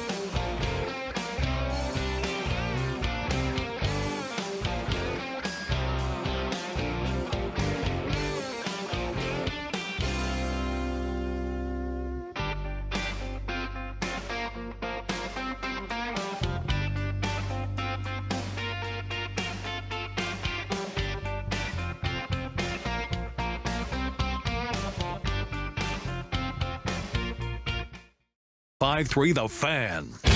This segment of the KNC Masterpiece is brought to you by Classic Chevrolet. It all comes down to this. Classic Chevrolet in Grapevine is leading the way to finish the year #1 in America. They never charge more than MSRP. Not now, not ever. Plus, they'll pay full market value for your current vehicle. Find your roads. Classic Chevrolet. Relax and enjoy the difference. KNC Masterpiece right here on 105.3 The Fan. Opinion still rolling in on Joey from the 817. My name is Joey, and I like these jokes. And from the 214, less. Like a lot less. So we need to figure this out. Right now, it's time for Baseball Nuggets with Mike Bassick. Well, I'm including Joey in Baseball Nuggets. We put together something hopefully very fun in the holiday year here. The Rangers open up against the Phillies to start the year at home. And they're playing the Cowboys, Philadelphia Eagles this week. So I wanted to pull one of my favorite Christmas scenes of all time from Always Sunny. Excuse me, sir. Hi. What is the hottest selling toy item that you have in the store right now? Actually, the hottest selling item right now is Redmond the Robot. Are you serious? Mhm. Redmond the Robot? That's what the kids are into? Don't change. Oh, don't change. We'll take one Redmond the Robot, please. We're sold out. Sold out? Mhm. Yeah, but it's Christmas Eve, dude. You're not going to sell out on Christmas Eve, right? There were a lot of people here today. Yeah, but it's Christmas Eve. You would Charlie, stock hang on up. a What kind of second. business model is I that? get it. Just run and go get us one of the special reserve toys I know you got back there. I'm being very serious right now. We don't have any. If I So, okay, so hold on a second. You're telling me that if Mike Schmidt were to walk in here right now and say, hey, get me a Redmond the Robot, you'd say, I'm sorry, we're all out. We're sold out, Mike? Who is Mike Schmidt? Who's Mike Schmidt? Bro, have some respect here, man. What are you talking about? I don't know who Mike Schmidt is. You've never heard of Mike Schmidt? Easy, dude. Don't lose your cool. 12-time All-Star, 3-time baseball MVP. Maybe he doesn't know. I don't buy it for 1 second, dude. Yeah, but maybe he's never He's the all-time leading home run hitter, No, he's dude. not the all-time leading home Well, run for hitter. white guys, he He's is. not even for white guys. Babe Ruth's got more Next, than you're going that. Uh, to tell me you don't know who Von Hayes is or Dude. Steve Bedrock Pedrosian. I don't Maybe buy he's it. baseball He's fan, lying. man. Go get me Whoa, one. Don't lose your cool, He's man. lying, dude. He's Try got to him keep the back Christmas there. spirit. Von Hayes walks in here. You got one for Von Hayes? Dude, nobody knows who Von Hayes is, man. Relax. That is my favorite part at the very end when he goes, man, nobody knows who Von Hayes is. He has the most, Mike Schmidt has the most home runs for white players. And he's like, no, that's not right at all. So that's Always Sunny in Philadelphia. I know this is not the point. I know a lot of people don't watch that, but it's really funny. Yeah, and wildly offensive to a lot of people, I'm sure. You have one for Von Hayes. Is the one thing that Charlie says in there that I think is fundamentally incorrect is he goes, you can't sell out on Christmas Eve. I mean, wouldn't that be the time you would most likely be out of the toys right before Christmas? But I know that's not the point of what we're doing right here, leading into Dallas and Philly. Well, if you want to get maybe not into the Christmas spirit, but have a few laughs. It's not. That will not get you in the Christmas spirit. It's awesome, though. Always Sunny, their Christmas episode is pretty funny. So anyways, there's some Mike Schmidt humor for you there. Let's talk a little bit about what's going on with the Texas Rangers. There's kind of rumors out there that the Rangers are one of a few teams that are interested in adding Michael Conforto. Yep. He was an outfielder for the New York Mets. He was a free agent last year at this time. Nobody signed him. he had right shoulder surgery. He is a left-handed hitter, but he is a right-handed thrower. And teams right now are still concerned about his ability to throw a baseball. And so teams are interested, including the Rangers. And just to give you an idea, in 2017, at 24 years old, he was an all-star. So, I mean, he was good. I don't know if he still will be good. In 2021, his last year to play, he had a down year. He batted .232, which he's a career .255 hitter, 14 home runs, 55 which in this RBIs. baseball is great. Right. It's okay, I guess. It's still a little below average. .240 is your average. Oh, I meant .255 is great. .255 for a career is above average. And so I'm interested in him. Yeah. I would like to get him. At the same time, I think you have to realize this. If the Rangers do get him, they're saying you would have to play him possibly a little bit at DH to protect his shoulder injury, especially maybe in 2023. Well, I don't think the Rangers would, or I don't think they're planning on this. I would like to have Nate Lowe DH more games than he does. I want him in the lineup every day. Yeah. But Nate Lowe at first base can be an issue. Do we have any idea what price would be then? I know it's an the article. Yeah, okay. I don't know. I'm going to guess. It just matters this too. Does Michael Conforto just want a 1-year deal to prove that he's healthy and can be a very good outfielder again, or does he want more security and go, look, I want a 3-year deal at, let's just say, $7 million a year. Yeah. I want 3 years, $21 million, or does he want 1 year, 10? Hell, if Joey Gallo, I know I wasn't going to even bring up Joey Gallo's name. Joey Gallo has batted 160 for 2 years now. Like he's a 199 career hitter, and that's including when he was good at baseball. Yeah. He's been a 160 hitter for 2 years pretty much in the major leagues. And he got 1 year, $11 million. And how do you put that guy in your lineup? He's an automatic out. Right. And I get you're hoping that he gets back to 2019 form, but that's way out of he's always been around a 200 hitter. That was when he batted 255 for the Rangers. How often do people get stuck trying to chase that past performance? Whether it's Gallo, whether it's Conforto or whoever. Because you're like, what if he at 30 years old, because it's not like Conforto's old, what if at 30 years old he can get back to the guy he was at 24, 25 years old? And you're like, man, that's close to 30 home runs. That's close to 70 to 80 RBIs. That's a good outfielder. But will he? I don't want to pay for will he. Yeah. I want to pay for, hey, I think you're a guy who can play 100 games, bat 250, and hit 15 home runs. That's what I want to pay. Were you surprised at all, especially with them getting rid of the shift, that, I mean, maybe the Rangers asked, maybe they didn't, that they wouldn't kind of kick the tires since he had some decent enough years here and the price was kind of low? Yeah, but I think $11 million's too much. Yeah. So I don't know if they ever did kick the tires. But if you're trying to, the way that I'm hearing, the Rangers do want to go a little bit backwards in baseball. And that means we are not going for if you strike out 200 times, we're okay.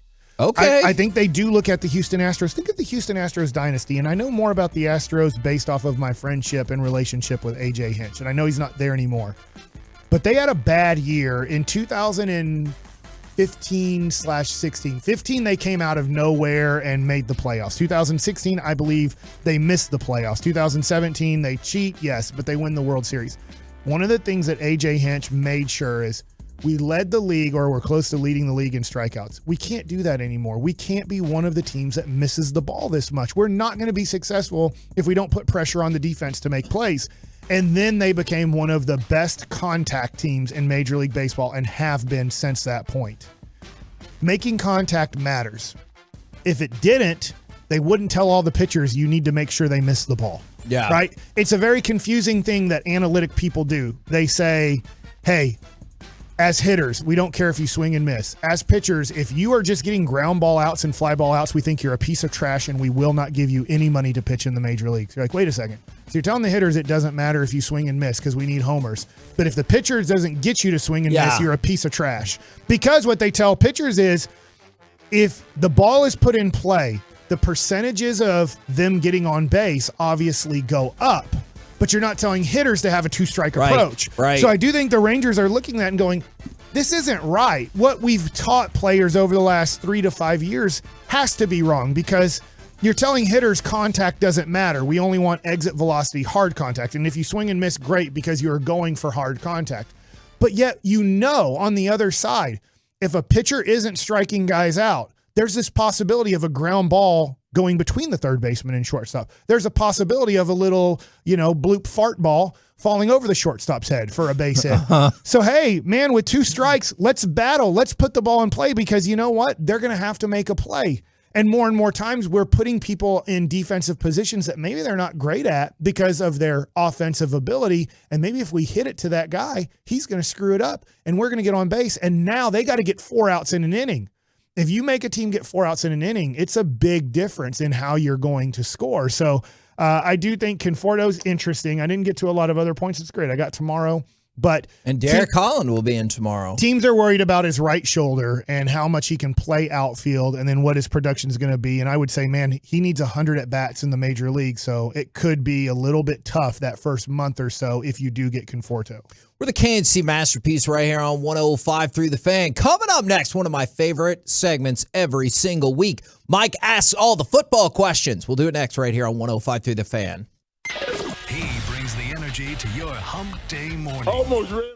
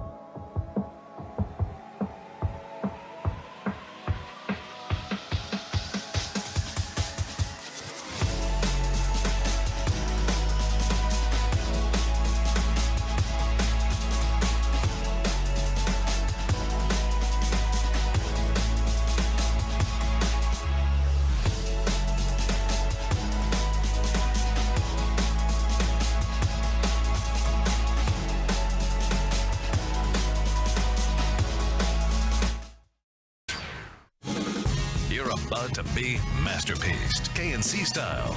Right here on 105.3 The Fan. KNC Masterpiece right here on 105.3 The Fan. And it's time for Mike Asks All the Football Questions. Oh my God. Okay. We kind of talked about this with Mickey. I'm going to ask a Cowboys question first. But it's not a complete question. It's more a fill in the sentence / paragraph. Oh. The Cowboys defense is struggling. And keep going. The last 2 weeks, I feel like, have been fairly disconcerting, and the loss of Jonathan Hankins and LVE simultaneously really took a huge chunk out of your run defense. I disagree with the notion. I've heard some people who's like, see, they were never elite. I disagree with that so much. If you're first or second in the league in sacks, pressures, turnovers, and points allowed, there was absolutely a time when you were elite, but it has not been this, especially this last game. And if you want to say these last couple of weeks, I think that is a valid case to make. And I am concerned. All right, so I'm going to answer my questions today because Corey isn't here and I don't have 17 questions right now. I think the Cowboys defense isn't fixable in 2022. Because of all the injuries? Because of injuries. And I get that Leighton Vander Esch has a chance to come back for the playoffs. Hankins is a maybe at best, would you say, to come back? Or yeah. They feel like it's 50-50 maybe for the first game in the playoffs? Or yeah. I mean, that's what I understand at least. Your cornerbacks aren't coming back. Yeah. You're going to have to play one or two bad cornerbacks on defense. And that's saying you're not going to get hurt anymore the rest of the season. Right. Broadus said it yesterday, and I agree, and he knows way more than I know about this, is that Micah Parsons is beat up. Yeah. And so at this point, I have a huge concern about that as well. Micah Parsons is a guy that makes everything work. He joined one of the 5 worst defenses in the NFL and turned them into right around the 5th best defense in the NFL. And then for this year, besides San Francisco, you could probably say, man, this is probably the 2nd best defense in the NFL. And as he has started to fade a little bit, and he had moments against Jacksonville, obviously is amazing how he was near Trevor Lawrence when Trevor Lawrence took off running and recovered the fumble 15 yards down the field. Like, he never gave up. Yeah. I know he's complaining about being held there and stuff like that, and I get it, but to just keep following the play and to pick up that fumble, and he got a sack and all this stuff, but I just don't know if this is fixable. So I think that now, going into the playoffs, I think the Cowboys are looking at, if we don't score 30, we're going to lose. And I definitely get that. My hope is that the return of Vander Esch and Hankins sooner rather than later helps shore up the run defenses enough that you can absorb some of the punishment you're going to take on the corner for sure. And I do think this, I guess this, I'll ask this as a question. How important is it that the last game of the year is meaningless? I think it's very important with all of the injuries.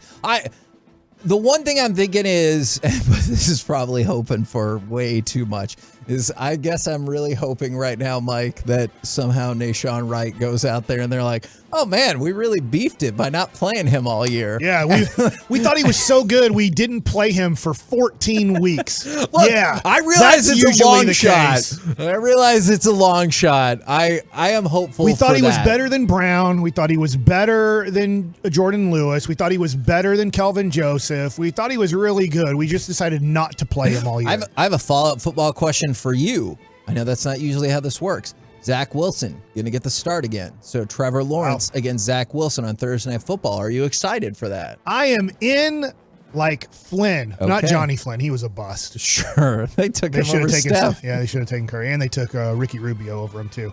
You kind of led me into another question, but I'm going to stick with where I was going here. Kansas City Chiefs. I'm going to be specific about them. Are they elite? Are they great? Are they overrated? They just beat Houston in overtime. Right. Where do you see the Chiefs as we head close to the playoffs? I would say Super Bowl favorites. Wow, okay. But So I do not believe that they're overrated. I know, obviously, that was a tough game. When you have the best player in the league, it's tough for me to say that. But I don't think they're elite, which I don't know if this is where we're going with this. I don't know if I think there is an elite team in the NFL this year. Where I'm going. You read is there an elite team was the next question. Which I'm sure is going to irritate Philadelphia Eagles fans, which I totally understand. They're 13-1. I guess I just have the perception that they're not elite either, which could just be Cowboys' hatred for the Eagles. Do you like it? I agree with you that I think Kansas City's good, but I can see them losing to a lot of teams in the playoffs. I think Philadelphia is good. I think that they're going to make it to the NFC Championship game because of how bad a lot of teams are in the NFC that are going to make the playoffs. But that being said, I don't feel like we have a team that I think is great. I think Buffalo's good. I think Kansas City's good. I think Cincinnati's good. I think Philadelphia's good. I think 49ers are good. It's going to be interesting with a rookie quarterback come playoff time if they can pull it off, because nobody has figured out how to do that. But do you like the NFL when it's like this, or do you like the NFL when you head into the playoffs and there is some elite team or a couple of elite teams? I'm gonna pick up where our conversation was before the show. I like it when there's elite teams and you have a chance to see a magical Super Bowl. Like, you remember the lead up to, it looked like it was going to be 49ers and Bills, but when it ended up being Cowboys and Bills, it felt like those were two great teams both years. I remember going back to the 98 season where it looked like Minnesota and Denver was inevitable in the Super Bowl, and then stupid Atlanta messed it all up, and that was a whole different thing. I like it when there are these two towering powers on either side, and you're like, I think this team's going to get through. I think this team's going to get through. And a lot of people might have felt that way about Philly for most of the season, but it's bounced all around between Buffalo, Kansas City. Now some people think Cincinnati. So I think the ebbs and flows lead me to believe there's not a great team. I like it better when there's just flat out greatness ready to play one another. All right, next question. How about this? This isn't so much a question as a statement I want you to work off of. Okay. Right now, if the playoffs started, in the AFC, here are your quarterbacks battling it out to make the Super Bowl. Oh, dear. Josh Allen, Pat Mahomes, Joe Burrow, Tennessee. They suck. Oh, poor Tannehill. But it could end up being Trevor Lawrence. Yeah. Okay. Lamar Jackson, Tua T, and Justin Herbert. Those are awesome quarterbacks. You would argue 6 of the 7 are what? 6 of the best 8 quarterbacks in the league, maybe 9. Ready for the NFC quarterbacks in the playoffs? Jalen Hurts, Kirk Cousins, Brock Purdy, Tom Brady, Dak Prescott, Daniel Jones, and Taylor Heineke. Like, there's a major difference in quarterback ranking when you just start going, here are the quarterbacks that are going to be in the AFC playoffs, and here are the quarterbacks in the NFC playoffs. Yeah. It's ugly. Which gives the Cowboys a chance. Okay, exactly. And isn't that why people think the NFC is so open? It's interesting. That's why both people think the conferences are open. The AFC is open because there's so many great quarterbacks. Like Allen, Mahomes, Joey Burrow is most of the year. Aren't those 3 of the top 4 quarterbacks like in our quarterback power rankings along with Jalen Hurts? And I think that's why a lot of people think the AFC is open. And the NFC is open because they're like, yeah, Hurts has moved his way into MVP conversation. I know, or not conversation, favorite. But I know a lot of people still have questions about him, and it's Dudsville across the NFC landscape. Though I kind of am curious about Brock Purdy. I know it's never happened, but I would love to see, assuming the Cowboys now, are out. I can throw Jared Goff in there. He's not in the playoffs yet, but if he knocks out Daniel Jones and Taylor Heineke, I don't know if that makes the list that much better. I get it might make it a little bit better if you like Goff over those he's guys. Been playing well but this still, year. The 3 guys in the wild card right now in the AFC are Lamar Jackson, Tua T, and Justin Herbert. Yeah. Those are your wild card quarterbacks. You're not taking Heineke and Jones over those guys. You mentioned MVP situation. Yes. Jalen Hurts, not playing on Christmas Eve. I thought this would be his MVP game. By the way, just real quick, and it could be gamesmanship. I know Vegas usually knows best, but Nick Sirianni did say He's like, I'm not ruling him out just yet. I'll bet Nick Sirianni $50,000 he isn't playing right now. Okay. And he gets to make he kind of gets to make the choice. Vegas has spoke. Yeah. It would be off the board if there was a question. He ain't playing. Yeah. Nick, take your, thumb out of your rear end. Oh my gosh. And I won't say the rest I was going to say. I don't really like him that much. Yes. He's a D-wad. Man, I felt like you went Jerry Jones right there where you're like, I'm not going to say. I was going to tell him where to take the thumb and then where to put it after taking it out of his butt. Appreciate that you didn't, but you still kind of did. Yeah. Jalen Hurts. Okay. What do you think his MVP chances are now that he's not going to play on Christmas Eve? Not great. So they flipped incrementally, and this is why I start to wonder if he's going to be out for multiple games, is because he went from a minus 150, and we like to reset this for people sometime. Minus 150 means you have to bet $150 to win $100. So if it's ever a minus, that's the amount of money you have to bet to get $100. And then he went from a minus 150 to a plus 150. So you bet 100 to get 150. Those odds have continued to change all day. Patrick Mahomes is now a minus 375 to win MVP. And you know who's second? It ain't Jalen Hurts. Josh Allen is 5-1. Jalen Hurts 5.5-1, and Joe Burrow 7-1. So what you've seen is not only did Jalen Hurts, and I know they were close at the top of the ticket, is not only has Jalen Hurts fallen, he's not even second anymore. And I saw some places where he's in the mix where he's tied with Joe Burrow. That's great. So that seems to insinuate that people not only are sure he will miss this game, but that maybe he would miss either another game or maybe they wouldn't need to play him. That's awesome. The only thing I want out of this NFL season is Jalen Hurts not to win the MVP and for the Eagles not to win the Super Bowl. Okay, I get the Eagles not winning the Super Bowl. Why Jalen Hurts not winning the MVP? Because you've come around and said, look, he's gotten a lot better this year. He is way better than I ever thought and a good quarterback. And I get if you want to just take this year, man, he might be a top 5 quarterback in the NFL. But I don't want to build. Right. If Jay. Right now, they did an unbelievable job of building around him. But if I switched teams, if I said Jalen Hurts is on the LA Chargers right now, I don't think the LA Chargers are 13-1. If I put him on the Bengals, I don't think the Bengals are 13-1. If I put him on, I know this is the guy he competed with in college, and maybe it would be about the same. If I put Tua T on the Eagles, how worse would they be? Because I think there might be a little bit because of injury and he doesn't run as much, so it's a little bit different game. But 12-2, yeah. So I just look at, and I think Hurts is good, dude. I'm trying to make sure that people don't think I'm doing something like you just hate him or you know, whatever they say about me. But I'm just like, I think he's really good. I think he might be a top 5 quarterback in the game this year, but I still won't rate him as like, yeah, this is a franchise-changing Hall of Fame type quarterback. I think he's having a great year and could have a good career. It'll be interesting when you have to pay him $45 million a year, what you can keep around him and what he can do. I think that is part of me why I want to see him win MVP is because I want them to go all in and then be kind of stuck with, yeah, your quarterback's good. I think they are going to go all in on him. And I totally get why you would and why you should. But I don't know if he's going to end up doing everything they think he can do. I think you could run into a little bit of a Russell Wilson situation where after Seattle had to give him all the money, yes, they made the playoffs. But it started to then they would lose every yeah. year in the playoffs because like we don't have enough around him because he can't really carry a team like Mahomes can. All right.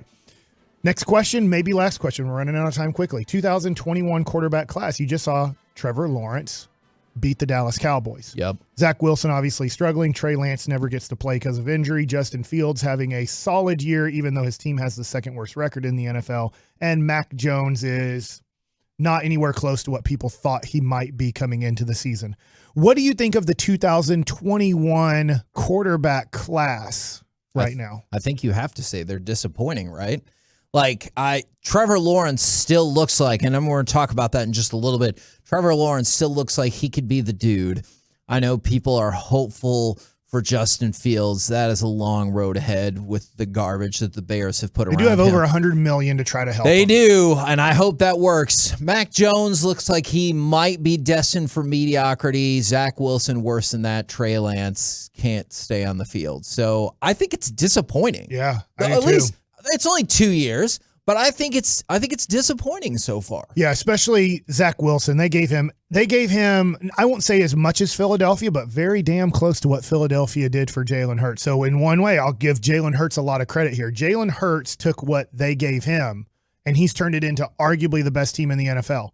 I know that Zach Wilson's a little bit younger, but not by much. Yeah. And he hasn't come anywhere close to taking all of the assets and weapons and everything. so far. Right. So I didn't get to my Seattle question, but I can always hold it. Oh, let's mark that. We're the KNC Masterpiece right here on 105.3 The Fan.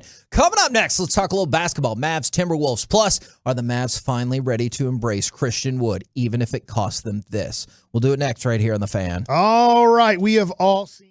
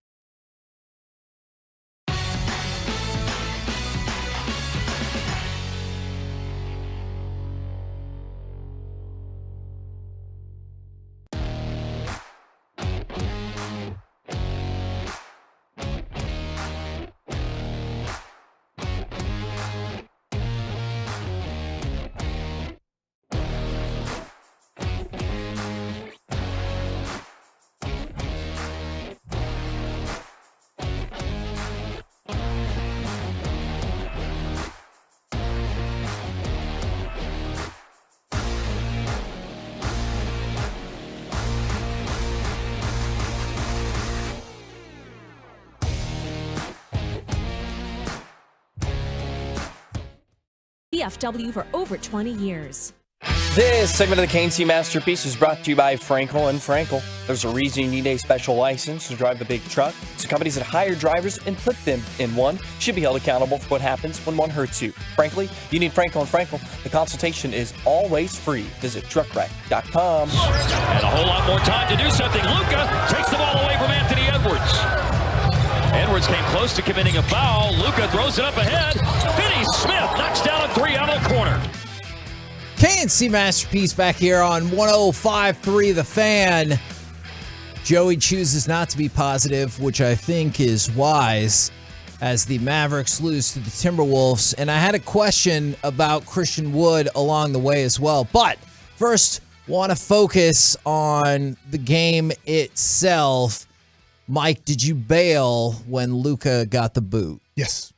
Didn't watch a second after. If the game was like super tight at that point, okay. Yes. Like I was flipping back and forth. The Duncanville championship game was on at the same time the Cleveland-Dallas game was on. That one went to overtime.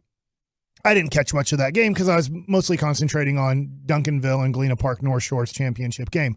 But yesterday, I found myself even in the second quarter going, this is boring. This isn't fun to watch. It's boring basketball. And then the third quarter wasn't really getting any better. Yes, the Mavs were making some shots, but then Minnesota would just match and make every shot that the Mavs would make. And I'm just like, this just is boring. Then Luka got thrown out. I'm like, I'm done. I don't need to watch another second of this. They're getting blown out already, and it never gets better with Luka out. Yeah, and I think that remains the most concerning thing about this team is the plan B isn't working out as well as we had hoped. But does Christian Wood starting mean that we're going to start trusting him a little bit more?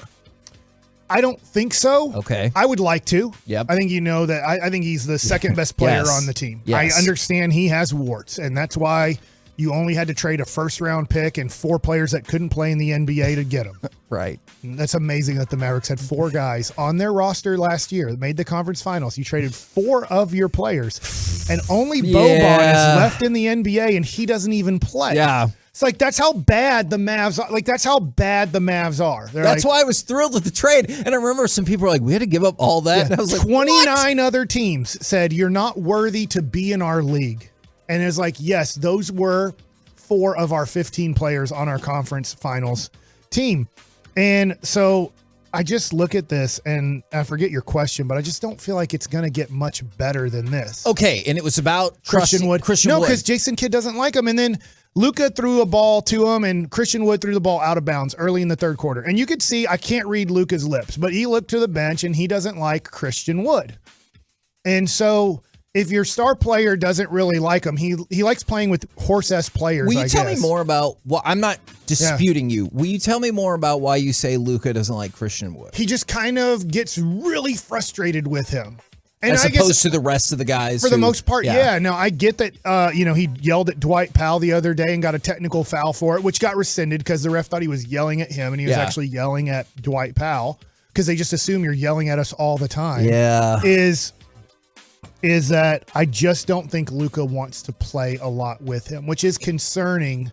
Honestly, I love Luka. He's a top 5 talent in this league, arguably top 5 player, but I'm just wondering what are the right pieces around him, because he doesn't want to play fast. I mean, the whole game, he refuses. Yeah. At this point, I'm going to give up on that. Hey, it's not him, it's the players around him. And I get it.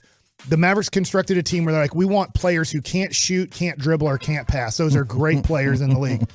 But the easiest way to score in the NBA is off of transition. You get a rebound, you outlet, you go. When you watch other basketball games on ESPN or TNT, you will see a great NBA pace. That's why I love the NBA. The pace of the game is so much better than college. In college, which I do know you love that sport. I understand I get your point. But you have to look to the bench. Yeah. Hey, Coach K, what are you calling? I get How it. are we setting it up? And so the game has to stop a lot of times in college for the players to look at the bench and for the coach to call the play that he wants called. And Luka completely stops the flow of basketball every time. And I get it. It's the way he plays. And when you're winning, and if you want to win 55, 60 games that way, it's like I can put up with it. It's not the most fun. I talked about it last year. Even as the Mavs were on a run, I was like, it's not the most entertaining style of basketball. Golden State, other teams play much more entertaining styles of basketball. But if you're winning, you're winning. But when you're not winning, you're like, this is boring. And Luka's the one leading the boredom at times. Now, I was reading an article. It's a few days old, but there was one particular line that stood out to me. This is a Tim Cato article in The Athletic, why the Mavericks must seriously examine the present with the future. Here's what it said about Christian Wood. And it got me to thinking more and more about your thoughts about Jason Kidd on Christian Wood, and if these are more organizationally driven thoughts about Christian Wood. For Christian Wood, it said, because it gave a breakdown of like every single player, present and future. There's a difficult dilemma between his and Wood and his agency's desire for him to be the team's second option and subsequently be paid like one, because he's in a contract year, and the team's belief that he's better as a third or fourth scorer. Now, the reason why that's concerning to me is I get it. Big picture, like going forward, someday you add more talent and Christian Wood's your third or fourth best player. Like, rock on. That makes 100% sense to me. But it feels like there's a power struggle right now for that to be the case. When Christian Wood is obviously could obviously be your second best player if he was given the same leeway. So what I'm curious about, but they're like, well, we don't really want to pay him like a second player. And I'm like, okay, then why did we even make this deal? That's the thing I go back to time and again. If we weren't going to embrace that potential, which I wonder if we're going to do it now, and here's why. And this could be, I could be off base on this, but you go back, like, look at the last 3 games. At the end of the third quarter, obviously the Mavs are crushing the Blazers. Is by the end of the third quarter, Christian Wood, 29 points, 10 rebounds. Then the next night, the scheduled loss, it looked like, I know it was, but it almost was not. Christian Wood, 26 points, 14 rebounds. And now in a more full strength game, he gets the start. And I know it tapered off in the second half, but at halftime, he already had 9 rebounds. Right. I wonder if the Mavs are leaning into this, or at least going to give him a shot and let him sink or swim on his own. Because I saw the stat is the plus minus with Christian Wood, and I think some people's frustration is he does not get that opportunity earlier in the games where that plus minus would have more of an impact. I'm with you. And he plays much better off of Luka. I mean, that's every stat says you put him out there and you go, hey, Luka, you take a rest. Christian Wood, you do your thing. He does. He's okay at ball handling, but kind of Porzingis-like. Like, you do not really want him after 2 dribbles dribbling anymore, because the more he dribbles, the more likelihood he's going to get it stolen. And you see that a lot. People rip him a lot when he tries to do too much. And so he kind of needs Luka to set him up. Now, at the same time, I don't know if you watched a lot of last night or not. And like I said, with 2 minutes to go in the third quarter, I turned it off. I'm like, I'm not watching this crap anymore. He gets confused on, you just want me to stand here and do nothing? And it's like, yes, this is our whole offense. We only have 5 players on the court, and 4 of you are supposed to stand there and watch Luka do whatever he wants to do and be ready to catch and shoot. And honestly, now I'm going to ask you a question. Okay. Do you feel most confident when Christian Wood catches a 3-point shot open out of all the players on the Mavs, or is there somebody else when they catch it you feel more confident about them making it? I think there will come a time, or at least I pray to the sports gods, there'll come a time where Bullock will jump up on that list, but that sure as hell ain't right now. Yeah. So I think it would probably be Christian Wood across the board. Now, obviously, if you caught me on a certain night, I'm going to say Tim Hardaway Jr. Right. But like across the board, probably that. Though Dinwiddie flashes here and there as well. And I still think he's played well this year, but I guess I'll probably go with Christian Wood. Yeah, and I just think right now our offense needs to be totally revamped. First of all, get easy buckets. And maybe we can't. That's a good question to ask, and I know they won't answer it because then you say we suck at putting together a team. Are you guys intentionally not pushing the ball because you're not talented enough to do it, because you know that Dorian Finney-Smith can't dribble pass? Yeah. Reggie Bullock can't dribble or pass a basketball. Like, you have too many people on the court who can't dribble and pass a basketball. So why is Luka going to get a rebound or outlet it to Luka? And Jason Kidd was unbelievable at this. So you would think Jason Kidd would want to play faster because of the way he played basketball. And if you weren't alive for his first 3 years in Dallas as a rookie, he shot worse than Dwight Powell from the outside. I mean, he couldn't shoot a ball to save his life. Right.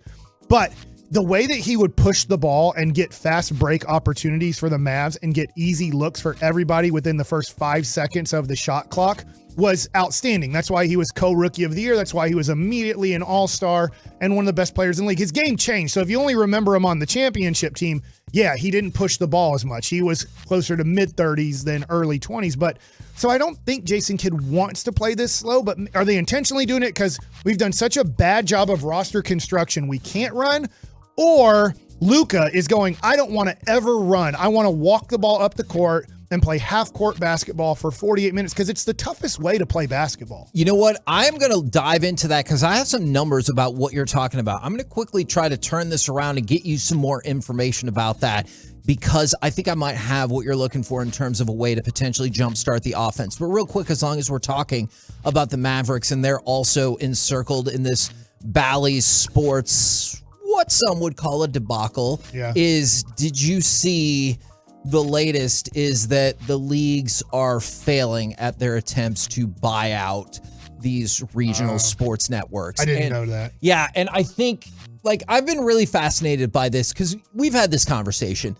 You can switch to DirecTV. You can go with the Bally's app, which I know infuriates a lot of people. I believe maybe, is it Dish or Spectrum? Might have Bally's as well. But for a whole lot of our... I have DirecTV only because of this. Exactly. But a whole lot of our audience has been kept out because of this, or they haven't wanted to change, or whatever the reason is. So the New York Post had talked about this a couple months ago, is that the MLB, the NBA, and the NHL were trying to orchestrate a buyout of those regional sports networks. Because then, whether you direct them to the network, you direct them to your own streaming platforms, whatever the case might be. Well, yeah, on Sunday, the Post said that those talks are now faltering after the latest earnings call, that the opportunity to buy these and hopefully make them more accessible, because the leagues know what the problem is, right? They're like, we hear you. You can't see our product.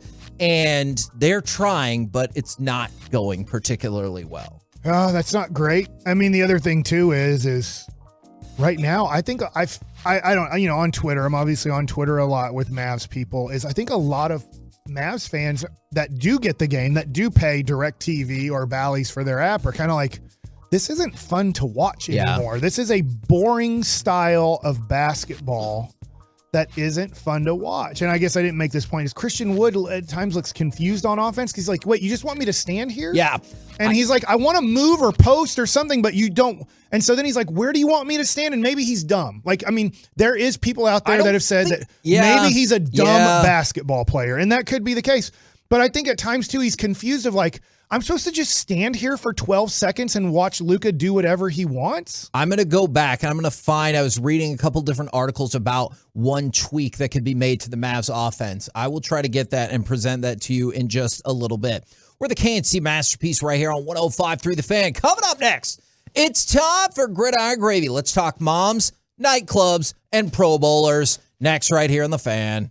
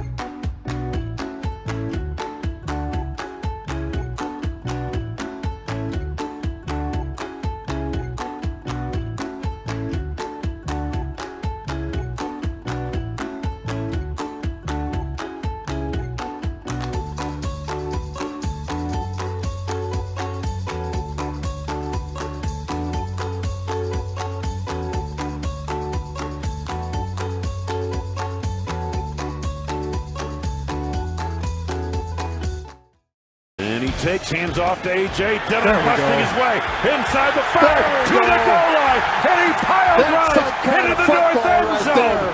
A.J. Dillon on an 8-yard touchdown blast. KNC Masterpiece back here on 105.3 The Fan. Question for everybody, 877-881-1053.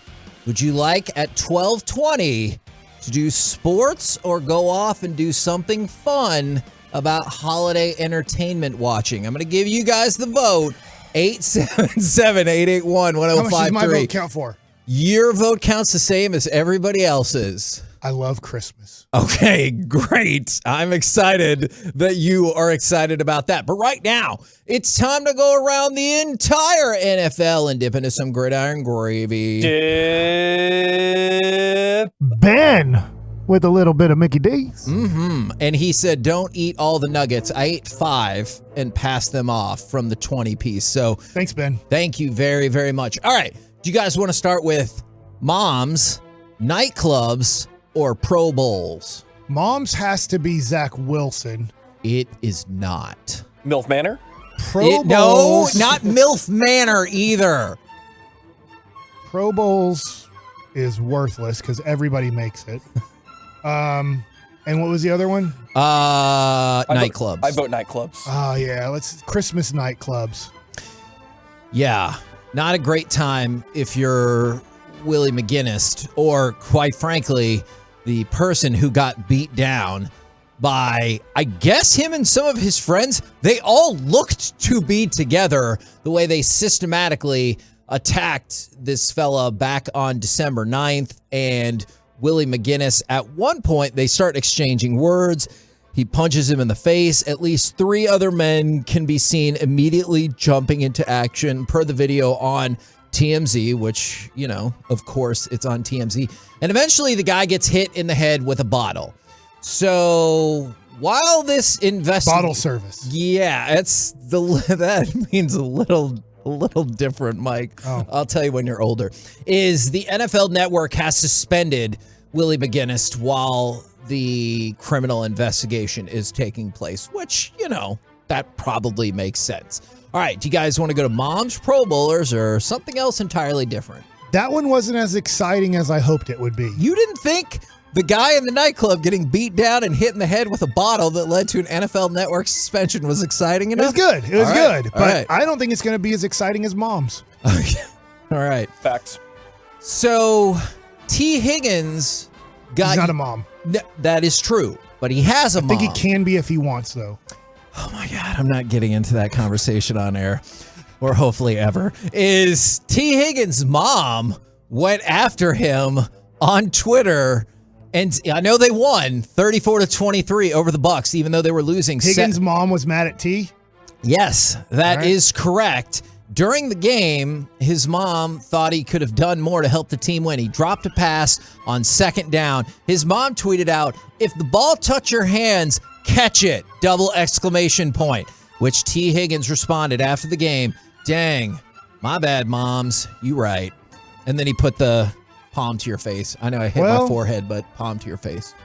I've always been told if you can touch the ball, you should catch the ball, but I don't feel like that's accurate. Okay. I feel like if it touches your fingertips, that doesn't mean you can catch the ball. But at the risk of ending up on Masterpiece of the Week, how much of the ball do you have to be touching to be able to, you have to catch it? I think if it's I don't touching, think you should take that out of context. I think if it's touching all of your fingers, then you should be able to catch the ball. Now, his mom did follow up, but you balled out, son. I'm super proud of you. Love you, kid. Which is lovely. But his mom is going to motivate him to greatness, and maybe the Bengals even more so. I'll tell you what, man, the Bengals, thank God we played them in week 2. You know, now maybe not thank God that you played the Jacksonville Jaguars in week 14 or whatever it was, right? Because if you play Jacksonville in week 2, you probably beat them with Cooper Rush. You play Cincinnati right now, and you're probably losing to Cincinnati, but you play them when you play them. And Cincinnati, I really think that they have a 25% chance of making it to the Super Bowl. Okay. All right. From the 972, well, this is hurtful. I vote that Kevin turns off his mic. Well, that wasn't one of the options. Better luck for you next time. All right. Apple has reportedly backed out of the NFL Sunday ticket negotiations. And the reason being is that they got into a dispute with the NFL about how that package would be distributed. They wanted to just include it as part of Apple TV's service. All right. And the NFL's like, no deal. Which is weird because you would think the NFL would just be like, if you're paying us the most money, don't really care. But apparently that would agitate their network partners, is you're making it too easy for people to be able to see this. So the NFL wants a lot of money, but they also want you to make it a little bit more difficult for you to be able to watch these games. So Apple is out, and now it's down to Amazon and Google. So Amazon would use it for the purposes of their Prime Video service, and the thought is that Google will use it for its YouTube TV. So those are the two services that it looks like it's down to in terms of Sunday Ticket now that it is leaving DirecTV. It's so interesting where we're at in the world of television. You mentioned last segment Bally Sports and how MLB, NBA, and NHL are all upset with Bally Sports. Right. And now you're talking about the NFL getting a little bit controlling, and I don't care if you give us the most money, we're still going to dictate how they get the product. Yeah. I just don't know. Look, the NFL is always going to be the most popular sport in our lifetime. I just don't think even 30, 40 years from now it's going to change, that it's going to be the most popular sport in America.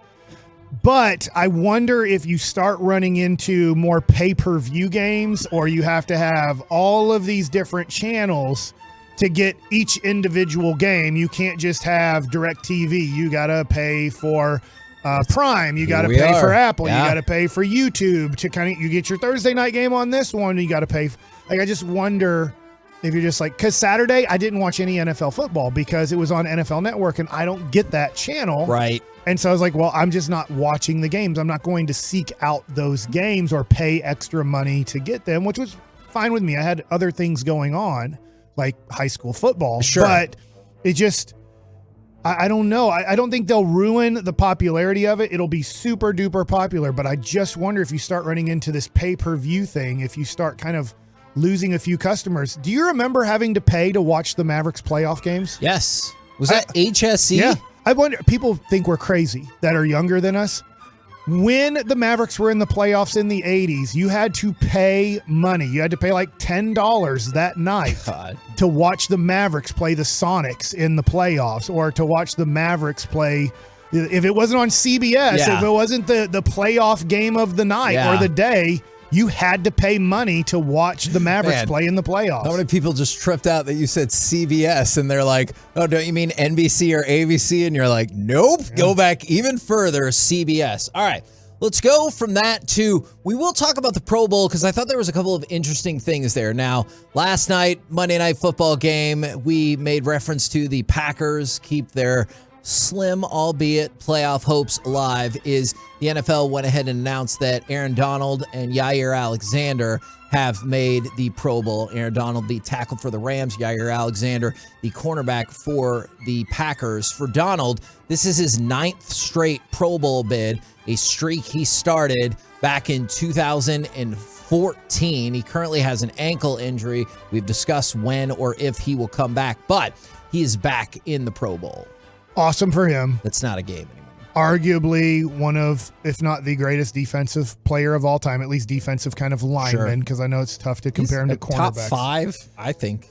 I'm going to go a little bit off the beaten path and ask a football question to you. Oh. Is Micah Parsons going to lose Defensive Player of the Year? Now, I am glad that you brought that up. Believe it or not, I have an answer prepared. I was wondering as the Cowboys' defense is faltering. I have an answer prepared for that. For the first time in a while, I think it's been 6 weeks, maybe 7, the Defensive Player of the Year odds have switched. Now it is Nick Bosa who is leading the way. Now, it is still exceedingly tight. I think Micah Parsons is a plus 115, so really close to even, and Nick Bosa is a minus 150.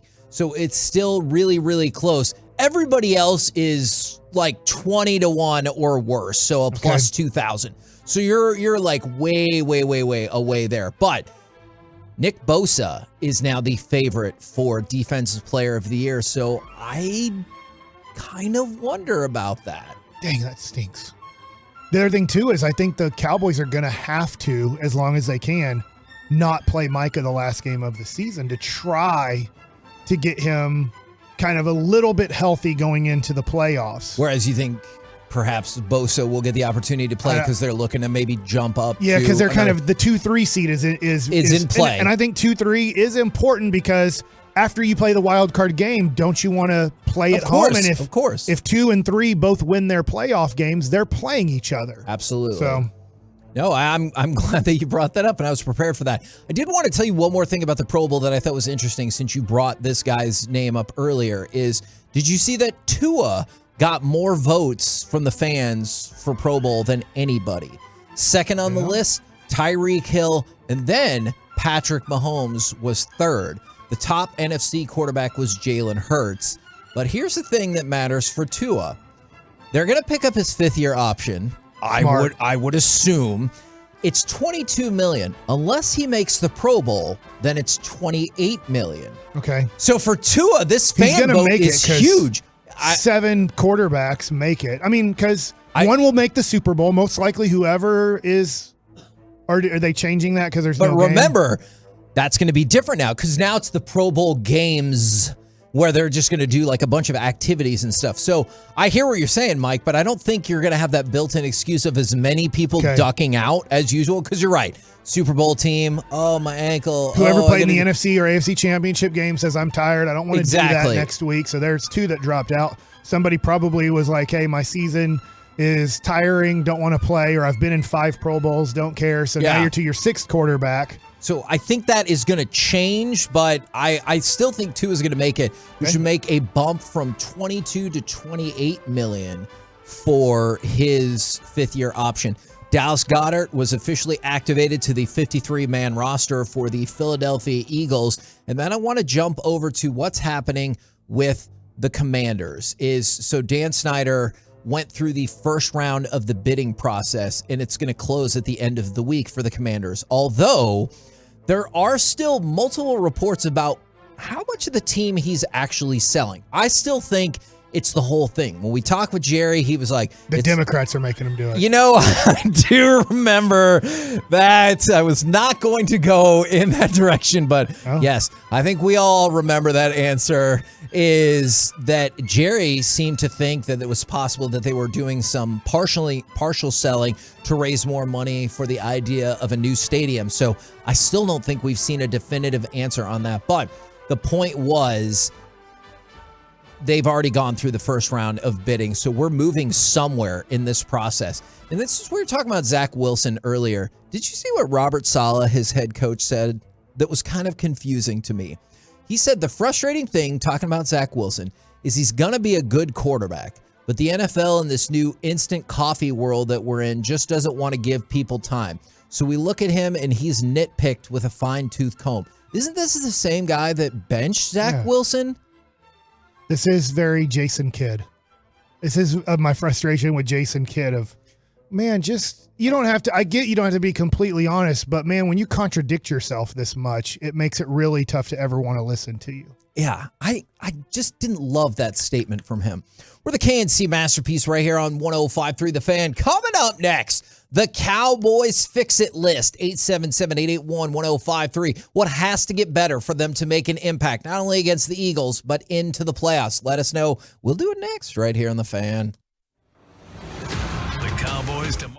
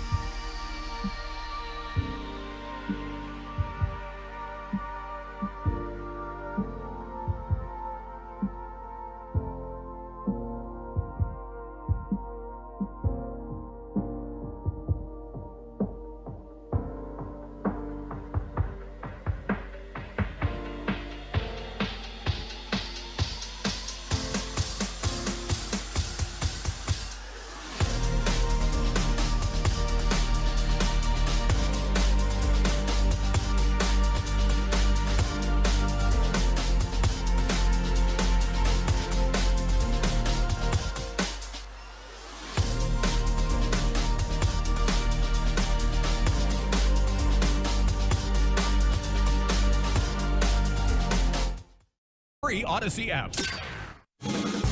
Live from the Classic Chevrolet Studios, it's the KNC Masterpiece on 105.3 The Fan. KNC Masterpiece right here on 105.3 The Fan. The people have spoken. At 12:20, we will do something a little bit more fun.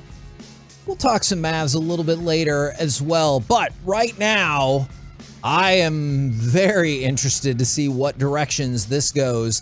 The Cowboys fix-it list. What has to get better for them to make an impact, not only against the Eagles, though some of the shine has been taken off that game, of course, but in the playoffs. And I get it.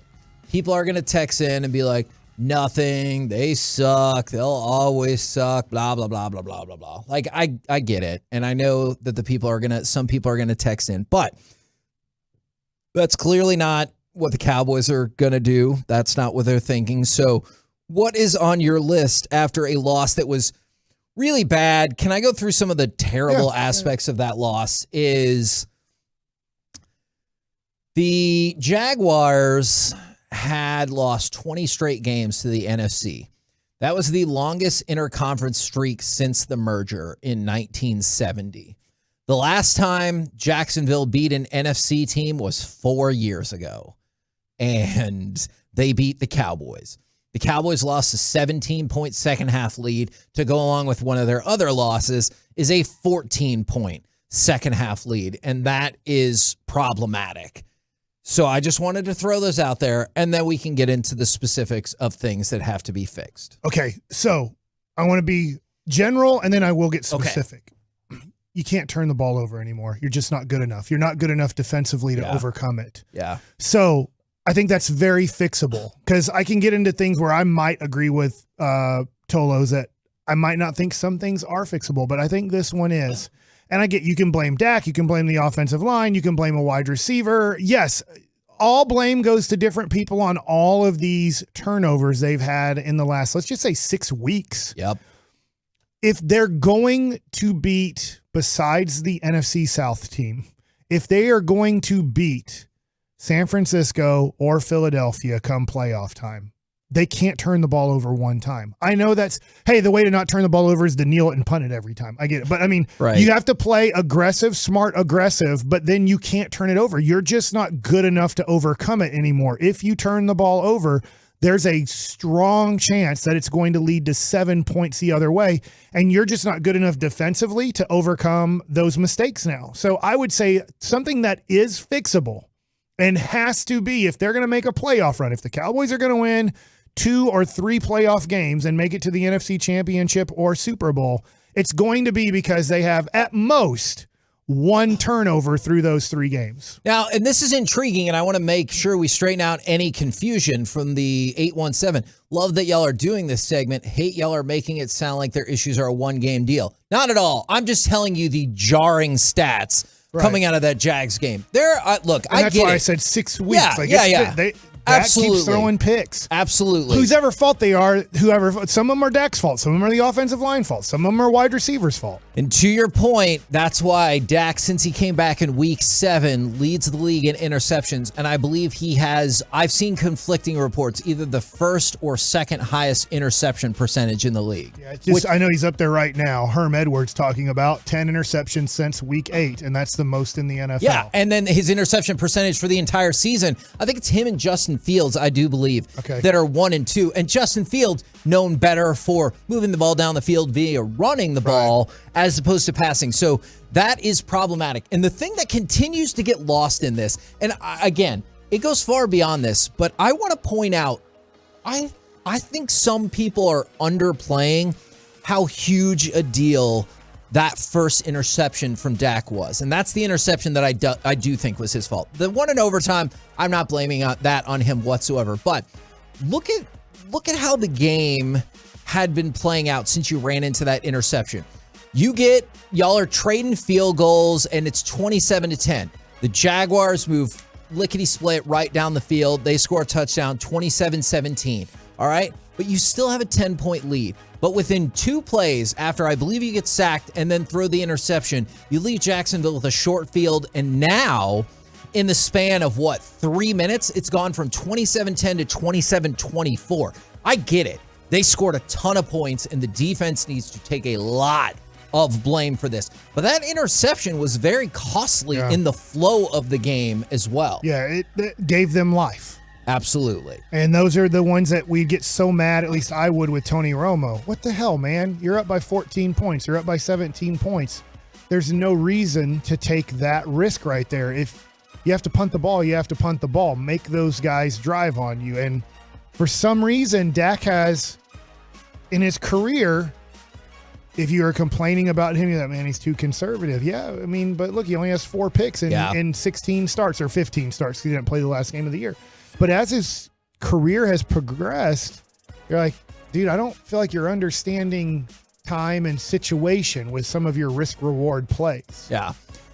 And to go along with that, I just wanted to throw out one more offensive thing before I get to some of the defensive stuff, because there's a lot.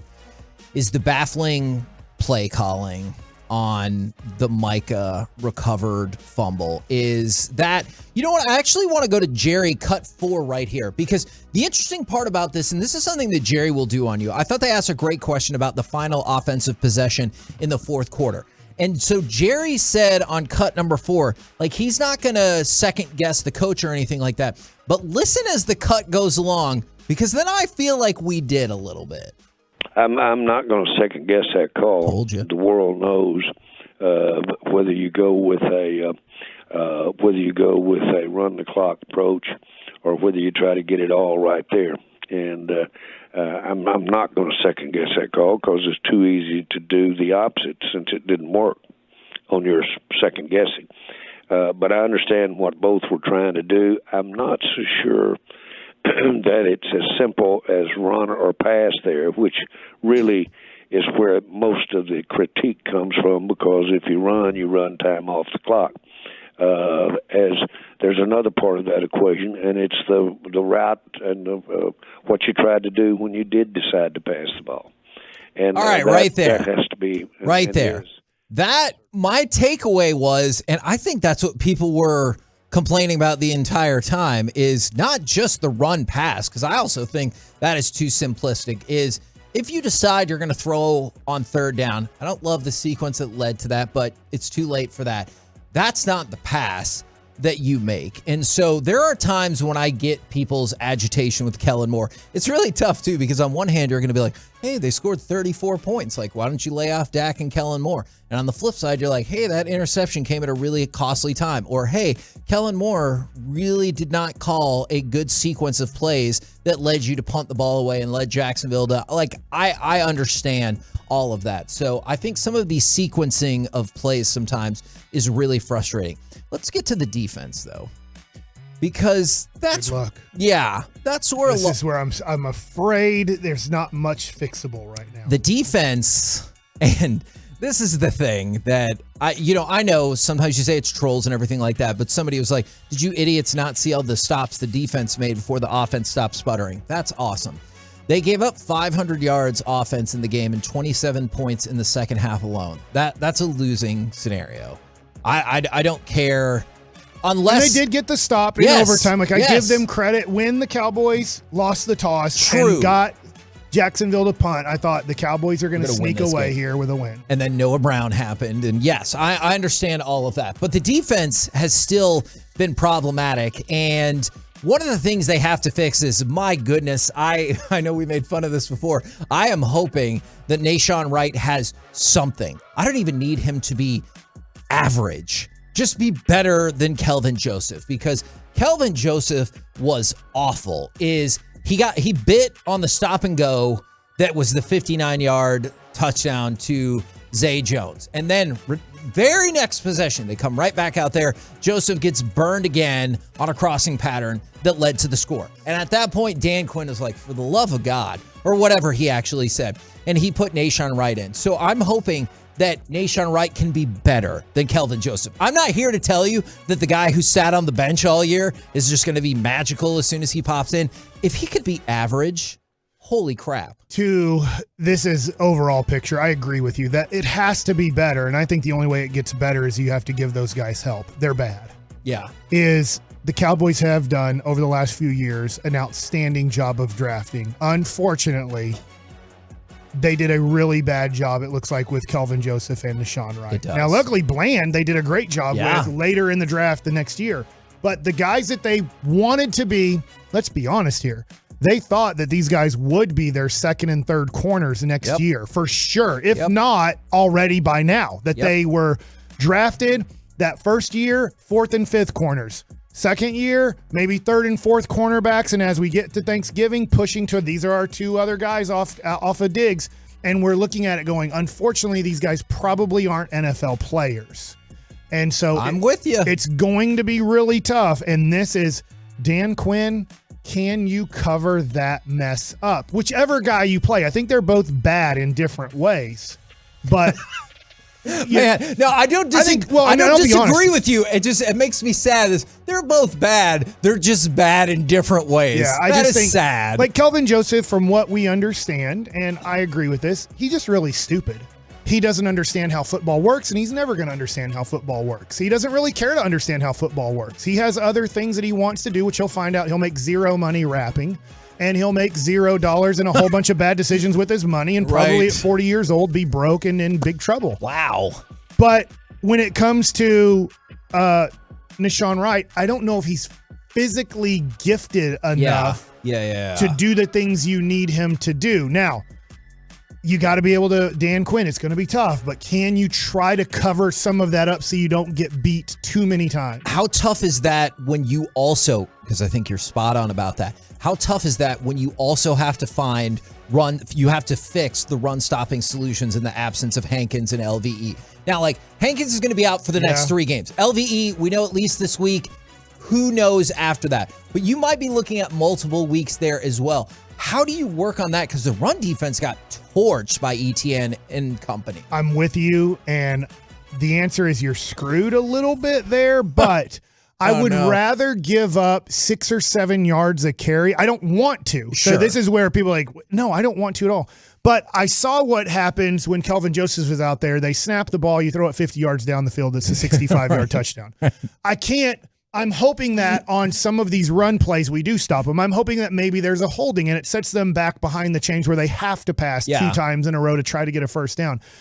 Most likely, we didn't see Travis Etienne, and it can happen, rush for a 60-yard gain or have a big run for a touchdown where you're like, we have to stop this because now they're getting huge plays. They are getting first downs from it. But it doesn't hurt you as quickly, right. At least. And I'm thinking that there's maybe a way where the other team messes up on a running play. We've seen the Cowboys do it. We're like, we're running, we're driving, we're doing this, and then holding 1st and 20. It makes it tough to then run the ball 3 times for 20 yards. Now, as you can probably imagine, I have another idea that I hope will help with that. From the 214 Cowboys Fix-It list, stop thinking Dak can pass us to the Super Bowl. That is an intriguing philosophy, especially given how effective the run game has been this year. If you look at Jacksonville and don't think it's been as effective there, one positive is I feel like they're going to move away from the rotation unless there are injuries with Tyron Smith and Jason Peters, because I think the numbers were Jason Peters, 3.8 yards per play on offense. Tyron Smith, when he's at right tackle,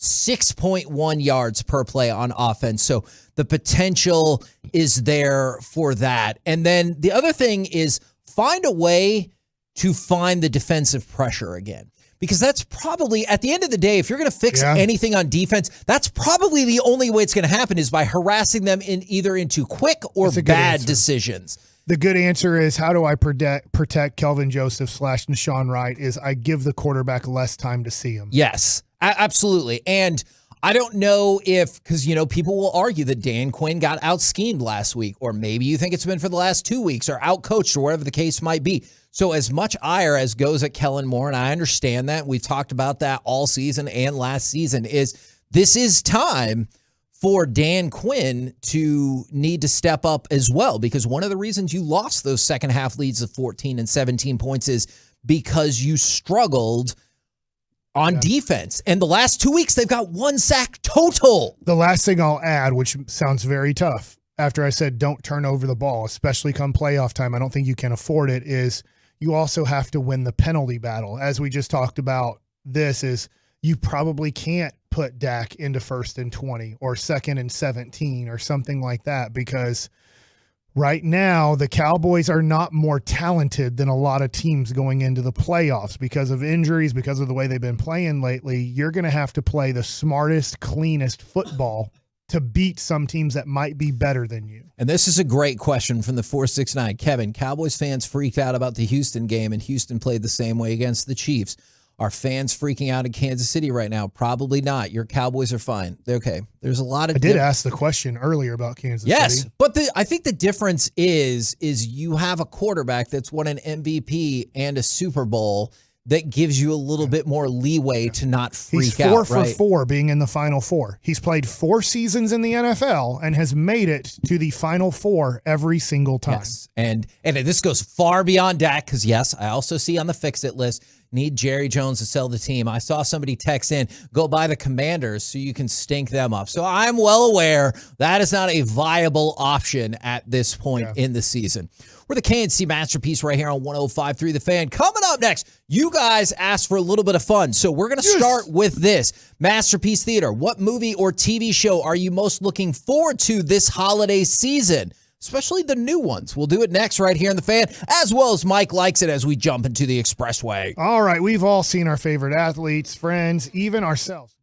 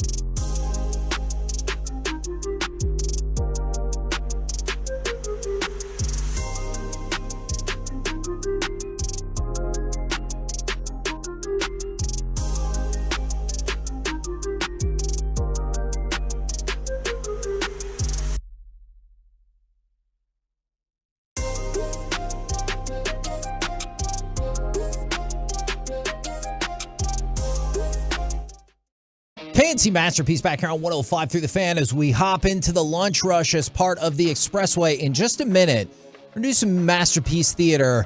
What new movie or TV show are you most looking forward to this holiday season? But before we get to any of that, I've got a couple other notes for you.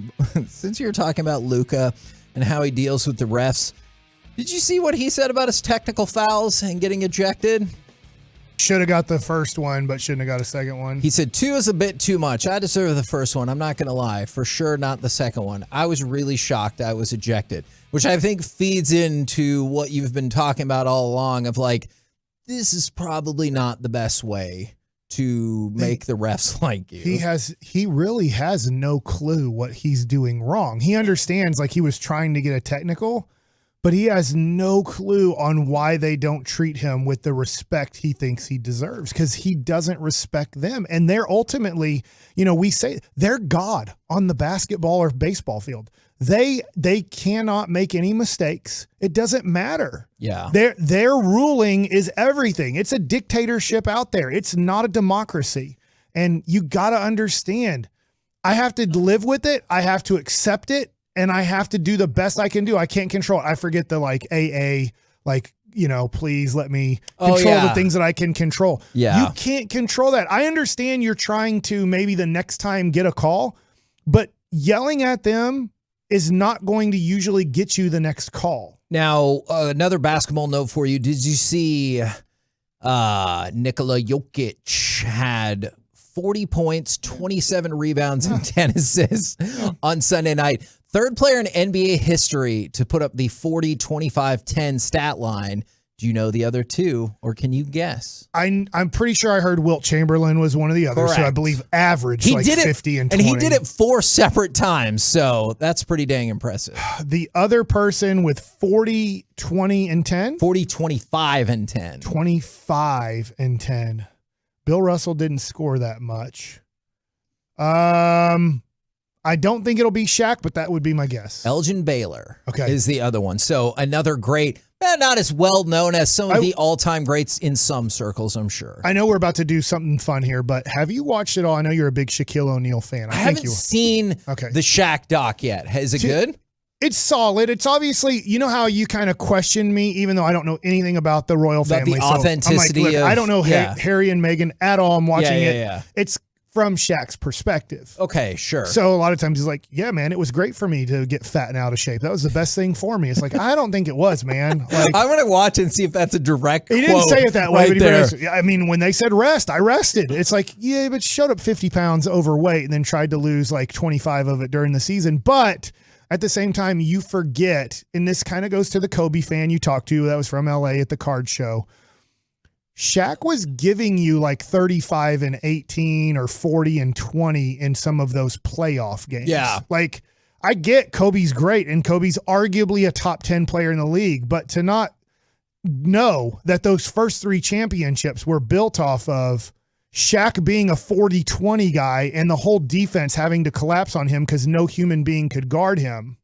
And then one more quick note for you before we get to a little bit of fun is Matthew Stafford jumped on, I believe, his wife's Instagram. And a lot of people are asking, are you retiring? And Matthew Stafford quickly was like, oh, no.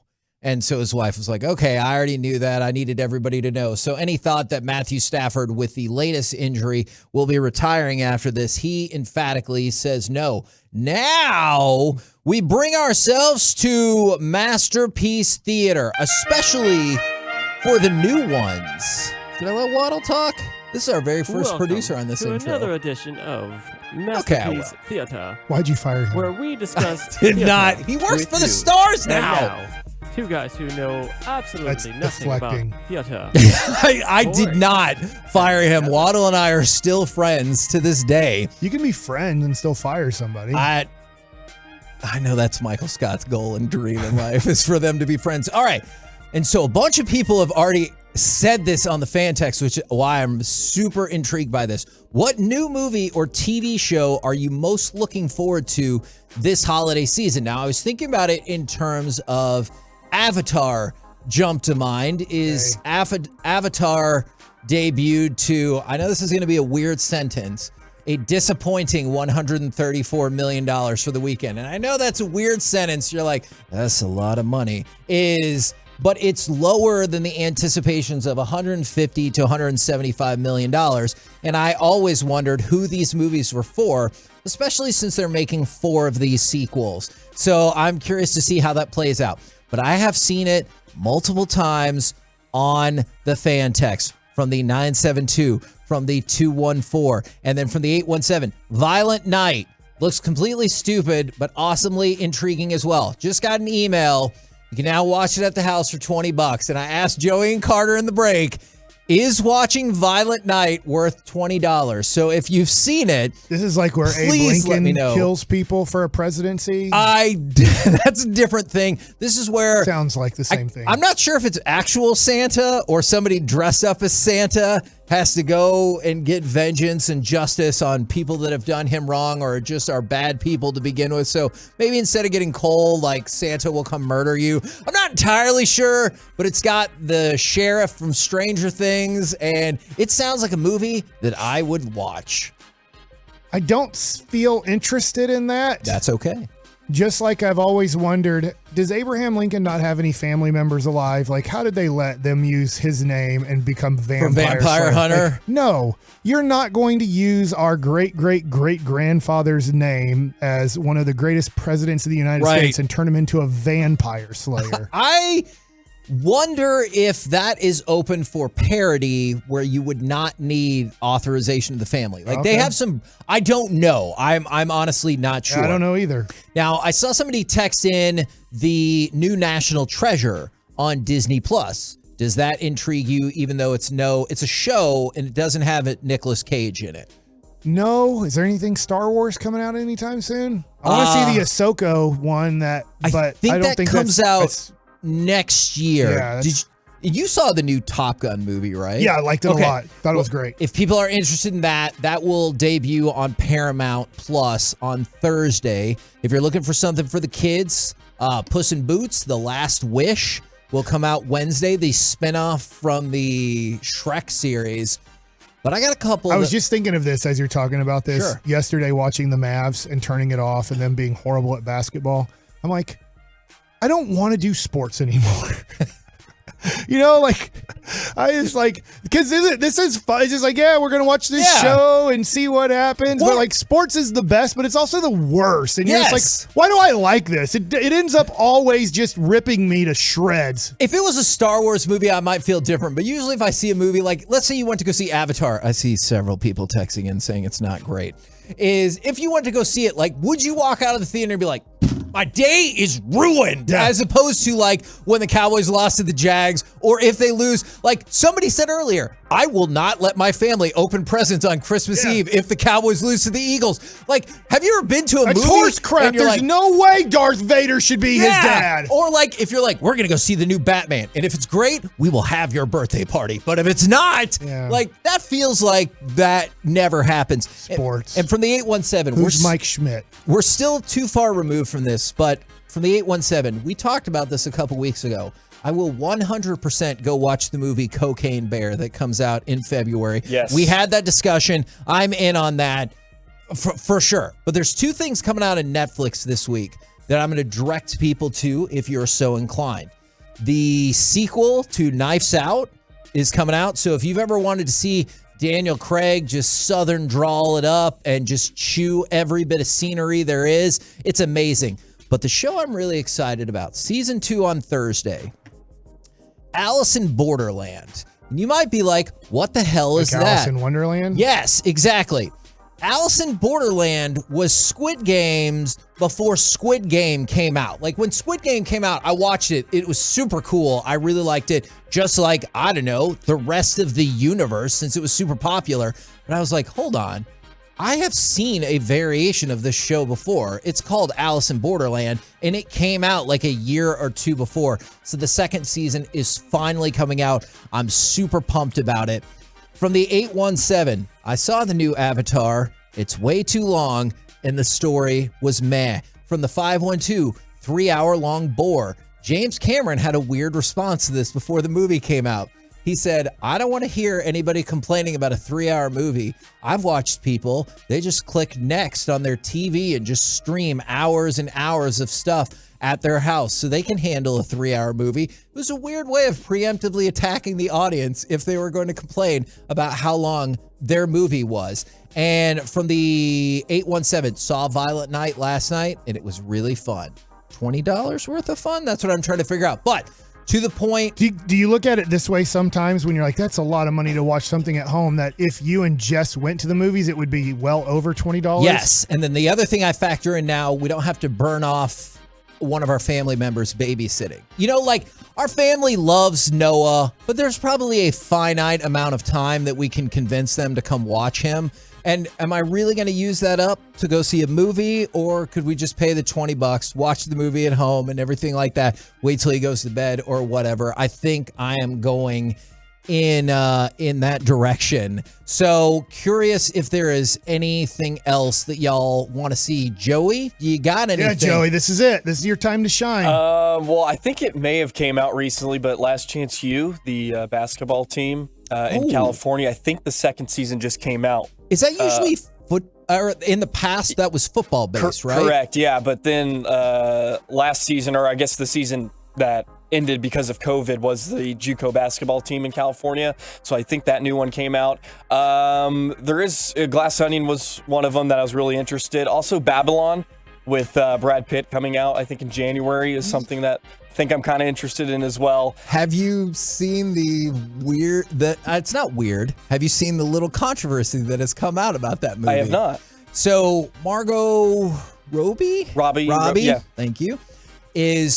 She said it was not in the original script for her to kiss Brad Pitt. But she said something to the effect like a couple months ago, but I figured this is my only chance to kiss Brad Pitt, so I said, let's go for it. And then a bunch of people have now come out and been like, that doesn't seem okay. And I feel like if the roles were reversed, that would be hugely problematic. So now she has come out, Brad Pitt has come out and been like, no, we talked about it with the director and stuff, and everything is totally fine. But yeah, I am intrigued by that as well. Oh my gosh. And from the 469, you can get Violent Night on Amazon for $6. Oh my gosh. I'm excited about that. Obviously. Then, yeah, I paid $6 for Slacks. All right. And Slacks the movie, not Slacks the Pants, and y'all have made fun of me for that very, very much. And then this is an older movie, but it just came out on Netflix. If you're just looking for something, 2 hours, turn your brain off, have fun, Bullet Train. Bullet Train is now on Netflix. I thought that movie was awesome. It's not going to win any awards or anything like that, but I thought it was phenomenal. HBO Max has a new Christmas Story movie. If you hated the first one, right? Yeah, if you need something to help you go to sleep at night, then go check out HBO Max. That will probably help out. I just don't like that movie. What's the drugs you make with NyQuil? What's that called? What? Like lean? Yeah, does it make you go to sleep? I think so. I think that's a side effect supposed to help you Okay. go to Do sleep. that. Okay. Instead of watching the movie, just do that. I feel like if those are the options, you should just fire up HBO Max, right? And not... All right, what other drugs can you make with Nope, that? nope, I don't What's think... that one? Is it not? It's not meth, is it? What are you doing right now? We are on the air, for the goodness sake. Well, you can't buy them at the store. Like, you have to go to, like, So to your the thought, counter. I just want to make sure your thought is, if you can't buy this at the store, that's unfair, and we need to find a it's not workaround unfair, to make but the drug. It's because they started cracking down on whatever they were making with it. So they're like, well, look, instead of this just being out on the counter, you have to go up to the salesperson and say, hey, I'd like some of this drug. No, don't.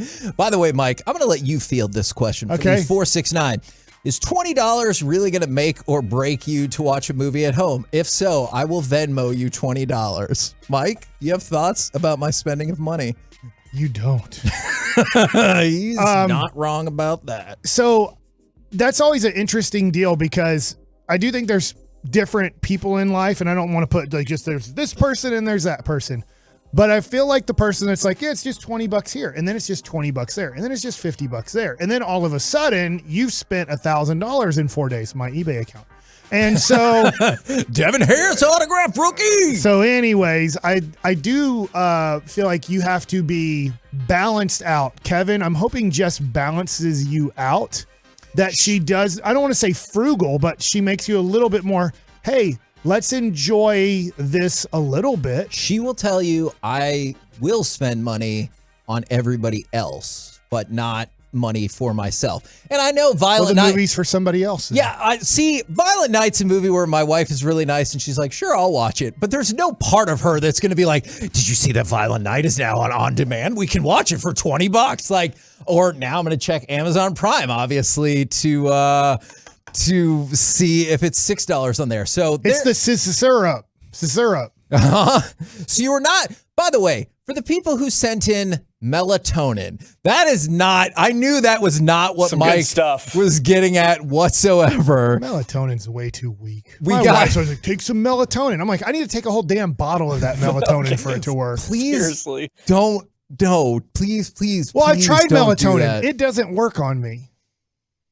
Okay, well, don't take more. We'll just try to find something safe and legal that will help you sleep. I will say that I probably hurt my kidneys a little bit, or I have unbelievable kidneys. You know, like your arm hurts. He's got the best kidneys. You don't want to tell your trainer that your arm hurts, because you don't want to get put on the DL back then, now the injured list. So you're like, well, I will just take 4 leave when I wake up. I'll just take 4 leave at lunch, and I will just take 4 leave before the game, and that will kill the pain. But I don't think that was best for my innards, but it did help out with the pain. But don't do that.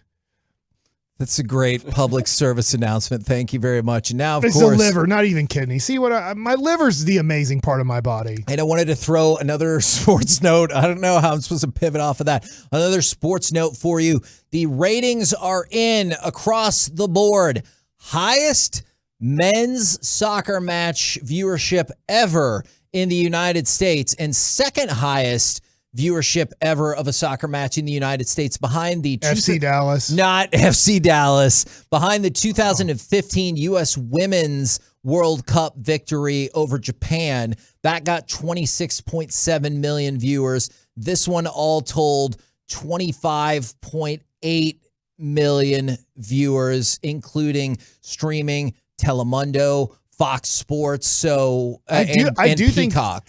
think it helped out that it was like pregame for football. Yeah, I I wonder about that. And then the fact that it was so exciting, the fact that it was at an accessible time. I know that 9 a.m. is not the easiest time, but it wasn't overnight or anything like that. And so big ratings coming in. I think some of it could have been for football. I certainly don't want to discount that, especially since it fell into the pregame window with the extra time in the PKs. We're the KNC Masterpiece right here on 105.3 The Fan. And now it's time for Mike Likes It. All right, let's talk about your son, Noah. Okay. Noah went to the doctor yesterday. He did. And there's a concern from your pediatrician. Oh, no. Dude, is this an off-air conversation that we now need to becoming have? on the air? Oh, my God. So Noah doesn't know his ABCs yet. And Joey, what is Kevin's goal with his child? Well, he wants him to be able to read, correct? I think so. And Sue's just worried that this could be happening in a few months. Mm-hmm. Why can't you read? You're 14 months. So he can't even come close to reading. He has trouble getting his pacifier back in his mouth. Everything is great with Noah, according to the pediatrician. Just a little bit nervous about making the reading part at 14 months. Just to show you how much of a creature of habit I am, is your wife said, we would like him, he naturally turns to his right.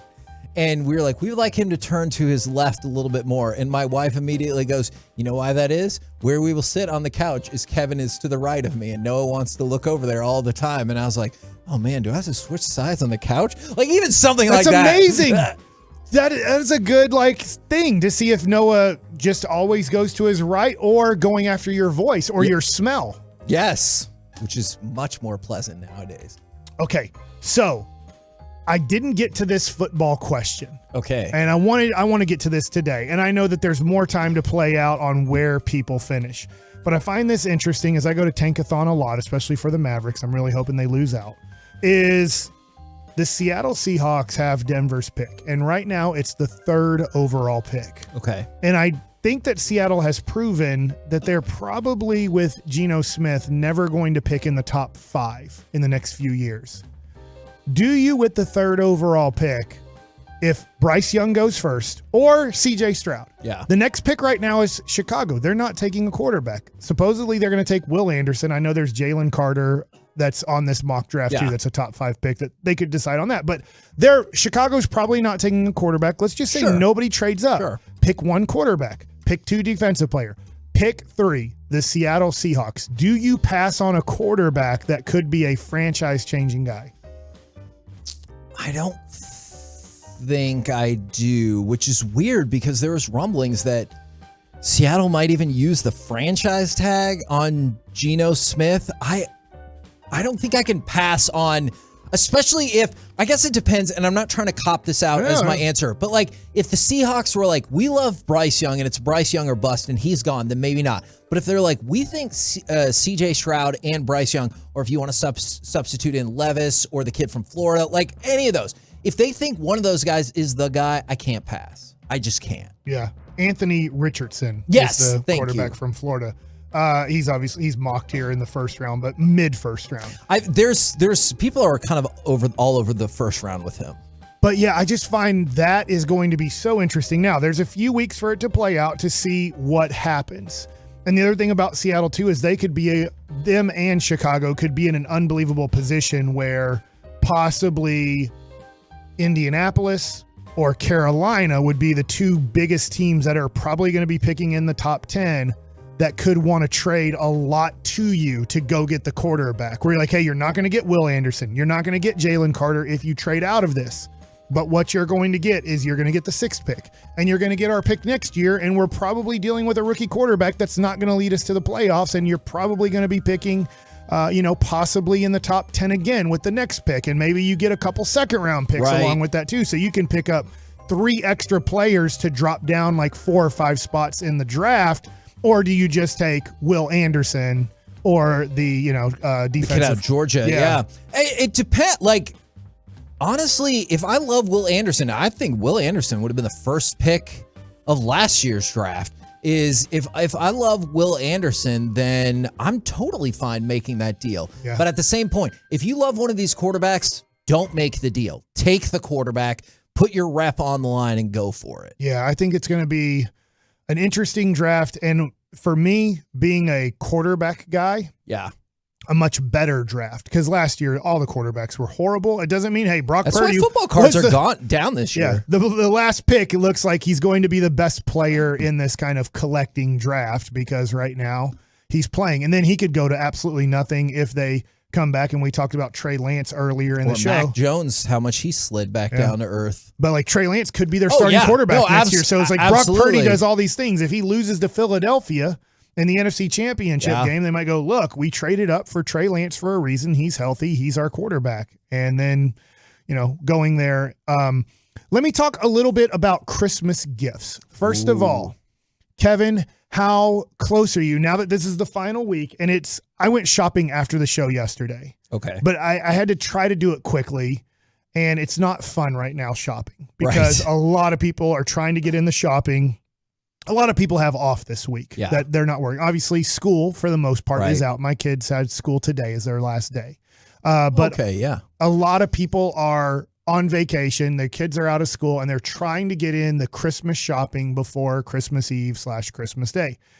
Do you have everything done Christmas-wise? Yes, and I've essentially been done for about a week and a half. Okay. Is I like to get everything knocked out early, which has been complicated because my wife's birthday is December 24th. Ooh. And so we've kind of had to do some stuff there. But I usually have I like to plan, because I'm a nerd, I usually have a pretty meticulous plan of how I want things to go. And luckily I'm able to get it all done. So everything is bought. Everything's been under the tree. There's a little bit here and there, or maybe a stocking thing or something like that, but it's mostly all done. Yeah, I get nervous around this time right now with about 3 days to go. Okay. That I'm just like, I know I'm forgetting something or somebody. And Sue's birthday is the 27th of December, which makes it very tough. Yeah. Our anniversary is the 15th of January. So, I mean, you just,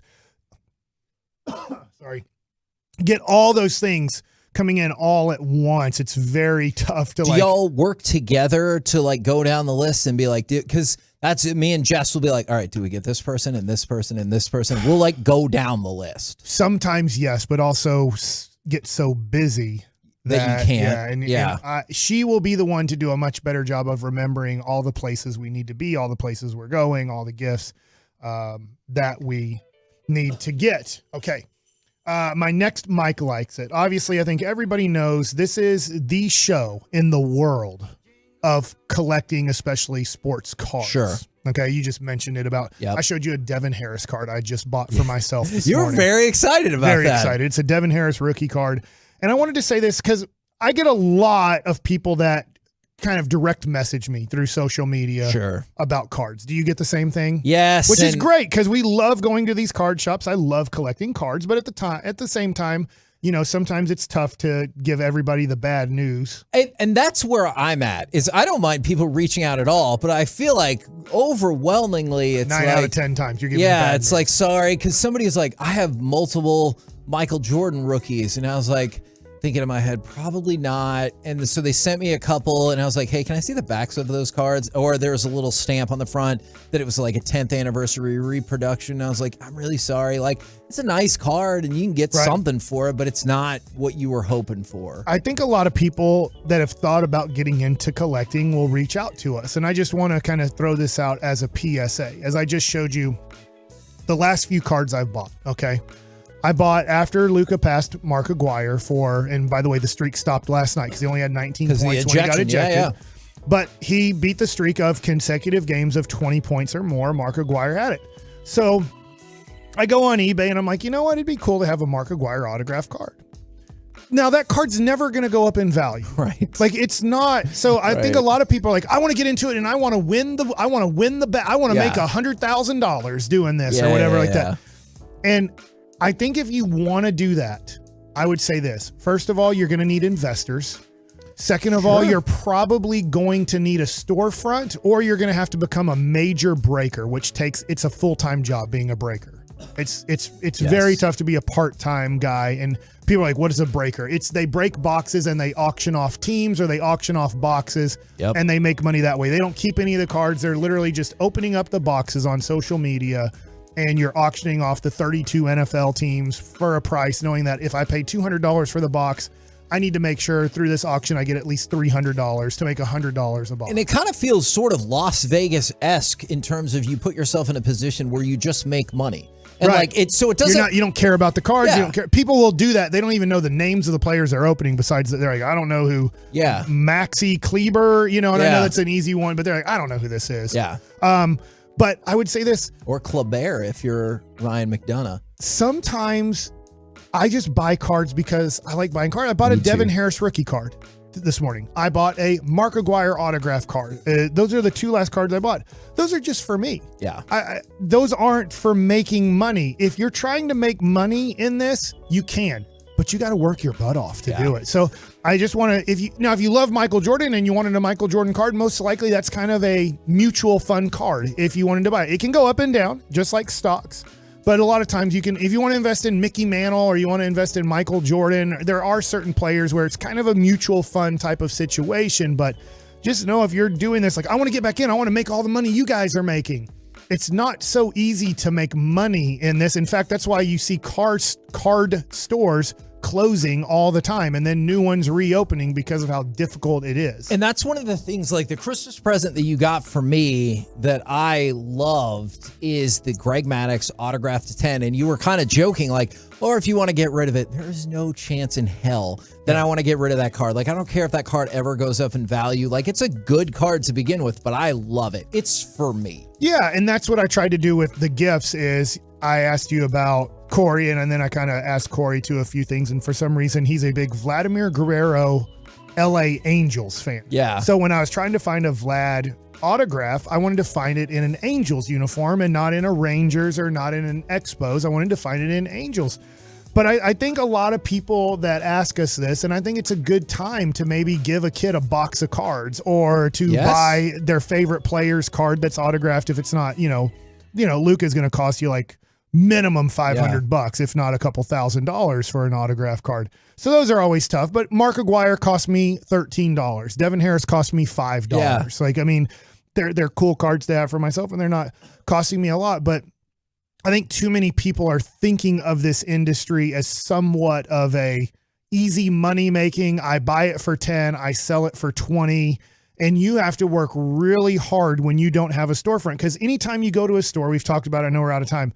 If I go to a store and this card's selling on eBay for $50, they can't buy it from you for $50. That happens all the time. They're like, well, the comp on eBay is 50. And you're just like, right. And I am running a business. So I'm going to try to sell it. So you want me to buy it for 50 and then sell it for 50.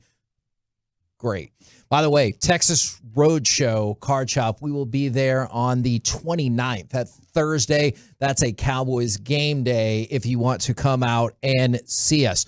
We're the KNC Masterpiece right here on 105.3 The Fan. Coming up next, is this win over the Cowboys Trevor Lawrence's national breakout game? You know it's the segment Mike's been waiting for. We'll do it next right here on The Fan.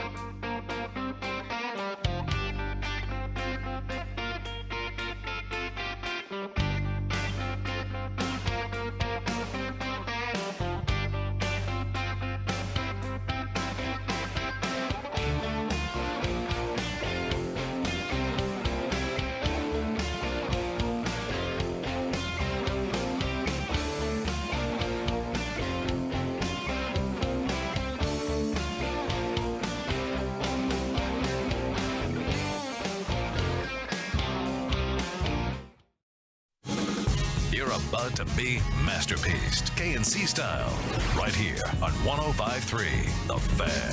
KNC Masterpiece right here on 105.3 The Fan. We're going to talk about Trevor Lawrence here. I will tell you, coming up in the next segment, we're going to talk stars, but also bring back a segment I don't think we've done in a really long time because of something involving Mike. But my question here is the win over the Cowboys Trevor Lawrence's breakout game, especially on the national scene? Because he had been playing exceedingly well. In the 5 games before this, 1,362 yards, I believe, 10 touchdowns, no interceptions, passer rating of 111. So he had been playing outstanding football, and I think that was the most touchdowns without an interception in that span in the league. Now, I know he had a pick, but most people will tell you he played very well. Clearly, the team put up 40 points with a pick six sealing it. And this was a game that a lot of people watched because it involved the Dallas Cowboys. And as if you needed more, it's bumped the Jags somehow, some way back into the playoff picture, even if it's kind of peripheral at the moment.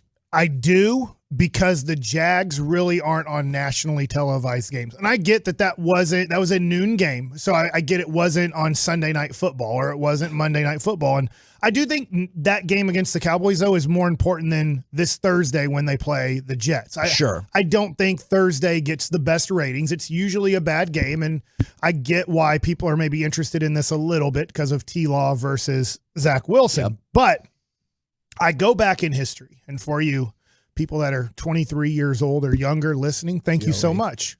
But you weren't even alive for this. But I do remember this, and I remember this game well because I was a huge Dallas Cowboy fan in 1998. And in 1998, there was this guy who kind of stunk his rookie year. His name was Peyton Manning. Right. And he had some good stats, but he had some bad stats. I think he might have gone like 26 touchdowns, 26 interceptions. Yeah, the most interceptions ever for a rookie. Yeah.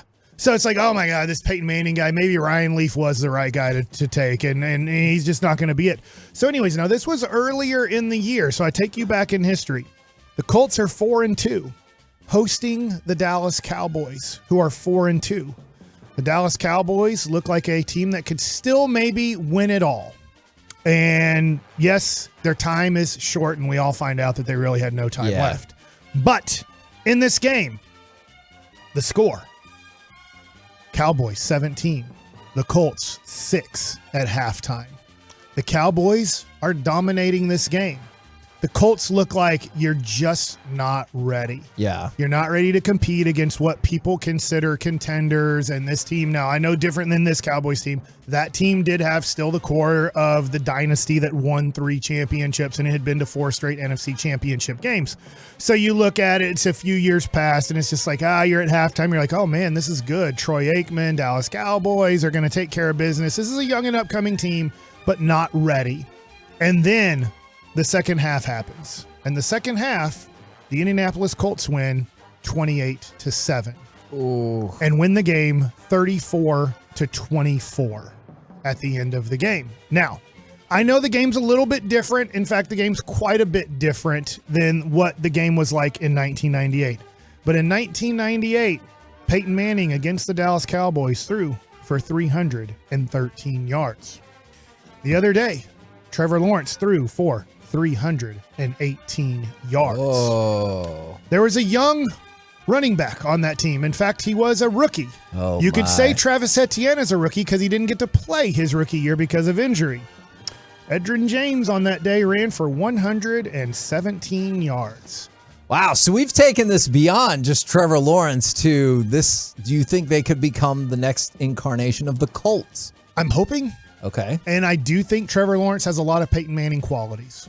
That's going to be very tough to live up to. There's not anybody else that's won 5 MVPs in the NFL. Right. So to say, hey, Trevor Lawrence is about to win 5 NFL MVPs would be crazy. I do think he can get 1, maybe even 2 in his career. And I do think he can win a Super Bowl. Now, a lot of that matters on who they put around him, but we judge him by wins and we judge him by championships. That's why a lot of people crap on Dak. And I do it at times too. But if for some reason Dak, it doesn't even matter if he plays good or bad. You're right. If Dak were to make a run and win the Super Bowl this year, you could never question his career kind of the rest of the way because he did lead a team to a Super Bowl championship. And for Travis Etienne, he ran for 103 yards. Edgerrin James ran for 117 yards. Edgerrin James did have in that game 27 carries. That's where the game's changed a little bit. Sure. Travis Etienne, 19 carries in the game. So both averaging, in fact, Etienne averaged a little bit better in that game.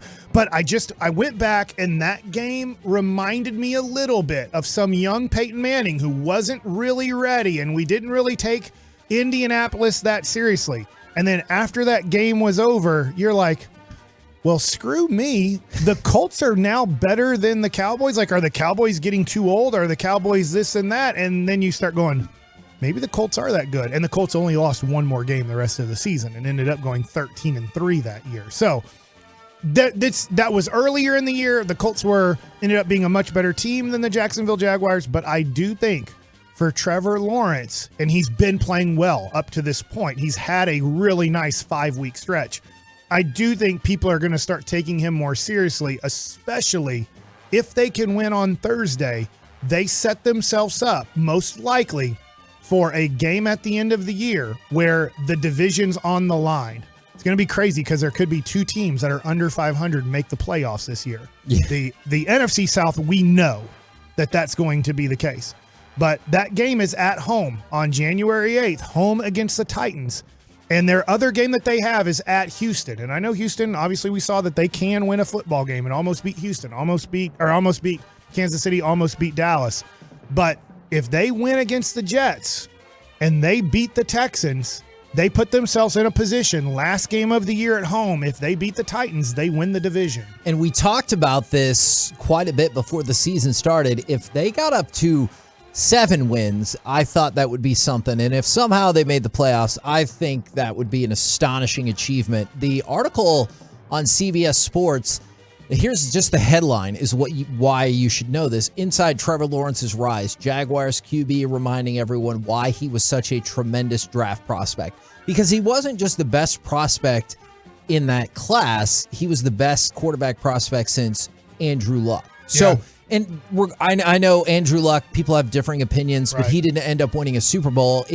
So we're talking about, 8 years right there? So it had been a while. I saw something that kind of made me think about, it made me realize how much they've been able to turn this around. So in that game, when it was 27-10, your next gen stat, the Jacksonville Jaguars had a 6.3% chance of winning the game at that point, just to show also, unfortunately, how sobering that loss is for the Cowboys. But prior to the 2022 season, the Jaguars were 1 win and 112 losses in games where they trailed by 17 or more points. This year, they're 2-2, which... The game's changed too. Agreed. Obviously. And actually, Jerry, and we might throw it to this comment. I thought this comment was really savvy this morning is when he was talking with Sean, RJ, and Bobby, he was talking about comebacks in the NFL, and he talked about just how much more aggressive NFL teams are. But the fact that just this year they have twice as many 17-point comebacks as they have in the entirety of the Jacksonville franchise, I think that is a heck of a statistic, and there's a lot of reason for optimism once again for Jacksonville. Even if their record still doesn't look like super awesome at 6-8, weren't they 3-14 last year, or was it 4-13? Okay, so you've already doubled your win count with opportunities to add 2 or 3 more and maybe even make the playoffs. You know what really stinks when you look at their team and how bad they were playing to start the year?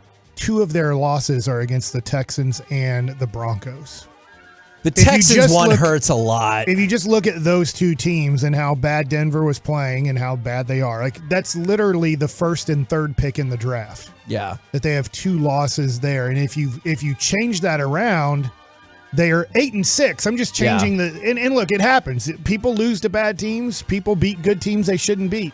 But if you just look at Jacksonville, if they would have been a little bit better earlier in the year and they win just those 2 games, you're sitting in a situation where, like, look, if we beat New York, the Jets, and if, you end up beating, I forgot to pull up their schedule again, Houston, worst team in the NFL, we don't have to worry about the Tennessee game. We have home field advantage in the first round, and we're in the playoffs. But unfortunately, they lost those 2 games, so they really need to win one of their next 2 and hope that Tennessee loses, and it puts themselves in a position to win the division. And which would be, let me ask you this, for entertainment purposes, wouldn't you rather see Jacksonville than Tennessee? Yeah, like, hey, I want to see Trevor Lawrence in the playoffs. Even if they get hammered, I'd rather see them than watch Tennessee. I would for sure. And the appeal of Tennessee, of course, would be Derrick Henry far ahead of Ryan Tannehill. But one of the biggest things that has helped Trevor Lawrence get better, and I know his QBR is still just slightly above average at 56.8, but the ability to take care of the ball. There are several metrics by which quarterbacks are judged. Obviously, QBR is one. There are lots of other advanced stats we could get into, but some of the basic ones, QBR average per pass, which last year it was 6 yards. This year it's 7. That's still not where you want to see it, but that's a yard increase is huge. And then his turnovers and taking care of the ball. 12 touchdowns, 17 interceptions passing last year. This year, 24-7. That is a remarkable turn. And most importantly, let's say they don't make the playoffs. If you're a Jacksonville fan, you can feel good about the progression you've seen from him and this team this year, right? I would really think so. You're going to have a lot of cap space still. Calvin Ridley is going to be on your team next year. Now, I don't know how he used to be good, not great, but good, right? Kind of like in that somewhere between 20 and 35 best receivers in the league, not a top 20 receiver. But not a huge gamble. Right. And so you get him. Well, I got you on that. So I think that they can spend some more money on their passing defense looks pretty bad. Their offensive line still needs some more work. And if you can shore up those things a little bit, and let's face it here, this is always important. Houston's going to have a rookie quarterback next year. The Colts might have a rookie quarterback next year. And Tennessee, I don't know where they're going with their organization right now. Obviously, they fired their general manager. They're up in the air. There's a good chance if Jacksonville gets this right, if this offseason goes well for them and Trevor Lawrence gets better and Travis Etienne gets better, there's a good chance they could run that division for a good 3 to 4 next years. We're the KNC Masterpiece right here on 105 through the Fan. Coming up next, there's going to be a lot happening in this segment. We're going to talk stars. We're going to go to the collectible corner discussing the best error card ever and why sometimes you should just take the money. Plus, the return of a segment we haven't done in a long, long time. All of it happens next right here on the Fan. All right, it's the holiday season.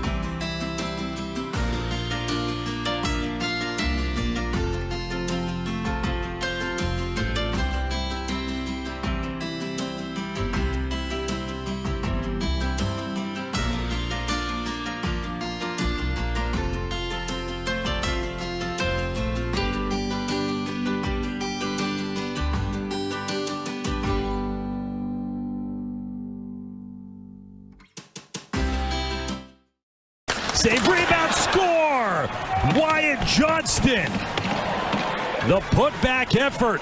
And the Stars rookie has his 8th of the year. And Dallas breaks through.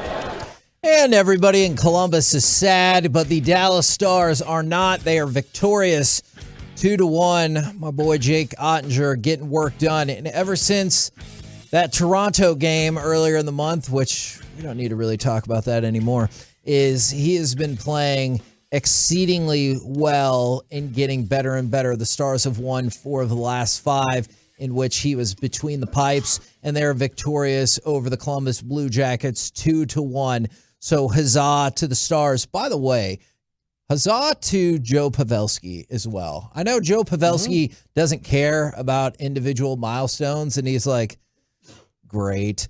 But the overtime loss against Carolina, not the best, where you kind of backslid a little bit in the 1-goal games, but they got it back last night, is Joe Pavelski became the 10th active player to reach 1,200 career games played. Now, Joey, you fancy yourself somewhat of a hockey player. Can you imagine playing 1,200 NHL games over the span of 17 years? No, that's insane. And I mean, it's really a testament to who he is. He's a grinder, and he works on his game, every single day. You see the videos of him in front of the net tipping pucks constantly every day after practice. And this isn't a highly touted prospect coming out of college. He was a 6th-round pick. And how many goals and points he's accumulated over those years is insane. He's done quite a bit in the game of hockey. He's just still going after that elusive Stanley Cup. Hopefully, the Stars can get that for him. But it's been incredible what he's done. Captain America. And I like that we played that goal right there, because Wyatt Johnston now 8 goals, 13 points. He's 19 years old. Like, something has to be said for, I think that is amazing as well. And perhaps the biggest deal going across the rest of the NHL is Winnipeg slipping up a little bit. Dallas making sure they're getting those points. They now have a 3-point lead over Winnipeg in the Central Division. I realize they have played 2 more games than Winnipeg, but hopefully the opportunity to stretch it out in a little bit in a Central Division that I think everyone anticipates is very good and pretty deep is the other issue. Yeah, Colorado is dealing with a ton of injuries. I mean, they have 3 or 4 top guys out. Yeah. So when they get healthy, they're going to be a team down the stretch that you're going to have to watch out for. Do you think they're still the favorite then? I would assume so. Maybe not right now, but I think when you talk about being fully healthy, they're going to be one of the favorites. And Boston's going to be a favorite. They're in the Eastern Conference, obviously, right now with how incredible they're playing. But yeah, Boston is better than all of the rest of the NHL right now. Yeah, and they're having a Vezina caliber goalie too. That's having a breakout season. So yeah, there's a ton of teams and still a lot of hockey to be played. We talk about Wyatt Johnston. That's another steal that people are talking about in the 2019 draft. He's 53rd overall, and he's already playing some big minutes. This was a guy that lit up the juniors. I mean, he had like 124 points in like 68 games. It was incredible, and now he's playing at the NHL level. So it's big minutes for a young kid. All right, so you're saying that Ullmark is going to challenge my guy for the Vezina, Yes. and then are we talking McKinnon is still going to want to take out Robertson for the Hart, or who else do I need to try to hate watch? Well, McDavid and Draisaitl, that pair, you got to hate on them because they're just going to continue to pass the puck to each other and score a lot of goals, especially on the power play. And it also gives them an insane amount of assists. Yeah, those two are just going to run away. I don't know how you stop them. They're just incredible. McKinnon's hurt for a couple weeks, so he's out. Pasternak is a guy you're going to have to watch out for in the Eastern Conference as well. So, yeah, that's who we got to hate on. So Robertson can get that Hart. I will absolutely. I have been hate watching. I need to expand that. Yes. All right.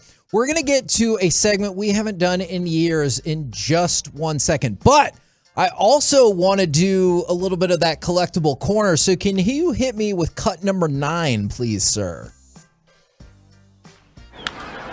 Swung on. There it goes. Deep left. It is high. It is far. It is gone.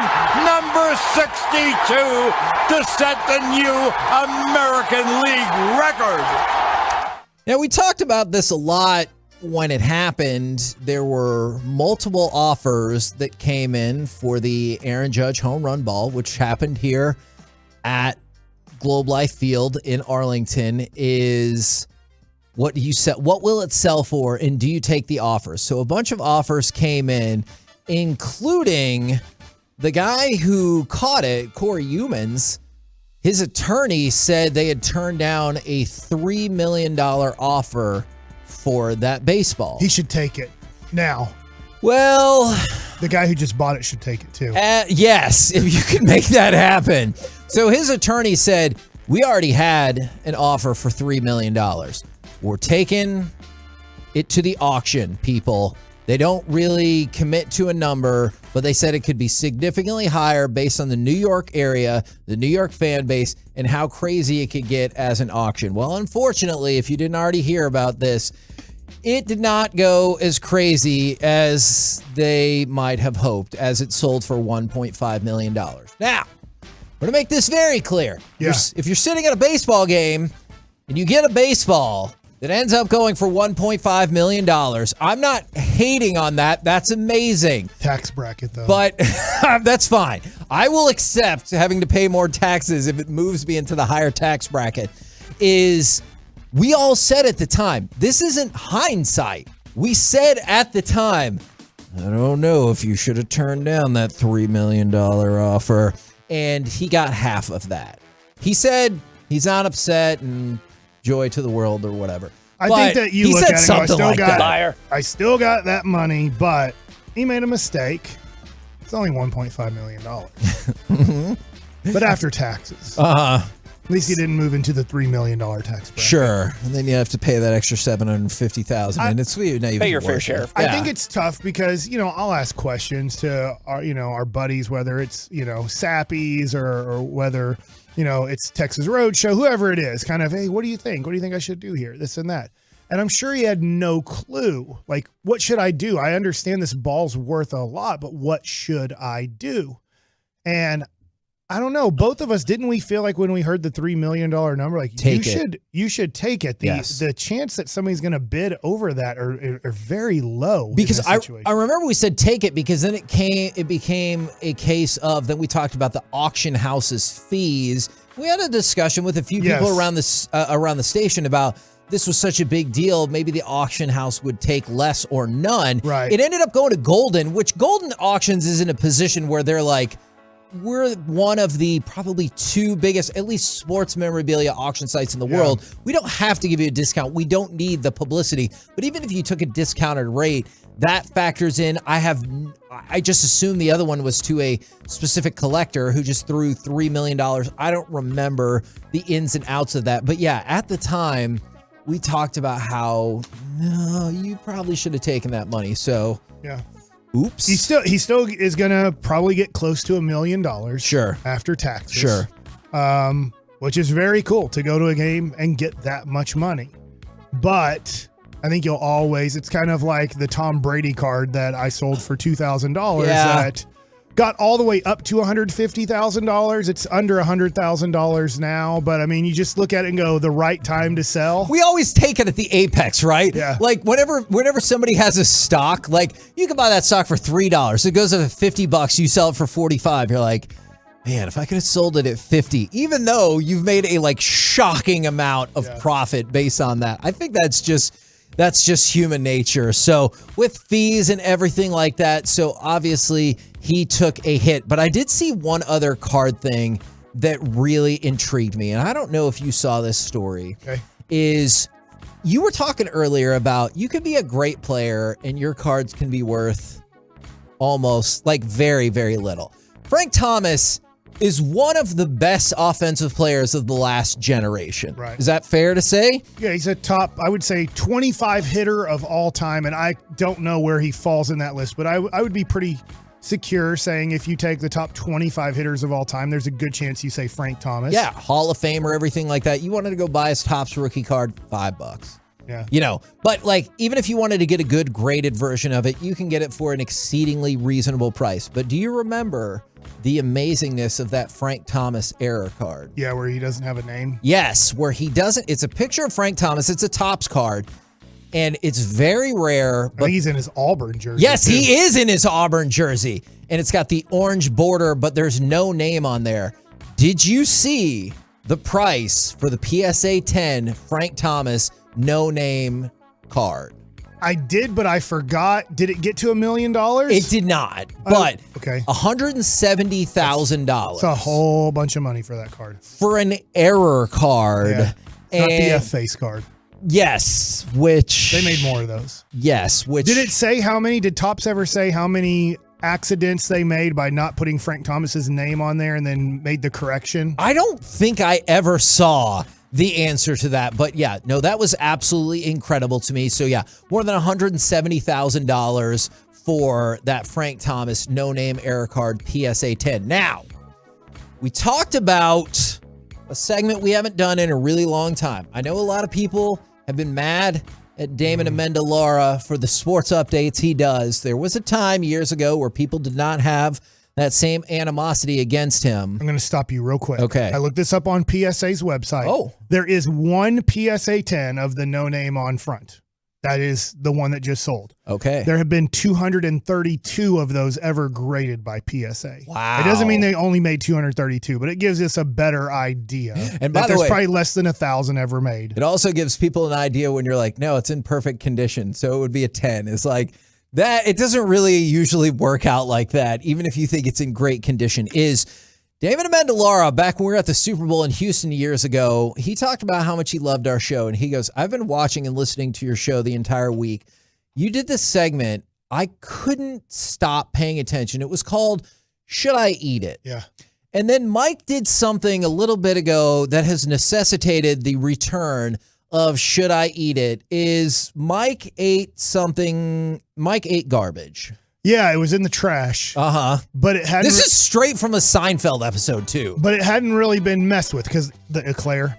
Yes, that is correct. But so there was this box that when we came in this morning wasn't there yesterday. Right. And it was like a tire box. And I thought, oh man, Lucius must know somebody in the auto industry. And I didn't open up the box thinking, well, it's for Lucius. It must be some sort of cool like auto something or other. By the way, it's important that you make that distinction. It wasn't there yesterday. Because if you ever come up and visit us in studio, don't just assume that a box is there that's got food in it, just got there. Right. It could have been there for 3 days. Yes, especially after Pieces-a-thon. Yes, we tried to clean up as we could. So I knew that, well, these aren't that old. They could only be 1 day old.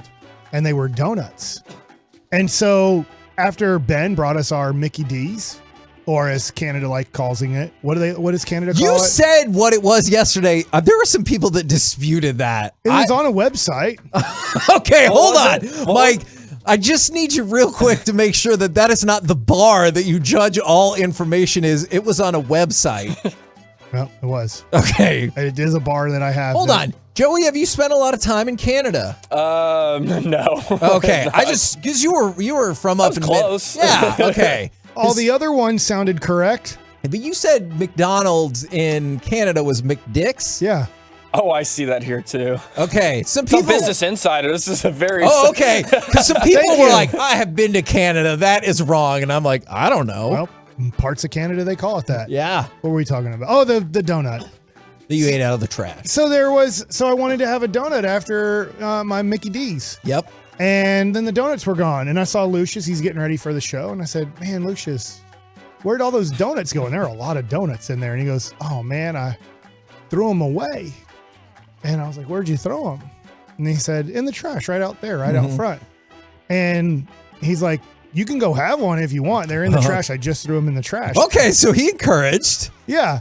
And they were still pretty much in the box. Now they had all kind of smushed down in the box, but no other. Hold on, Joey, did you look at the trash to eat a trash donut too? No, I didn't. No other trash had touched the donuts. They were still in the box that you saw, and no trash had been put on the donuts. So I picked only one. I only needed one. But I picked out one of the donuts out of the trash in its box. Because you only wanted one donut, or because you were eating things out of the trash?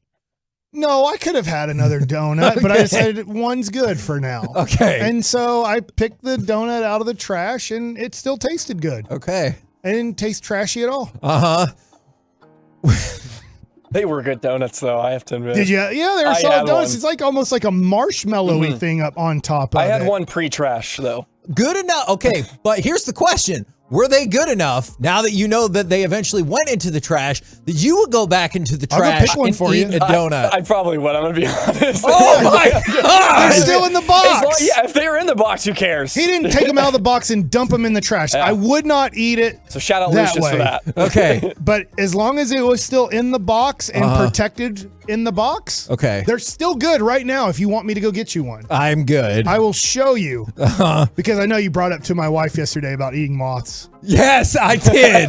I didn't. She did not. We talked about it for a minute and how I was horrified by that. I heard it's getting a lot better though.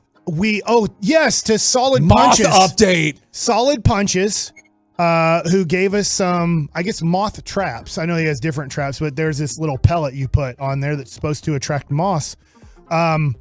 We've caught, like, in those traps, I think 10 moths. Yeah. And he said that this is going to attract the female that's laying the eggs. Oh. And so I think we have, because literally every time we'd like slap 4 with a fly swatter throughout a day and go, that's it, we don't see any more. I think we've killed all the moths. Then the next day we'd see 2 or 3 more flying around. We're like, dang it. But since the traps have been put out, in the last 48 hours, we have not seen a moth or killed a moth. So I think the moth problem is solved. Viva life. We're the KNC. You want me to make you cookies tomorrow? Sure. Do you like chocolate cookies with white chocolate chips, or would you like regular? Oh, the answer is no immediately. Look, Mike, you know me. I like what I like. And so the other ones I made that are in the freezer, ready to just bake, so they can be freshly eaten out of the oven. Yes, is M&M cookies. So they're regular cookies with Christmas M&Ms. Yes, Joey got the nod right there as well. From the 469. Look at Kevin. He thinks he's so rich he can just get fresh donuts. Yeah. No, I was just curious. We're the KNC masterpiece right here on 105.3 You know who The else Fan. is curious? What's that? Aren't cats? Or George. Oh, okay. That was pretty well done. I wanted to be angry at you for that, but no. Coming Joey's up the next, star of the show today. we will chit Joey, chat. I'll tell you what. You want to do the Cowboys Hour tomorrow? I'll give you $100 to drive to Frisco. Do you need to clear that with the bosses? No. He will 100% do that as well. I will give you $100 bill to drive to Frisco. This sounds like an off-air conversation. Coming up next, we will chit chat with the fellas from the G-Bag Nation right here on 105.3 The Fan. Get the latest info on your favorite.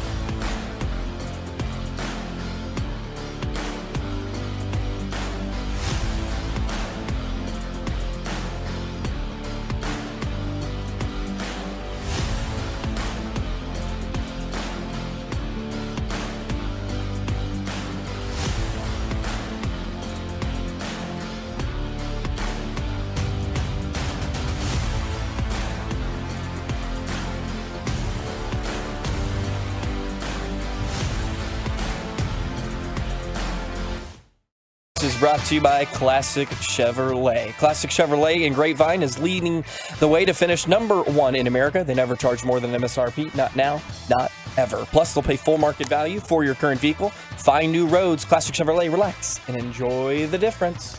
K&C Masterpiece back here on 105.3 The Fan. Since we were talking hockey, don't forget, you can find that Spits and Suds podcast. And at some point, listen, maybe Gavin Spittle might beat down Joey. I don't know. I don't know what could happen. I'd like to see Joey and the boss drop the mitts. Sticks, gloves, shirt. Yeah. You got to pull the jersey, right, Joey? Pull the jersey over. Correct. Is that the first thing you do? Yeah, grab right by the collar so you can get him with the left jab, and then you can pull back with the right. Okay, Joey, wait, let me ask you real quick. Yeah. Get a Joey, fight night going, baby. All right, the size up thing. When you're skating around, what are you looking for? What are you looking for when you're doing that? You're sizing up. Are you looking like what corner you're going to grab? Or are you going to think he's going to hit me with that right? I need to block it? Or how you, when you're skating around looking at each other, what's the deal? Yeah, it depends. You know, for me personally, I'm always going to go with the left-hand grab of the collar so I can get control of him there. I think that's the best way. Usually you want to punch first. Yeah. That's usually the best idea. But if you get him by the collar with the left, you can always do those short little jabs with the left with their shirt. And then you can pull them into you as well while you go for the jab with the right. Yeah. I mean, there's a multitude of ways you can do it. You know, some people like Ben usually likes the size up, right? He likes to sit there and no grab, and then he goes in. So it depends. I guess to each its own. How important is it to knock off the helmet?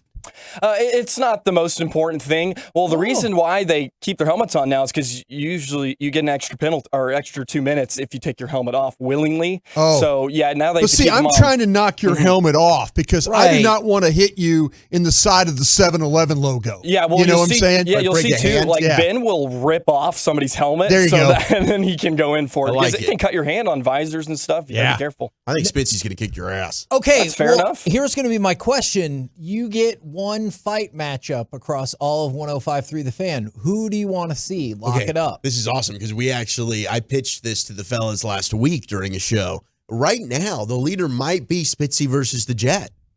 I'm loving this. But we had discussed Lucius and Mike. Might be the most entertaining just for the size. You can see how Mike and Broadus might pop up. No, on the I'm fan too text, old right? to fight. I'm holding I'm over there holding you. Okay. Like we're skating around and you and I are kind of veteran guys. And we're like, bro, this is like, can you believe these kids are going at it? But yeah, like Bassick, I think Mike can skate though. But that's because let's just say we're just fighting in a room, right? Then not on the ice. But you can get angry, and you've got good size to you.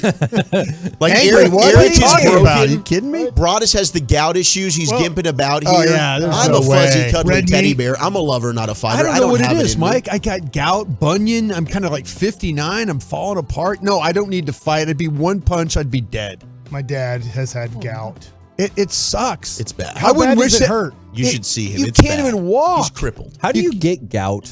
I'm seriously asking. Well, no, seriously, I'm trying. It has to do with. They say it's like with alcohol, red meat. It's certain things, seafood. If you eat, I mean, it's the crystallization in your joint of your toe. Oh, okay. And you talk about when you touch it. I literally tears roll down my eyes. I mean, and I'm like walking at Cowboy games, and I'm like, and they're not playing well, and I'm like, there's a King of the Hill episode I feel about horrible. Bobby having gout, but I wasn't sure how factually accurate it was. Dang it, Bobby. It goes away through diet or diet, and then there's pills that you can take. I take a pill every day for it now, and seriously, it was one of those things that.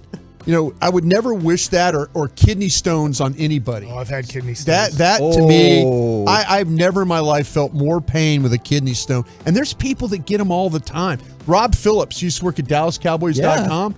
He takes medicine and he gets them, and it's like nothing. And I'm like, bro, that one time I thought about offing myself. I mean, I'm sorry, I didn't mean to say it that way, but I mean, you feel that much pain. Pain's just that bad. I'd rather just God, not deal stop. with it anymore. Yeah. I was in Kinston playing A-ball and got one, and my trainer's like, "Oh, you just have bad gas." And I'm like, "I have bad gas all the time. This isn't bad gas." I think complete toe pain. And so I drove to the emergency room from the ballpark, and I just parked my car in front of the emergency room. There was a nurse smoking a heater. We're in North Carolina, so very common. Sure. And he goes, "You can't park there." I threw him my keys to my car. I didn't care about my car anymore. And I said, "Can you park it for me?" And gave him my keys, walked into the emergency room and go, "I can't breathe. I think I'm going to die." Yeah. Oh, that's not funny. I see. I mean, I'm smiling too, but it's not funny. Horrible. That sounds horrible. Did they immediately take you to a room? They immediately, like, when you say you can't breathe and you're going to die, things happen. Yeah. They move around a little bit. Yeah, so they put probably me in at a the room. hospital though. Like, don't go to the Walmart and there's a Yeah. long line. You're like, I can't breathe. I'm gonna die, and just expect people to But move they- out. Opening a line for Yeah. you immediately. They knew pretty quickly after checking a lot of things. They're like, "We're pretty sure you have a kidney stone. We just need to take a picture to make sure." Yeah, I tell you, trying to get into the X-ray tube was, I mean, I'm like, listen, please. I was just asking for pain medication. I mean, Okay. just please Yeah. stop the pain. Yeah. You know, and I consider myself pretty tough when it comes. I've broken a lot of bones and stuff and dealt with that. And I felt like I've dealt with pain all my life. But man, that right there, that was as bad of a situation. And Kidney stones worse than gout. Gout worse than kidney stones. Kidney stones was worse. And the gout part of it is, so it's weird. I could feel it happening. And I don't know why, but they say it's like, they could say a diet or alcohol, and I don't drink. I mean, but seafood, certain things but when that thing crystallized, that thing, it's just, From the 469, I had kidney stones once. My wife was laughing at me, calling me a baby in the ER. Yeah. The female doctor turned to her and said, "This is the one thing that's more painful than childbirth. We are now divorced." Now, I don't know if there's a cause and effect between that story and the outcome. Also, people are giving their votes for the fight. Ooh. For the 2-4, Sean and Wolchuk. Sean doesn't like Wolchuk. Huh. I don't know if this is news to you or not, or if that texture is You're going down in weight class though, too. Like, Can you imagine if he poked you in your eye with his fist? I think straight right in the eye. So rude. That'd be fun, actually. From the 2-4, Sean and I get hit with a very well screwdriver. off the air. From the 2-4, Choppy and Kevin. Yeah, we've argued numerous times. That's just because Choppy's like, who cares if you win a title? We're just hanging out and playing. And RJ stuff. would be the laziest person to fight. I could see that. He wouldn't care. That's the problem. He would just give in too wait a easily. minute. I want to ask something. Did I hear Bassick earlier in the show say that he just wants to quit watching sports? Yeah, they hurt me too much. I was watching the match. I did flip once Luka got thrown out, and he deserved to get thrown out. You just turned it off? It's like, I'm done. You went to Prince Albert and them when you watching all that stuff I went to over bed. there? I'd slept bad the night before, but I'm just like, sports is not working out for Dallas people. Yeah. Like, it's just, the Rangers have not been good. We're hoping they're good, and it's the Mavericks. I get they made it to the conference finals, and what an awesome year last year. But for the most part, ever since 2011, that's the only time they've advanced in the playoffs in over a decade. And you look at the Cowboys, and everybody goes to the NFC Championship game like every 12 to 15 years, and it's 20-something years, and it's just like, dang, like, should I just stop, like, liking this? Because it doesn't like me. How many people's Thanksgivings are impacted? Maybe Christmas Eve. You can't open presents Christmas Eve if the Cowboys lose. And you're like, man, by the way, that person followed up and said, no, big surprise, we had other issues. That alone was not the reason for the divorce. I hope right he ended there. up marrying that nurse. Oh, because she backed him up. Yeah. That's what you need. What do you guys got coming up on the program today? 4 o'clock, we'll talk with John Machota of The Athletic. Ooh. 2:40, of course, Krusty's Corner. And let's talk some Cowboys truths at 3 o'clock. All right, looking forward to that. Roll home with the G-Bag Nation. We have been the KNC Masterpiece. Make your way back with us tomorrow, 10 a.m. to 2 p.m. right here on 105.3 The Fan. You don't know who Mike Schmidt is? What about Von Hayes? Nobody knows who Von Hayes is. I do. He's good Philly. Von Hayes